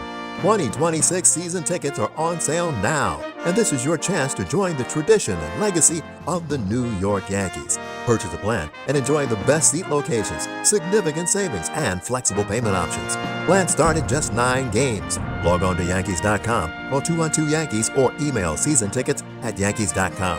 For 2026 Yankees season tickets, email seasontickets@Yankees.com today. Do you have 3 ex-wives and your current trophy wife wants a life insurance policy 3 times the size of the policies you had to purchase for your previous mistakes? If so, you need to call Big Lou at Term Provider, 800-568-2790. Big Lou is intimately familiar with your problems, and if you're 50 or 60 years old and in reasonably good health, a $1 million policy should only cost about $100 to $200 per month. Big Lou may have a solution for your previous policies as well. You may even save enough money to lighten the load on your new $1 million policy. Remember, call Big Lou. He's like you, except he's only on number 2. Call Term Provider at 800-568-2790. That's 800-568-2790. For $1 million in term life insurance that you can live with, call Big Lou at 800-568-2790. March the 20th of 2026, there's one place to be, and that place is Pickleball Heaven. Pickleball Heaven. It's a pickleball facility, massive facility in Medford, New York. We're going to do the show there that day from 6 to 10. Then there's a tournament, and then after we win the tournament, Rick, we'll stay and watch some basketball with the people. Now, the worst part of all this is the name. Listen, I got to participate in Rickleball Madness. What do you want from me? You're a teammate of Rickleball. Yeah, right. You're part of the event. You're the co-headliner. If my name was Dave Pickleball, it would still be Rickleball Madness. I think that's accurate. I don't want this kind of pressure. I would prefer it be named after you. No, you don't. You want all the shine. No, I don't. Call whatever you want. Dave's Pickleball Extravaganza. Sorry, Dave. We're still calling it Rickleball Madness. And it's Friday, March 20th at Pickleball Heaven in Medford, New York. To sign up and register to play, go to the ESPN New York app and click on the Rickleball tile.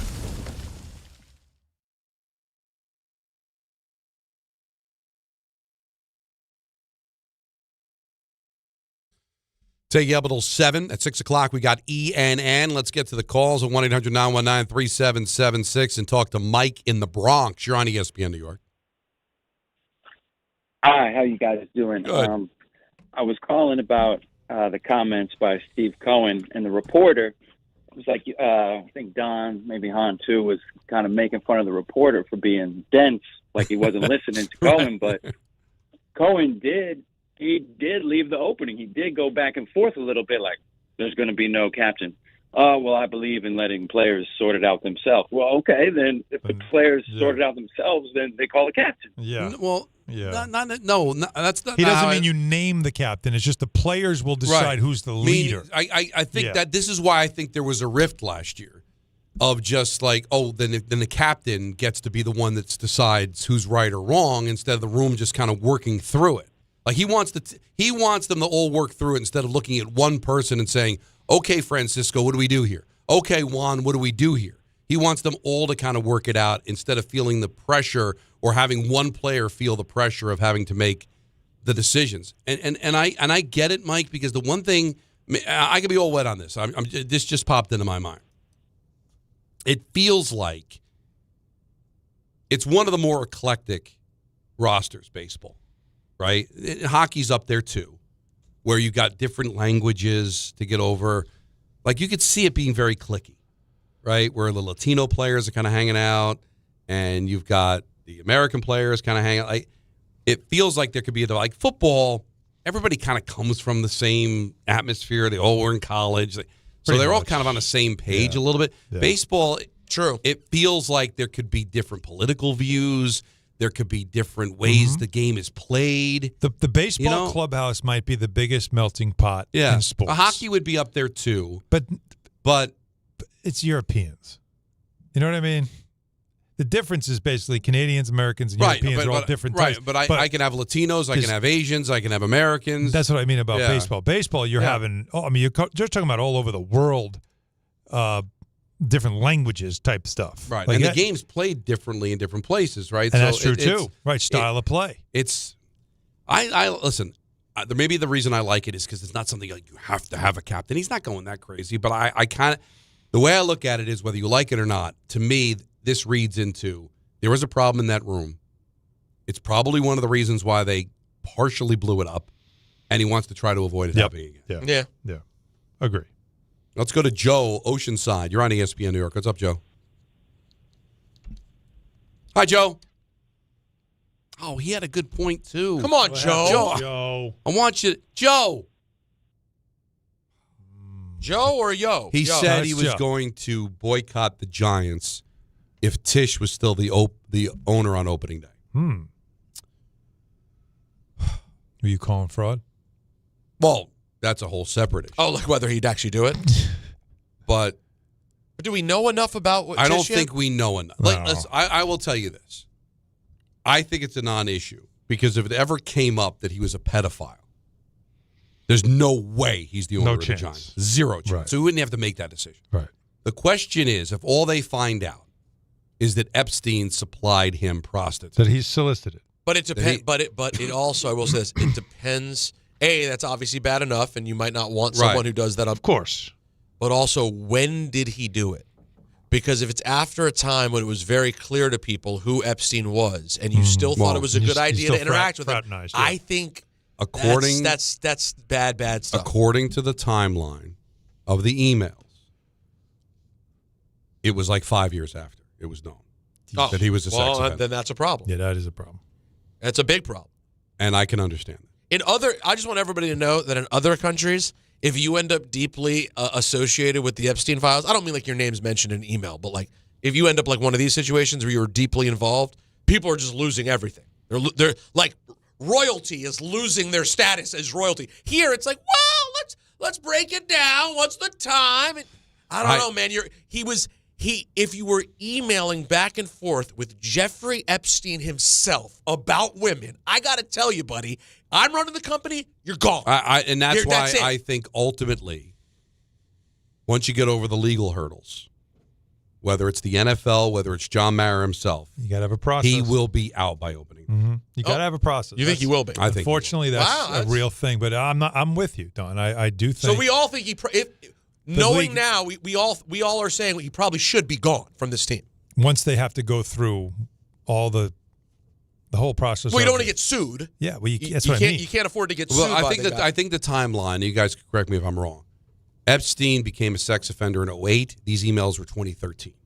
Okay. I think, Donna, you're not great at math, but I think you're doing the work right there. All right. So 5 years. Well, Gruden's whole thing with the league has to do with those emails that leaked, right? Yeah. And things that he said. Mm-hmm. And he's fighting the. So again, you know it's going to be a battle. This is there very, a way? very But rich is there a man way that and an Tisch owner. could prove?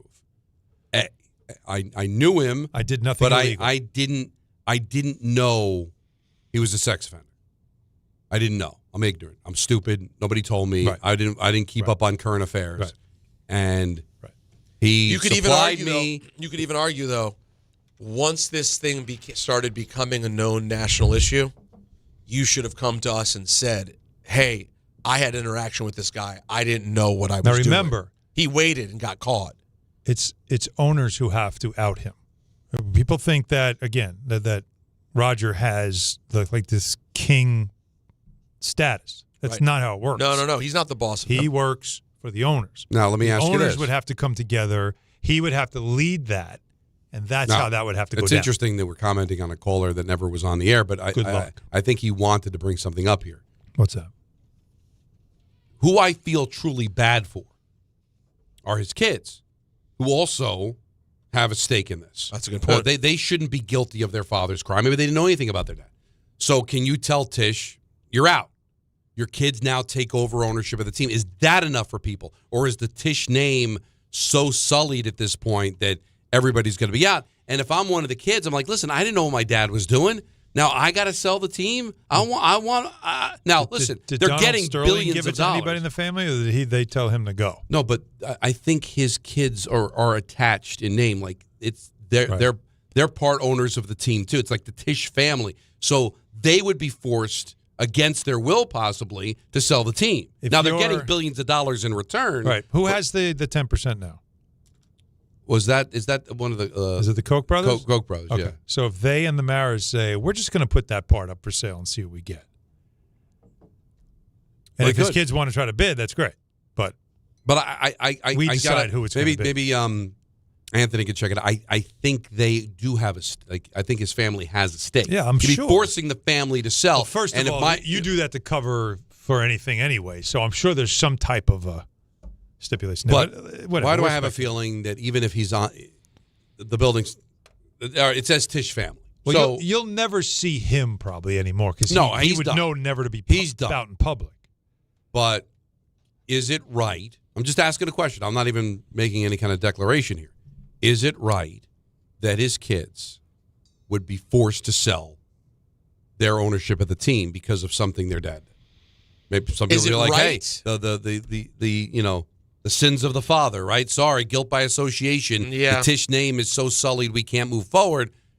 But it's not about that. It's that to allow the kids to get it is essentially to not punish the father. That's the problem. You have to sort of take the whole thing. It is interesting. He's already an older guy. He's also never really been public. Like when it comes to the Giants, he's been in practice. No, he rarely speaks. Right, but he is a public figure because of who he is. Well, yes, but I mean, like Giants-wise, you don't. It's weird. He It's never is prominent. It's like suspending an owner. Like, how did that work? Yeah, right? He can't go to the games. Right, He still owns the exactly. team. It is weird. Yeah. Well, ENN is up next. How are you gonna do And then we've got the last call crew after that. Take you up until 7 o'clock, and then it's Dan Grasso. So a lot going on here. Don, Hahn Rosenberg, ESPN New York. Knicks fans, Bart and Carlin are hosting a special Knicks watch party as New York takes on Detroit Thursday, February 19th at Terramore on West 30th Street. It's all brought to you by Wild Turkey Bourbon. Enjoy Wild Turkey Bourbon specials all night and enter for 2 separate chances to win the ultimate New York game day experience this April. 2 games, 1 day, and a pair of Knicks tickets for April 12th. Grab a pour and enjoy the game with ESPN New York Thursday at 7:30 p.m. Brought to you by Wild Turkey Bourbon. Must be 21 or older. Enjoy responsibly. Now let's take a look at the traffic with Brandy Scott. Thanks a million, guys. I hope you have a great rest of the night. Much better on the Cross Island southbound in Queens. Finally picked up that crash right before the Bayside Marina. Just a bit slow there from the Throgs Neck Bridge in the Clearview. Heading over to the outbound, George, all of your approaches are awful aside from the Henry Hudson. Deegan northbound. Still have this accident in the left lane right before the Cross Bronx involving a tractor trailer and a pickup truck. Delays there go back across the Triborough and up onto the Bruckner. Cross Bronx westbound, not much better. You're slammed there from the Bruckner on through. Inbound George looking good for both the upper and lower decks. Outbound Lincoln already about 20 to 30 minutes. Outbound Holland doing better about 15 to 20. And New Jersey Transit Midtown direct train stopping at Hoboken, all because of the Portal Bridge cutover project. You've got no direct access to Penn Station, New York. Bus service being provided, Path and New York Waterway cross honoring. I'm Brandy Scott on 880 ESPN New York. Listen, I know the mentality. To try to play through pain and walk it off. Push through one more day. But when it comes to neck pain, back pain, sciatica, or nerve pain, that's a losing game. That's when you call Dr. J. Shaw at Sandwell Pain. Dr. Shaw is one of New Jersey's top pain specialists, Ivy League trained, double board certified, and he focuses on non-surgical solutions that get real results. No cuts, no downtime, no dependence on pain meds. He builds you a custom game plan for you so that you can move better, feel better, and live pain-free. Same day or next day appointments are available. Visit SandwellPain.com. Stop managing pain. Start beating it. If you've been injured in an accident that wasn't your fault, then you need a lawyer who knows New York's unique personal injury and workers' compensation laws. At the Parisman Firm, they have decades of experience handling all types of accident cases and a proven track record of delivering huge results. Their team has already recovered nearly $1 billion for injured New Yorkers. From construction to car accidents and slips and falls, they've got you covered. Call the Parisman Firm now at 718-WORKERS, where your case is their cause. Get the justice you deserve today. This is Rick Brunson, the assistant coach from the New York Knicks. I'll be driving to our games this season in style in my new Jeep Gladiator from Princeton Jeep. My friends at Princeton Jeep gave me all-star treatment, and you can expect the same thing. Just mention I sent you, and they'll treat you like family. Princeton Jeep has tons of inventory and great deals on new vehicles. Visit Princeton Jeep at 1045 State Road in Princeton, New Jersey, or online at PrincetonJeeps.com and tell them Rick Brunson sent you. Evan Cohen here. In life, as in sports, the pros make it look easy. That's why pro golfers like Jason Day, Ben Griffin, and Patton Kazire trust the pros in lawn care. True Green. They have the experience and expertise to give you a lawn worthy of the PGA Tour. And since True Green does the work for you, you get more free time, or more tee times. So stop stressing over your lawn and start loving it. Sign up now at TrueGreen.com because nobody makes it easier to get a golf course quality lawn than True Green, the official lawn care treatment provider of the PGA Tour. Switching to Progressive is a game-winning call. And that reminds us of other game-winning calls in the history of sports. So it was the fourth quarter and we're down by 5. Sweat pouring down my face. Suddenly it hit me. If only I could wrap part of the towel around my forehead. And that's how I became the first basketball player to wear a headband. Okay, not really a game-winning call, but it was a good call.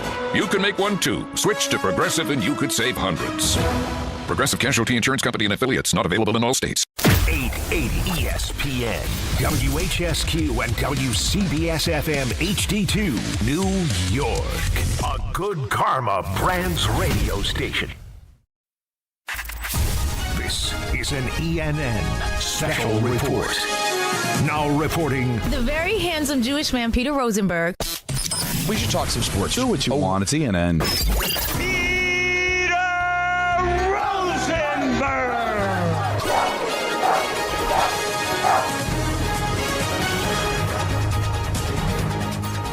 Hi, everyone. How you doing? Hey. Welcome to ENN. Hi, Ro. You ever watch YouTube? ENN tonight's brought to you by our friends over at Ramsey Mazda.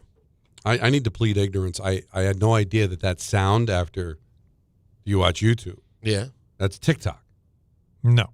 I don't know what it is. Because I saw a TikTok commercial. That's the YouTube. That's the YouTube. But I saw a TikTok commercial and they used that. It's something like that. But that's the YouTube when you sign in. Yeah, when you first sign in, it's. It does that? When and does it does do a that? little YouTube thing on I the gotta screen. be honest. Oh, yeah. As a person that has made his living on audio, how much I consume on mute.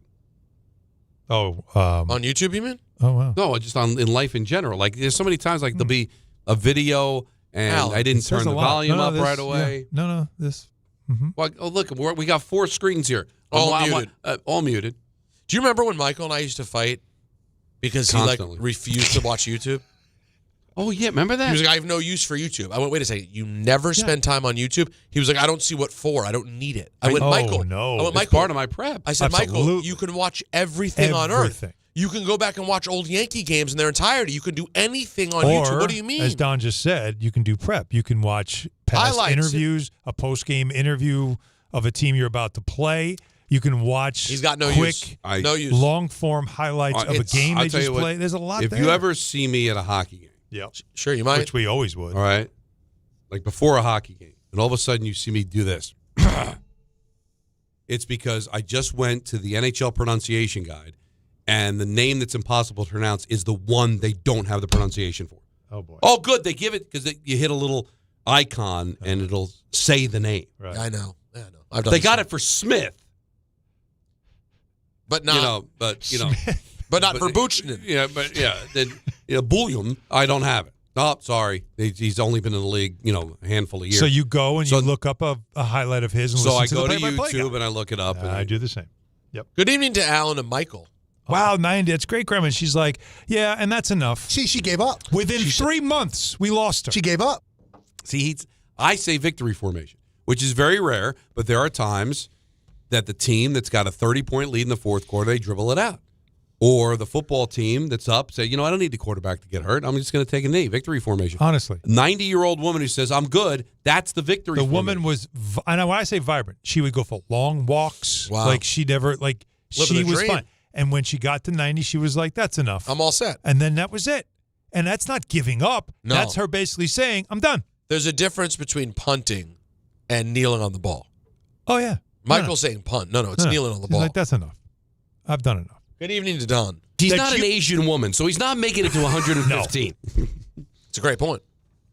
That seems to Michael be said the he people. wouldn't. Michael said he wouldn't take 95. Wouldn't take 115. If 95, come on. There is no worse job. No, there's no worse imaginary job than the agent for Michael K's life and death.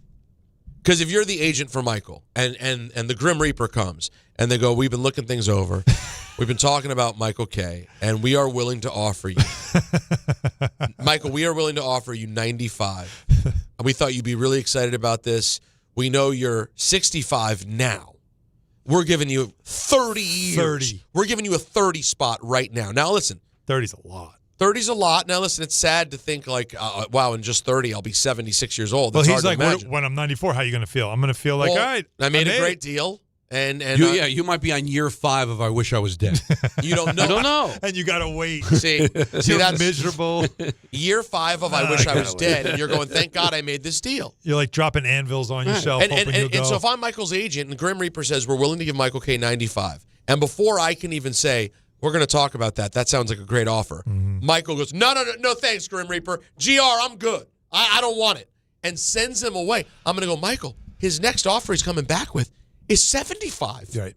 What are you doing? Yeah. What are you doing? I know. 95, you're not taking it? He's the Scott Boras of except I got news for it.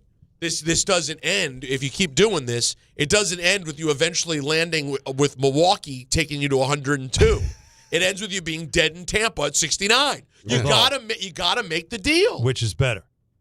102 in Milwaukee? I'll take on Michael. Michael wants 102 anywhere. He'd take it in Milwaukee though. He'd take it anywhere. Nah. So just take the deal. He won't take 95. Yeah. I think maybe Jesse Jackson's 88's worth taking. 88's not bad. Not a bad number at all. Not bad. Still functioning, but not bad. When was the last time we saw him publicly? Jesse Jackson. It's been a while, Wasn't right? it the last convention? He didn't speak, but was he had to there? have been around. I don't remember the last time I saw him. Is that right? It's been a little while. Yeah. But I mean, for the younger people out there, they don't understand. He was a true fixture of the public consciousness for so long. And then in the last 10 to 15, it's been a little bit. You want to say that publicly? 2024 Democratic National Convention. Listen, I don't even pay attention to politics. And How did I know that? And yet it was a good guess, but you nailed it. Look at you. Good for you. Every now and then. And there was a time when a lot of people thought his son was like the one who could really maybe make a run for president. I mean, of course, Jesse ran a few times, but people thought Jesse Jackson Jr. was going to be like the guy. But Michael wasn't interested in 88 or Robert Duvall's 95. I was sure the Duvall 95 he's taking. And he was with Martin Luther King, right, when he shot. Crazy. Yeah, I mean, do you realize how insane a historical thing to be a part of that is?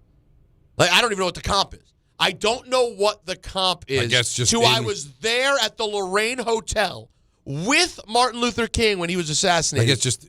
Oh, you were with Christ on the cross? Well, I'm the guy on the left. Yeah, I'm the guy on the cross. Okay, left. when they were coming after us, I'm the one who said, when you go to heaven, can I go with you? Right? That was me. That was me. Right. No, that was my line. I guess motorcade with Kennedy. Ooh, that's it. I'm the driver. Yeah, you're in the motorcade. Yeah, right. And we already know that's pretty hefty. Jackie was one of them. Around the same time. Yeah, right around the same. What's going on up above us? Construction. We got some rattling here. If the ceiling falls through, those on YouTube, just know, dial 911. That sounded.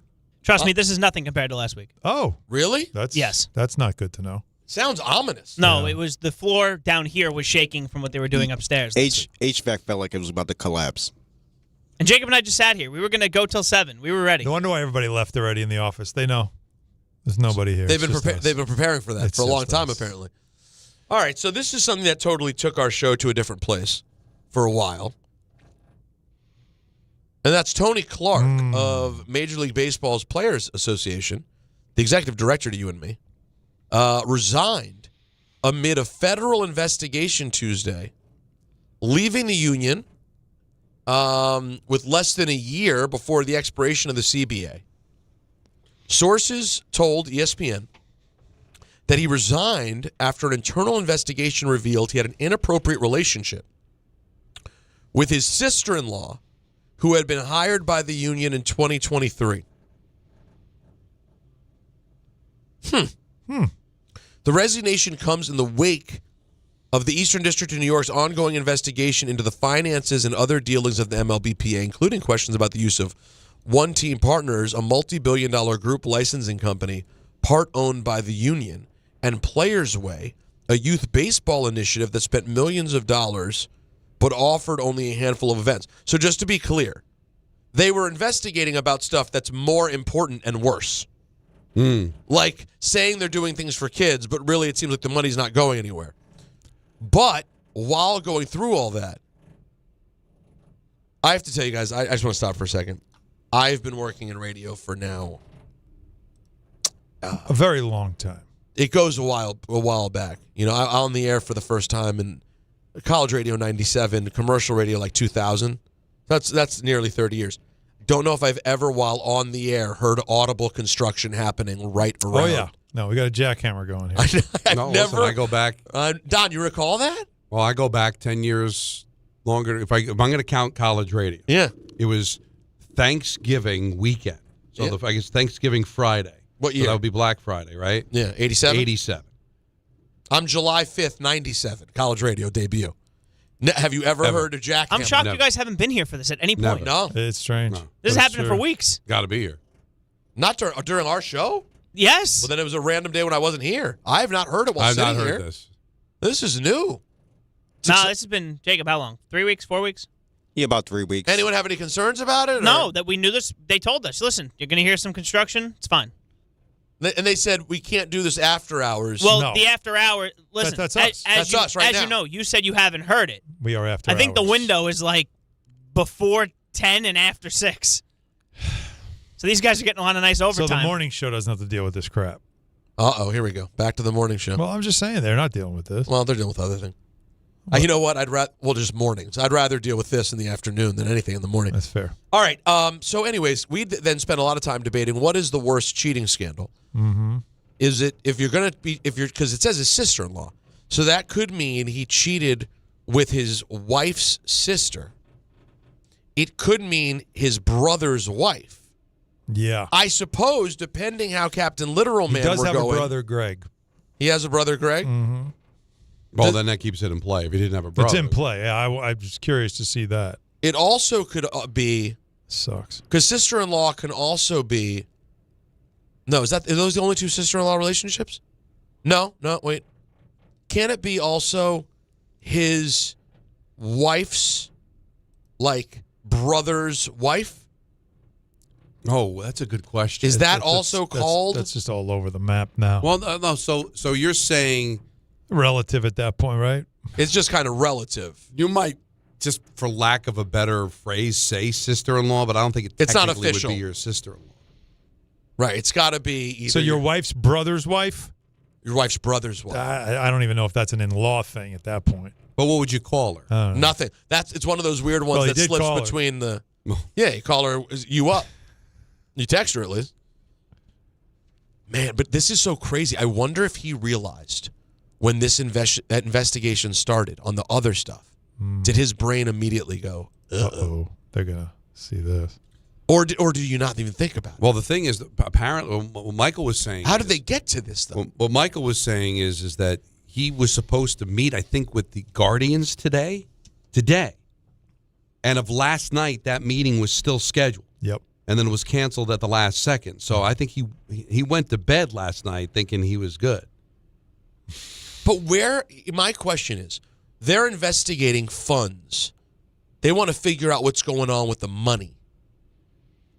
So at some point when they're trying to figure out with the money, they find a salary for this person and go, who's this? And they go, oh, that's Clark's sister-in-law. And they go, interesting. How did his sister-in-law end up working for the MLBPA? And was it kind of like maybe one of those mafia no-show jobs where she didn't even report maybe? You're right. So is it and again, and then you get to where did he make the obviously the mistake, assuming this was cheating, was having a relationship with your sister-in-law. But did you not only have the relationship with the sister-in-law, and because this would break my number one rule in life, guys. never commit 2 crimes at the same time. Anyone out there listening, this is as good a rule as can exist to live your life. You know what I'm saying? Like, I remember, for example, no one should ever, it is a terrible idea, and I would never recommend this. No one should ever partake in ganja while operating a motor vehicle. Right? No one should do that. Confirmed. But if you are being stupid and you decided to do some Mary Jane at the concert and you're now driving back, don't also make an illegal left turn. Now you doubled up. You can't do 2 crimes at the same time. He might have already been cheating and thought, hey, while I'm at it, let me get a little money on the side here too. Now it's all crashing down. This was an internal investigation, I guess, separate to the other investigation. But did this creep up because of the other investigation? They discover this and go, all right, let's figure out what's going on. This is odd. That's what happened. There's obviously a whistleblower here that's probably saying, oh, did you know? He hired her. Oh, by the way. While we're Not only are they related, you know what now, else is see, going now on. you bring up something really it's a great call. And so whoever it is, and then now it's just... I blame... You know who did it? I'm just throwing it out there. John Olerud. Now, you bring up the made that up whistleblower. completely. What's the motivation if there's a whistleblower? Of, hey, I don't know if he's a wartime consigliere. We're going to war with the owners. We need to do better than Tony Clark because I don't think he's fit. He's been tough, though, hasn't he? Yeah, but there's tough, and then there's having to...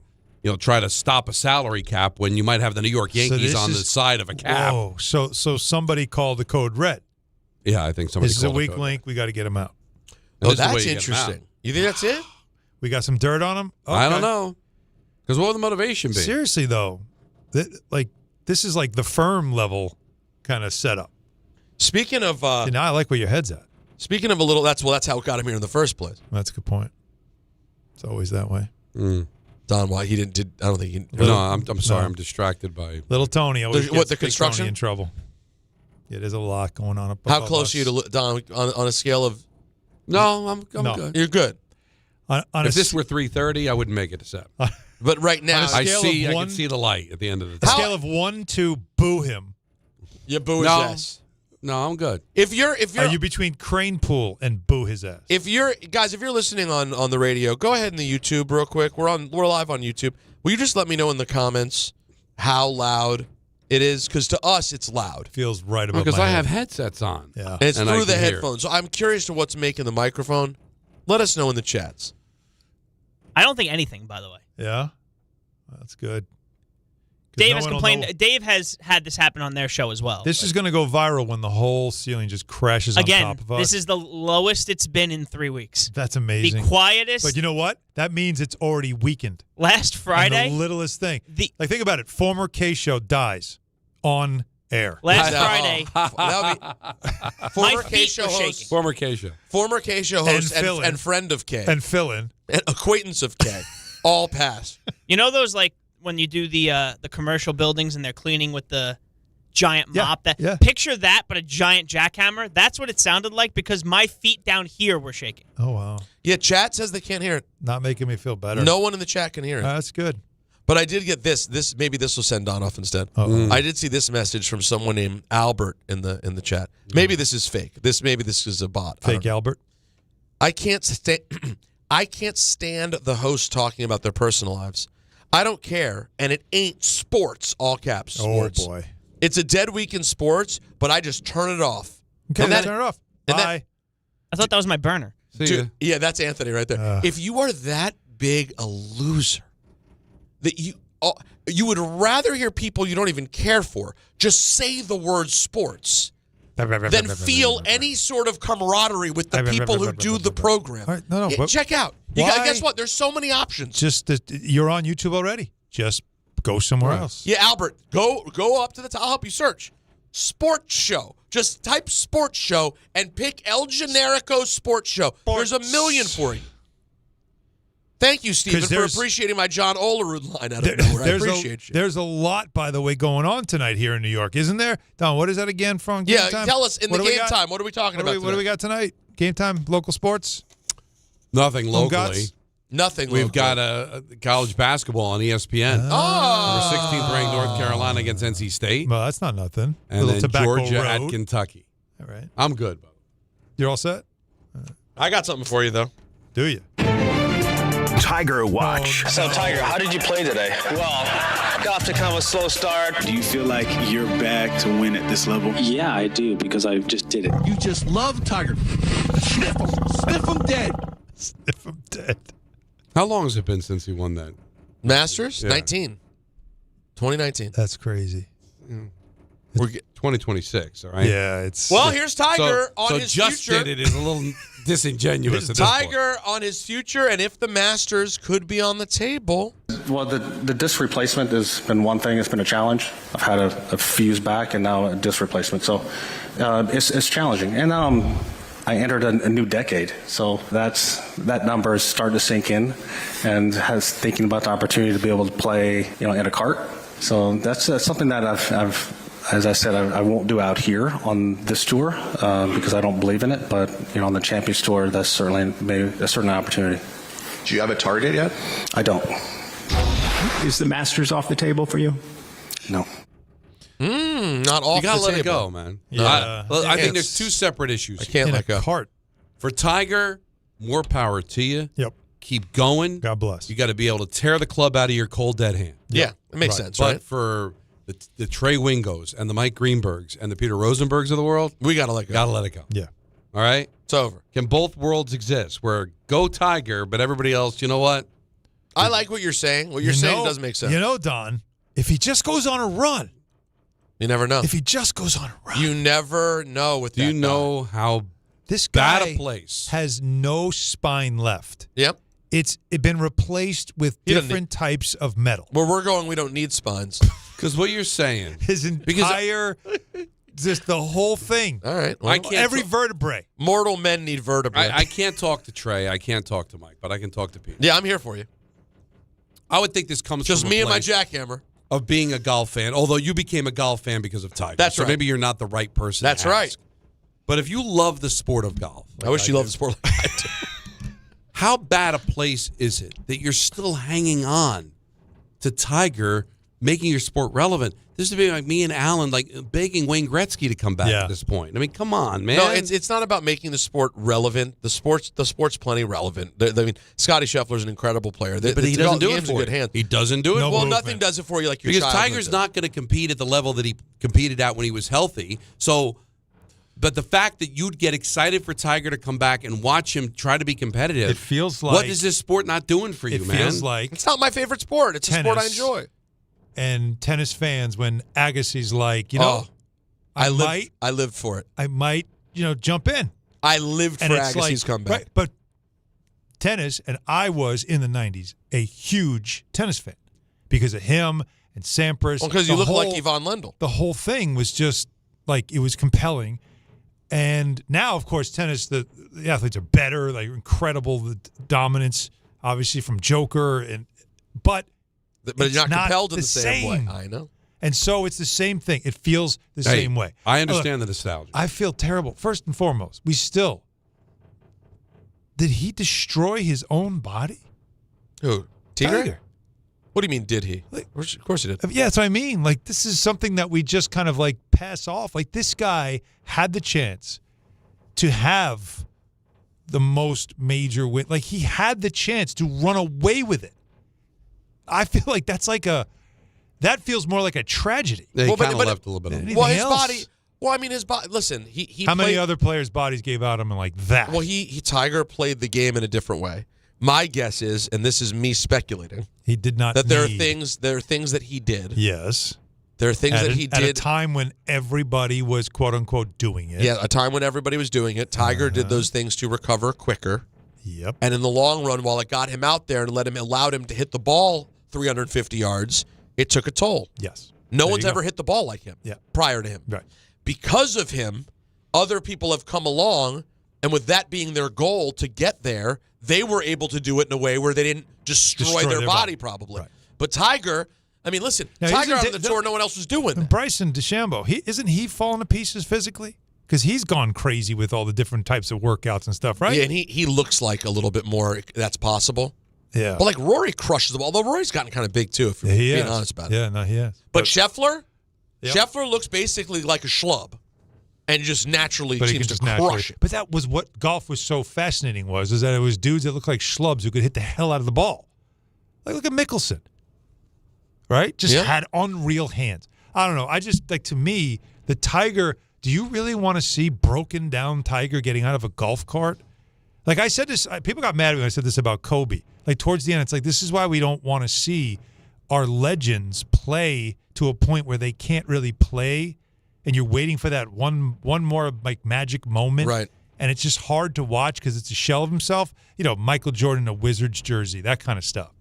Like, I want to remember when you were great. I don't want this as a last memory. And that's why I feel like the Tiger thing has become a little bit depressing. Now, speaking of legends coming back, the former baddest woman on the planet, Ronda Rousey, will make a return to MMA for the first time in nearly a decade when she takes on a fellow trailblazer in the sport, Gina Carano, May 16th at Intuit Dome in Inglewood, California. MVP Promotions, that's Jake Paul's company with Nikisa Badarian. They will do the show on Netflix. Apparently, there was conversation about it going to UFC. It wasn't able to get done over there. Here's Ronda on how the fight came about. This has been in the making since I was pregnant, which was over a year ago. So it took a long time to get us here. And I really can't keep it. It's such a long story. I can't really keep it short for you. But we fought for this, and we fought to fight each other. And there are a lot of obstacles along the way. And I told her, if I have to go out there and train you myself to fight me, I will. And and we made it happen. We had to work together to overcome every obstacle to get here, and it's really surreal because it's been like a secret for so long. I can't believe I'm actually able to talk about it. This could be a pretty big deal. I mean, Ronda Rousey, I personally believe, based on what I saw at the end of her career from the Holly Holm fight on, obviously she didn't last long once she lost. It was sort of the end came quickly. I sort of felt like it disappeared. Like it was one of those things, sort of like Tyson losing to Douglas, but much faster. Because Tyson, of course, still went to jail, came back, beat a lot of people up, got titles back. But the mystique was sort of gone. I just don't know that I can picture her still having it. But guess what? They're both up there. I mean, Carano's like 43. How old's Ronda now? 40? It just needs right to around be, it. It needs to be compelling. And speaking of Tyson, oh God, Ronda is 39. Okay. And speaking of sort of crazy fights that don't make any sense, the claim is that we are closer than ever to another Mike Tyson fight. This one with Floyd Mayweather. Oh God! All right. This is now. No, enough. Even Peter's like, I'm good. It's time. No, I mean, this is boxing and Tyson, and Peter might be out. No, I'm good. It's scheduled for currently April 25th in Africa. Where specifically? Rumble in the Jungle 2. That's what they're going for. A lot of people were fighting to get this, and of course. Alan referring to the 1974 fight. This feels more in like the Congo. In the nipple. This is. Listen. Even for me, I'm the Tyson guy. So they're saying it's also going to be in the Congo. Yeah. It's not called the Congo anymore. Well, but still. No, they're gonna fight, and then they're gonna show the movie Congo. Well, people it doesn't are make going any to sense. put money down. Yes. And they're going to that's the thing. It is. It's called DRC. It is still the Democratic Republic of Congo. I take it back. We are in a time where people complain about being overcharged for things, and yet throw their money at things that they know are complete hoaxes. This will probably end up on free TV. Though. This might not. You think so? It'll end up like a Netflix. I'm sure. My guess Netflix is isn't free TV. No, free of Jay. Yeah, certainly not free. And also, listen, God love Mayweather. But if Tyson were to connect.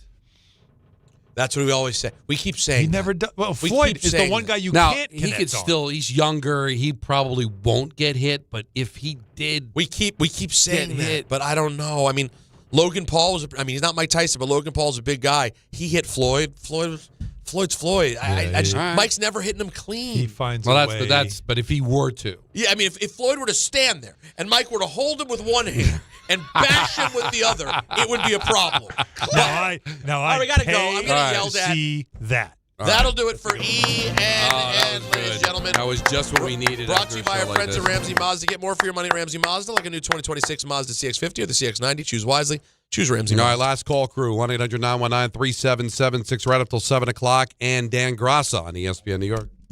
March the 20th of 2026, there's one place to be. And that place is Pickleball Heaven. Pickleball Heaven. It's a pickleball facility, massive facility, in Medford, New York. We're going to do the show there that day from 6 to 10. Then there's a tournament. And then after we win the tournament, Rick,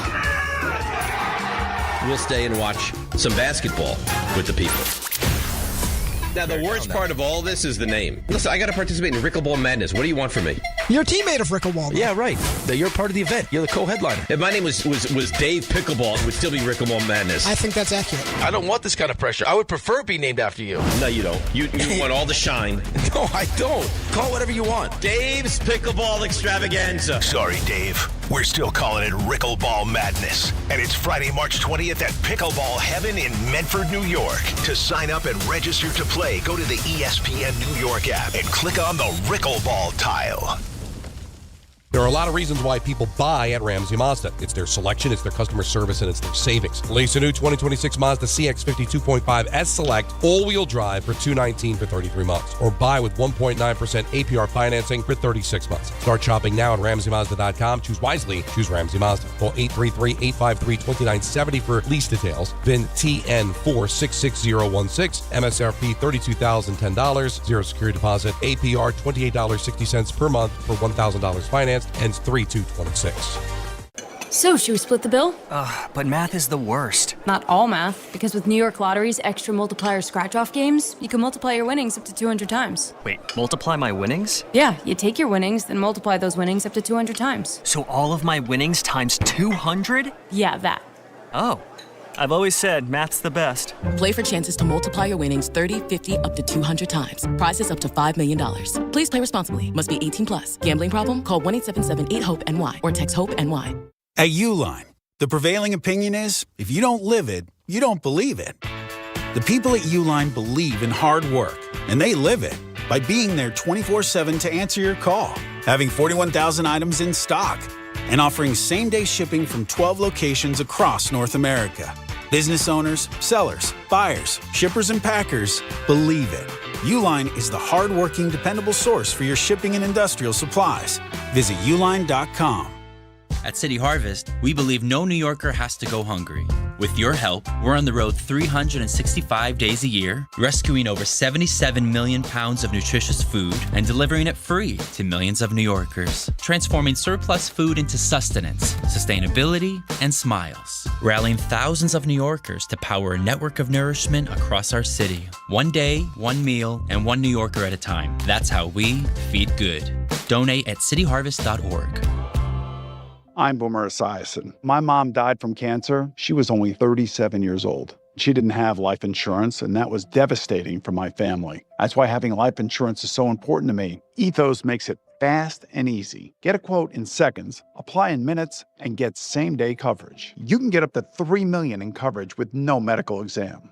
Get your free quote at ethos.com/play. That's ethos.com/play. Paid spokesperson. Time spent on application may vary. Online health questions required. Wesley Financial Group is not a law firm, and Chuck McDowell definitely not an attorney. This is Chuck. If someone talked you into buying something really silly and you want to get out of that silly little thing, my advice, get the facts. Call me and I'll send you our timeshare exit kit absolutely free. Inside, you'll learn how timeshare works and all your options for cancellation. Call Wesley now for your free exit info kit. 800-317-2277. That's 800-317-2277.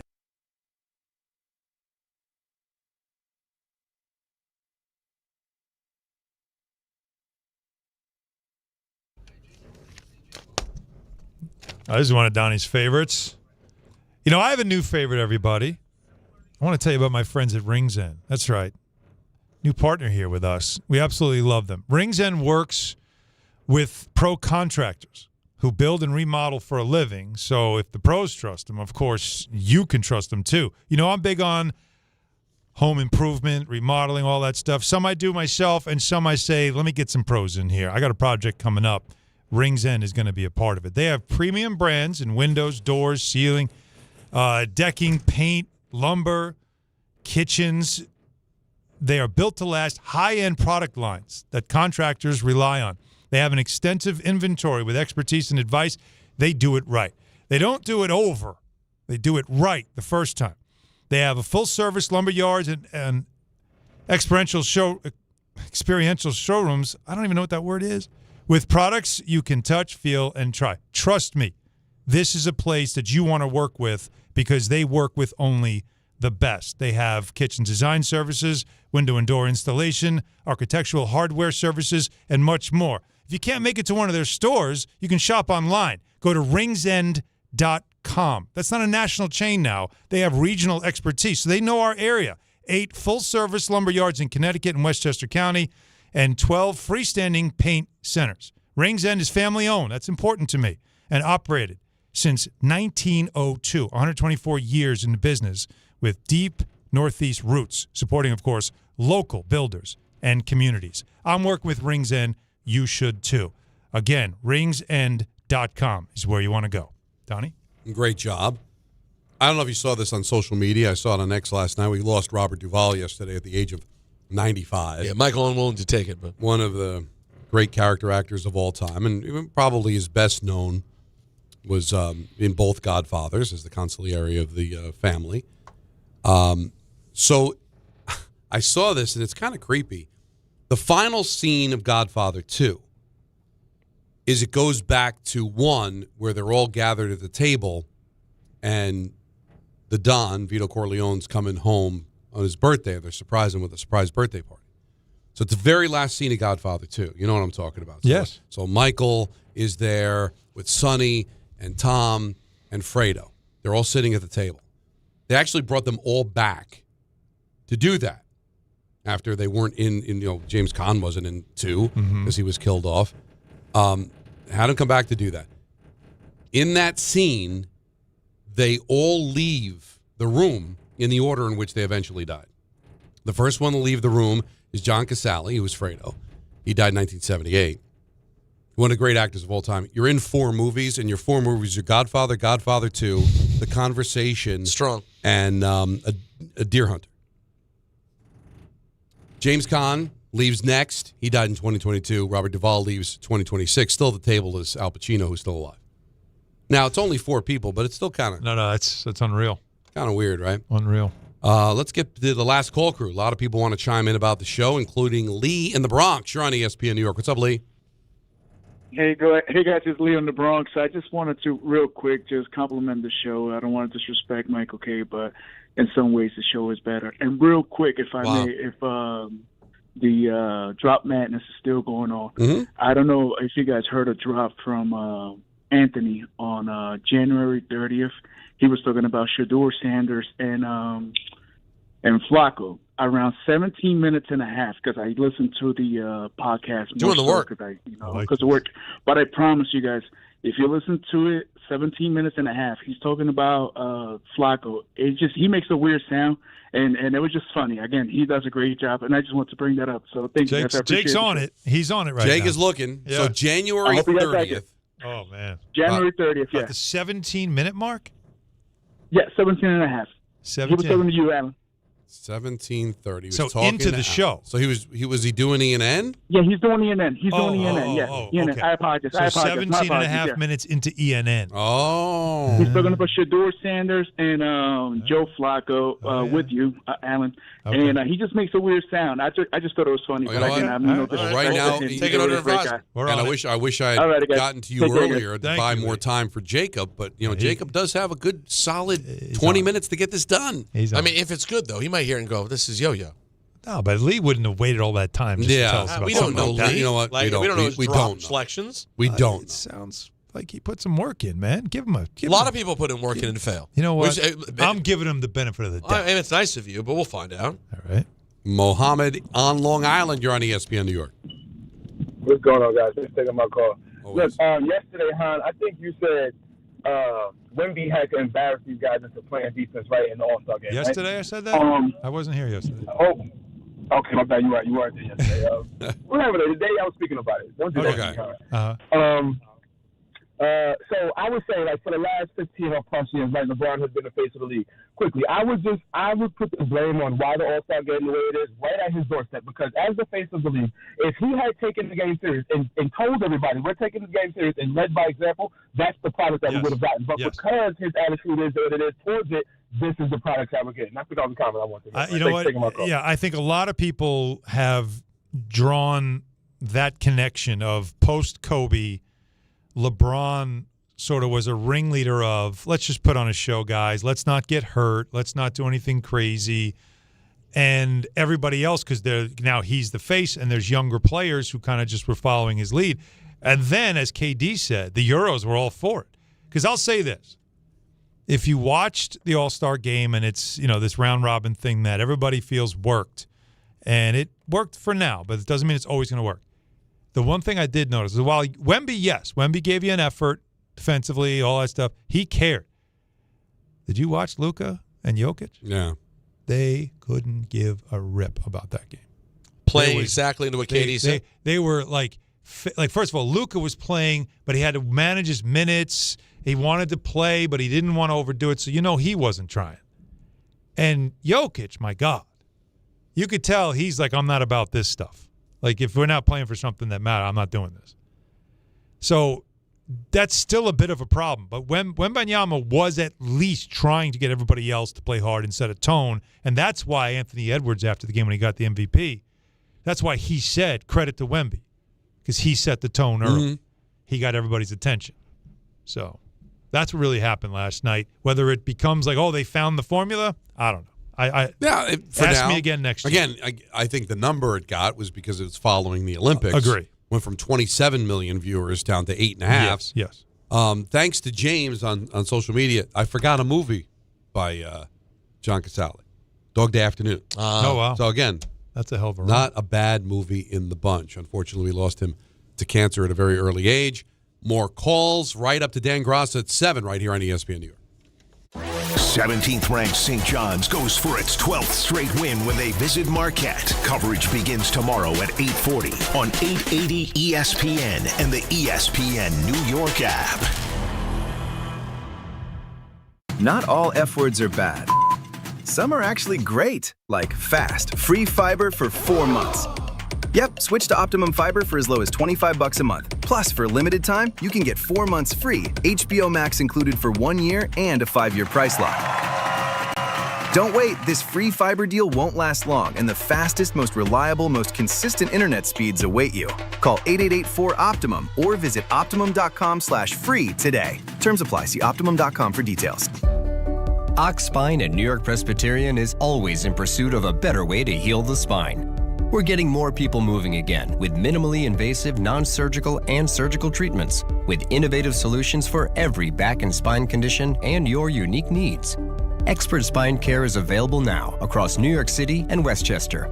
Find a doctor at nyp.org/oxspine. Stay amazing. New York Presbyterian.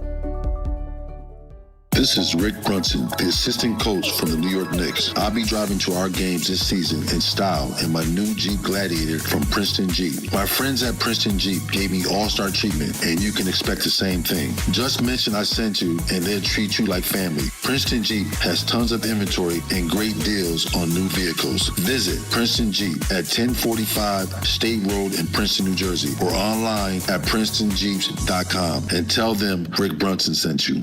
Hi, this is John D'Agostino from D'Agostino & Associates, the injury firm. I've talked about how a construction accident took my father's leg. The heavy prosthetic he wore looked nothing like the high-tech limbs we have today. It was crude wood and metal, held together by bolts that dug into his skin and left painful ulcers. But the thing I remember about my dad is how he never complained. He put on his prosthetic leg and he went to work. He coached my baseball teams, danced, sang karaoke, and even loved to travel. He may have limped, but he always held his head up high and he lived with dignity. At D'Agostino & Associates, I spent over 35 years building a law firm that helps accident victims and those in need of their Social Security disability benefits. We fight till our clients get the money and dignity they deserve. So call us today at 1-800-BITE-BACK. That's 1-800-248-3222. We have offices throughout New York and New Jersey. So don't tell me personal injuries aren't personal. I know what they can cost a family. I've been there, and I'll be there for you. D'Agostino, Law, Bite Back. FanDuel just handed you the tool that makes every college hoops parlay worth more, and it's called the Boost Builder. Here's the deal. You get a Boost Builder to use on any 2+ leg college basketball parlay. Start building your combo, add one leg, add another, because every leg you add increases your boost all the way up to 105%. You decide how far you want to take it. Just open your FanDuel app, choose your college hoops markets, apply your Boost Builder token, and watch that percentage climb with every pick you lock in. Head to FanDuel.com/local to get started. Must be 21 and older and physically present in New York. Opt-in required. Minimum 2-leg parlay required. Bonus issued as non-withdrawable Boost Builder tokens. Restrictions do apply, including any token expiration and max wager amounts. See terms at sportsbook.fanduel.com. For help with a gambling problem, call 1-877-8-HOPE-NY or text HOPE-NY at 467369. Step inside the game you love with the NBA app. Tap to watch every game as it's happening. Jalen Brunson does it again! And never miss a moment of the jaw-dropping action. Get closer to the players than anywhere else. Follow the latest schedules, scores, and stats. Keep up with every story from across the league. And with NBA ID, it's all personalized to you. The game lives here. Download today. The following is a paid advertisement for the Wellness Company. Today we're talking cancer awareness, and I want to bring in someone with a really unique perspective, Dr. Kelly Victory. She's a board-certified emergency medicine physician with over 30 years of experience who serves on the chief medical board for the Wellness Company. And most importantly, she's a cancer survivor. Dr. Victory, thanks so much for being with us. Thanks very much for having me, Michelle. We've been hearing a lot lately about cancer rates rising, especially in younger adults, which is obviously pretty alarming. What are you seeing? Without question, cancer rates are rising across the board. And concerningly, we are seeing more aggressive cancers in people even in their 20s and 30s. That's scary for a lot of people. Is there anything that can be done to help alleviate that fear? And that is what led me to develop the new product Shield, because it is a group of more than 12 well-studied, scientifically proven supplements that help to supercharge your immune system, the first line of defense against cancer. To learn more, visit victoryagainstcancer.com and use promo code SMALLS to save $25 on Shield. Always consult your doctor to determine if this product is right for you.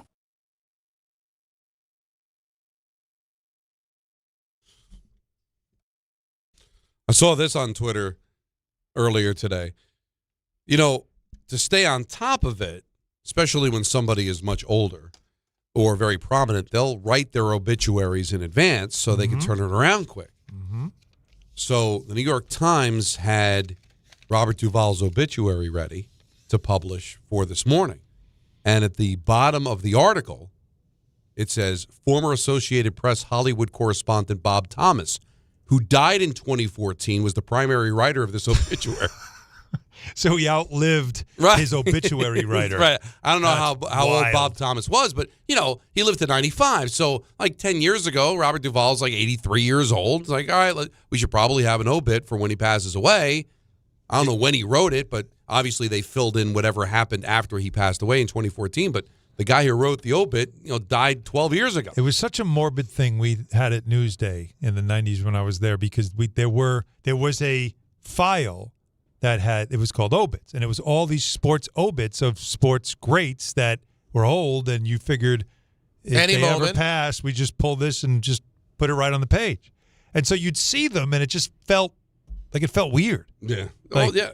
Like we're waiting for them. Yeah. There's an old. It's like a Deadpool. Of course, it's all old because the show was off by 1977. But the Mary Tyler Moore Show, they did an episode where Mary had to do that, write the obits, and she's writing them. Rhoda's helping her. It's like 3:00 in the morning. They're about to fall asleep, and they come across somebody that was like 100 years old, and they do a joking goof around obit, and then forget to take it out. And the next day, that guy dies, and then Ted's got to read this joking.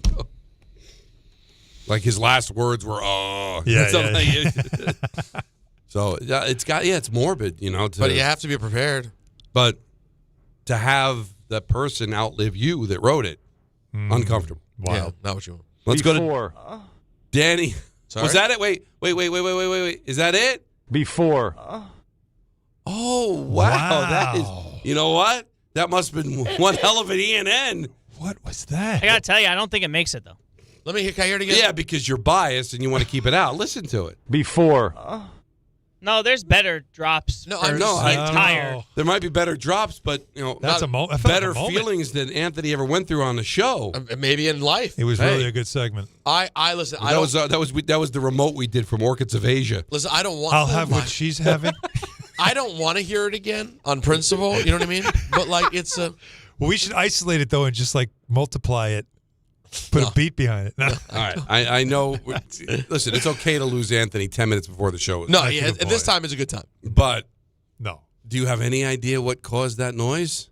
We were talking about frustrated. players that didn't make the Pro Bowl when Joe Flacco and Shedeur Sanders did. Right. And I was aghast at some of the names that Alan was mentioning. And that was your aghast didn't make sound. the Pro Bowl. Oh, interesting. God bless. God bless. God bless. Should be a gas more often. Yeah. I'm good. Apparently, it's he's interesting. gassed right now. It was just at the moment where ENN reached its climax. Oh, let's go to Danny on This Long is Island. That was pretty good. You're on ESPN New York. Hi, Dan. Sorry to put you back on hold, but we needed to get to the bottom of that. Don, I don't remember what I had for breakfast today, but the Mary Richards episode you're discussing, at 3 o'clock in the morning while drinking wine, they wrote, his hobbies include breathing. The next day, Ted Knight read it on the air, and Lou Grant come running out of the office like his feet were on fire. Listen, compliments to the caller who didn't want to insult Michael, but said the show was much better. That takes a special person to be able to pull that off. Yeah, and believe me, somebody will reach out to Michael if he didn't hear it himself. He'll find out. A couple of quick things. Obviously, last time you heard from me, I was telling you I would do anything for love with my favorite rock song. Something that Tony Clark, apparently, he would not only do anything for love, he'd do anyone, anywhere, anytime. He should have been paying a little attention to Meatloaf because, boy, your life is ruined because not only did you ruin your family, your reputation. I mean, that's just a bit. As Peter said, don't create more than one crime at the same time. He did about 5, and a couple of commandments as well, I might add. So that's a great point, Mike. And any opinion, Danny, on what's worse, the wife's sister, or the brother's wife? Which one's worse? Okay. The sister's wife, they will both be out of this.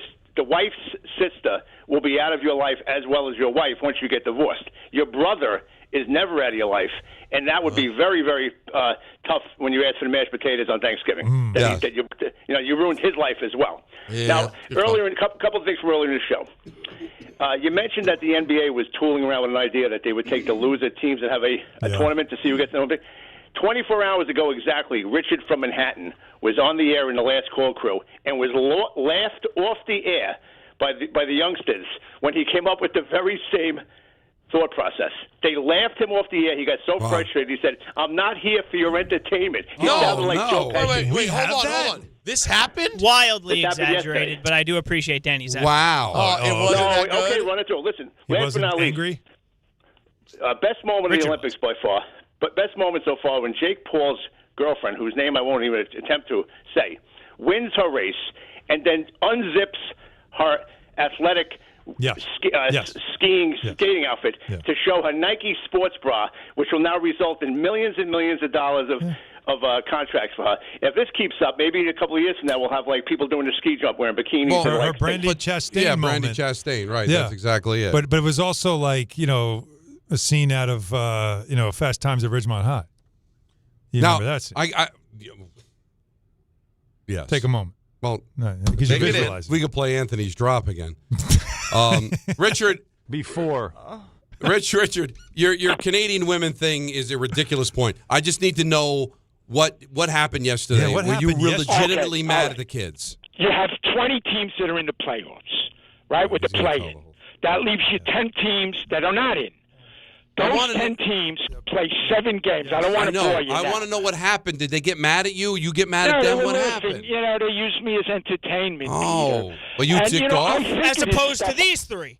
That's right. Peter, Thank you. Peter, first of all, when I get on the air with Anthony, that's the greatest thing that can happen. Whether I get on with you guys doesn't matter. As long as my point goes to Anthony, that means I've passed the Then we test. can say goodbye. And let's squeeze in Jose in the Bronx. You're on ESPN. Oh, my God. Oh, man. That was no quarter. That was a leader to me. Quarter. That was necessary. Yeah. Well, he said we made his moment, so we Listen, move on to you Jose. got I want to squeeze 63 in. seconds. What do you Let's got, go. Jose? Go. Real quick. John Cazale. You forgot one of the best movies ever. The Yeah. Deer Hunter. I don't know if you guys have seen The Deer Hunter. I Deer love Hunter. it. Also, The one thing I will say about The Deer Hunter, and it's one of the most disturbing moments of any movie I've ever seen when they're playing the Russian roulette scene. If you've seen the movie, you'll know what I'm talking about. The wedding scene was a little long. Like at the beginning of the movie, they're at a wedding before they go to Vietnam. It's like a half hour of just watching them dance and listen to music. A little much. You know what I'm talking about? Yeah. But it's still a great movie. Yeah. So you don't approve of what I did. He said he makes his date, he talks to Anthony. Okay, you talk to Anthony. Goodbye. I don't mind it at all. You saw me. I was checking out. So. I just wanted to get to the bottom of what happened. So Anthony was what happened? It's too late. We'll ask you tomorrow. There's always tomorrow. There is more of this fun at 3:00. Dan Gross is next. Knicks fans, Bart and Carlin are hosting a special Knicks watch party as New York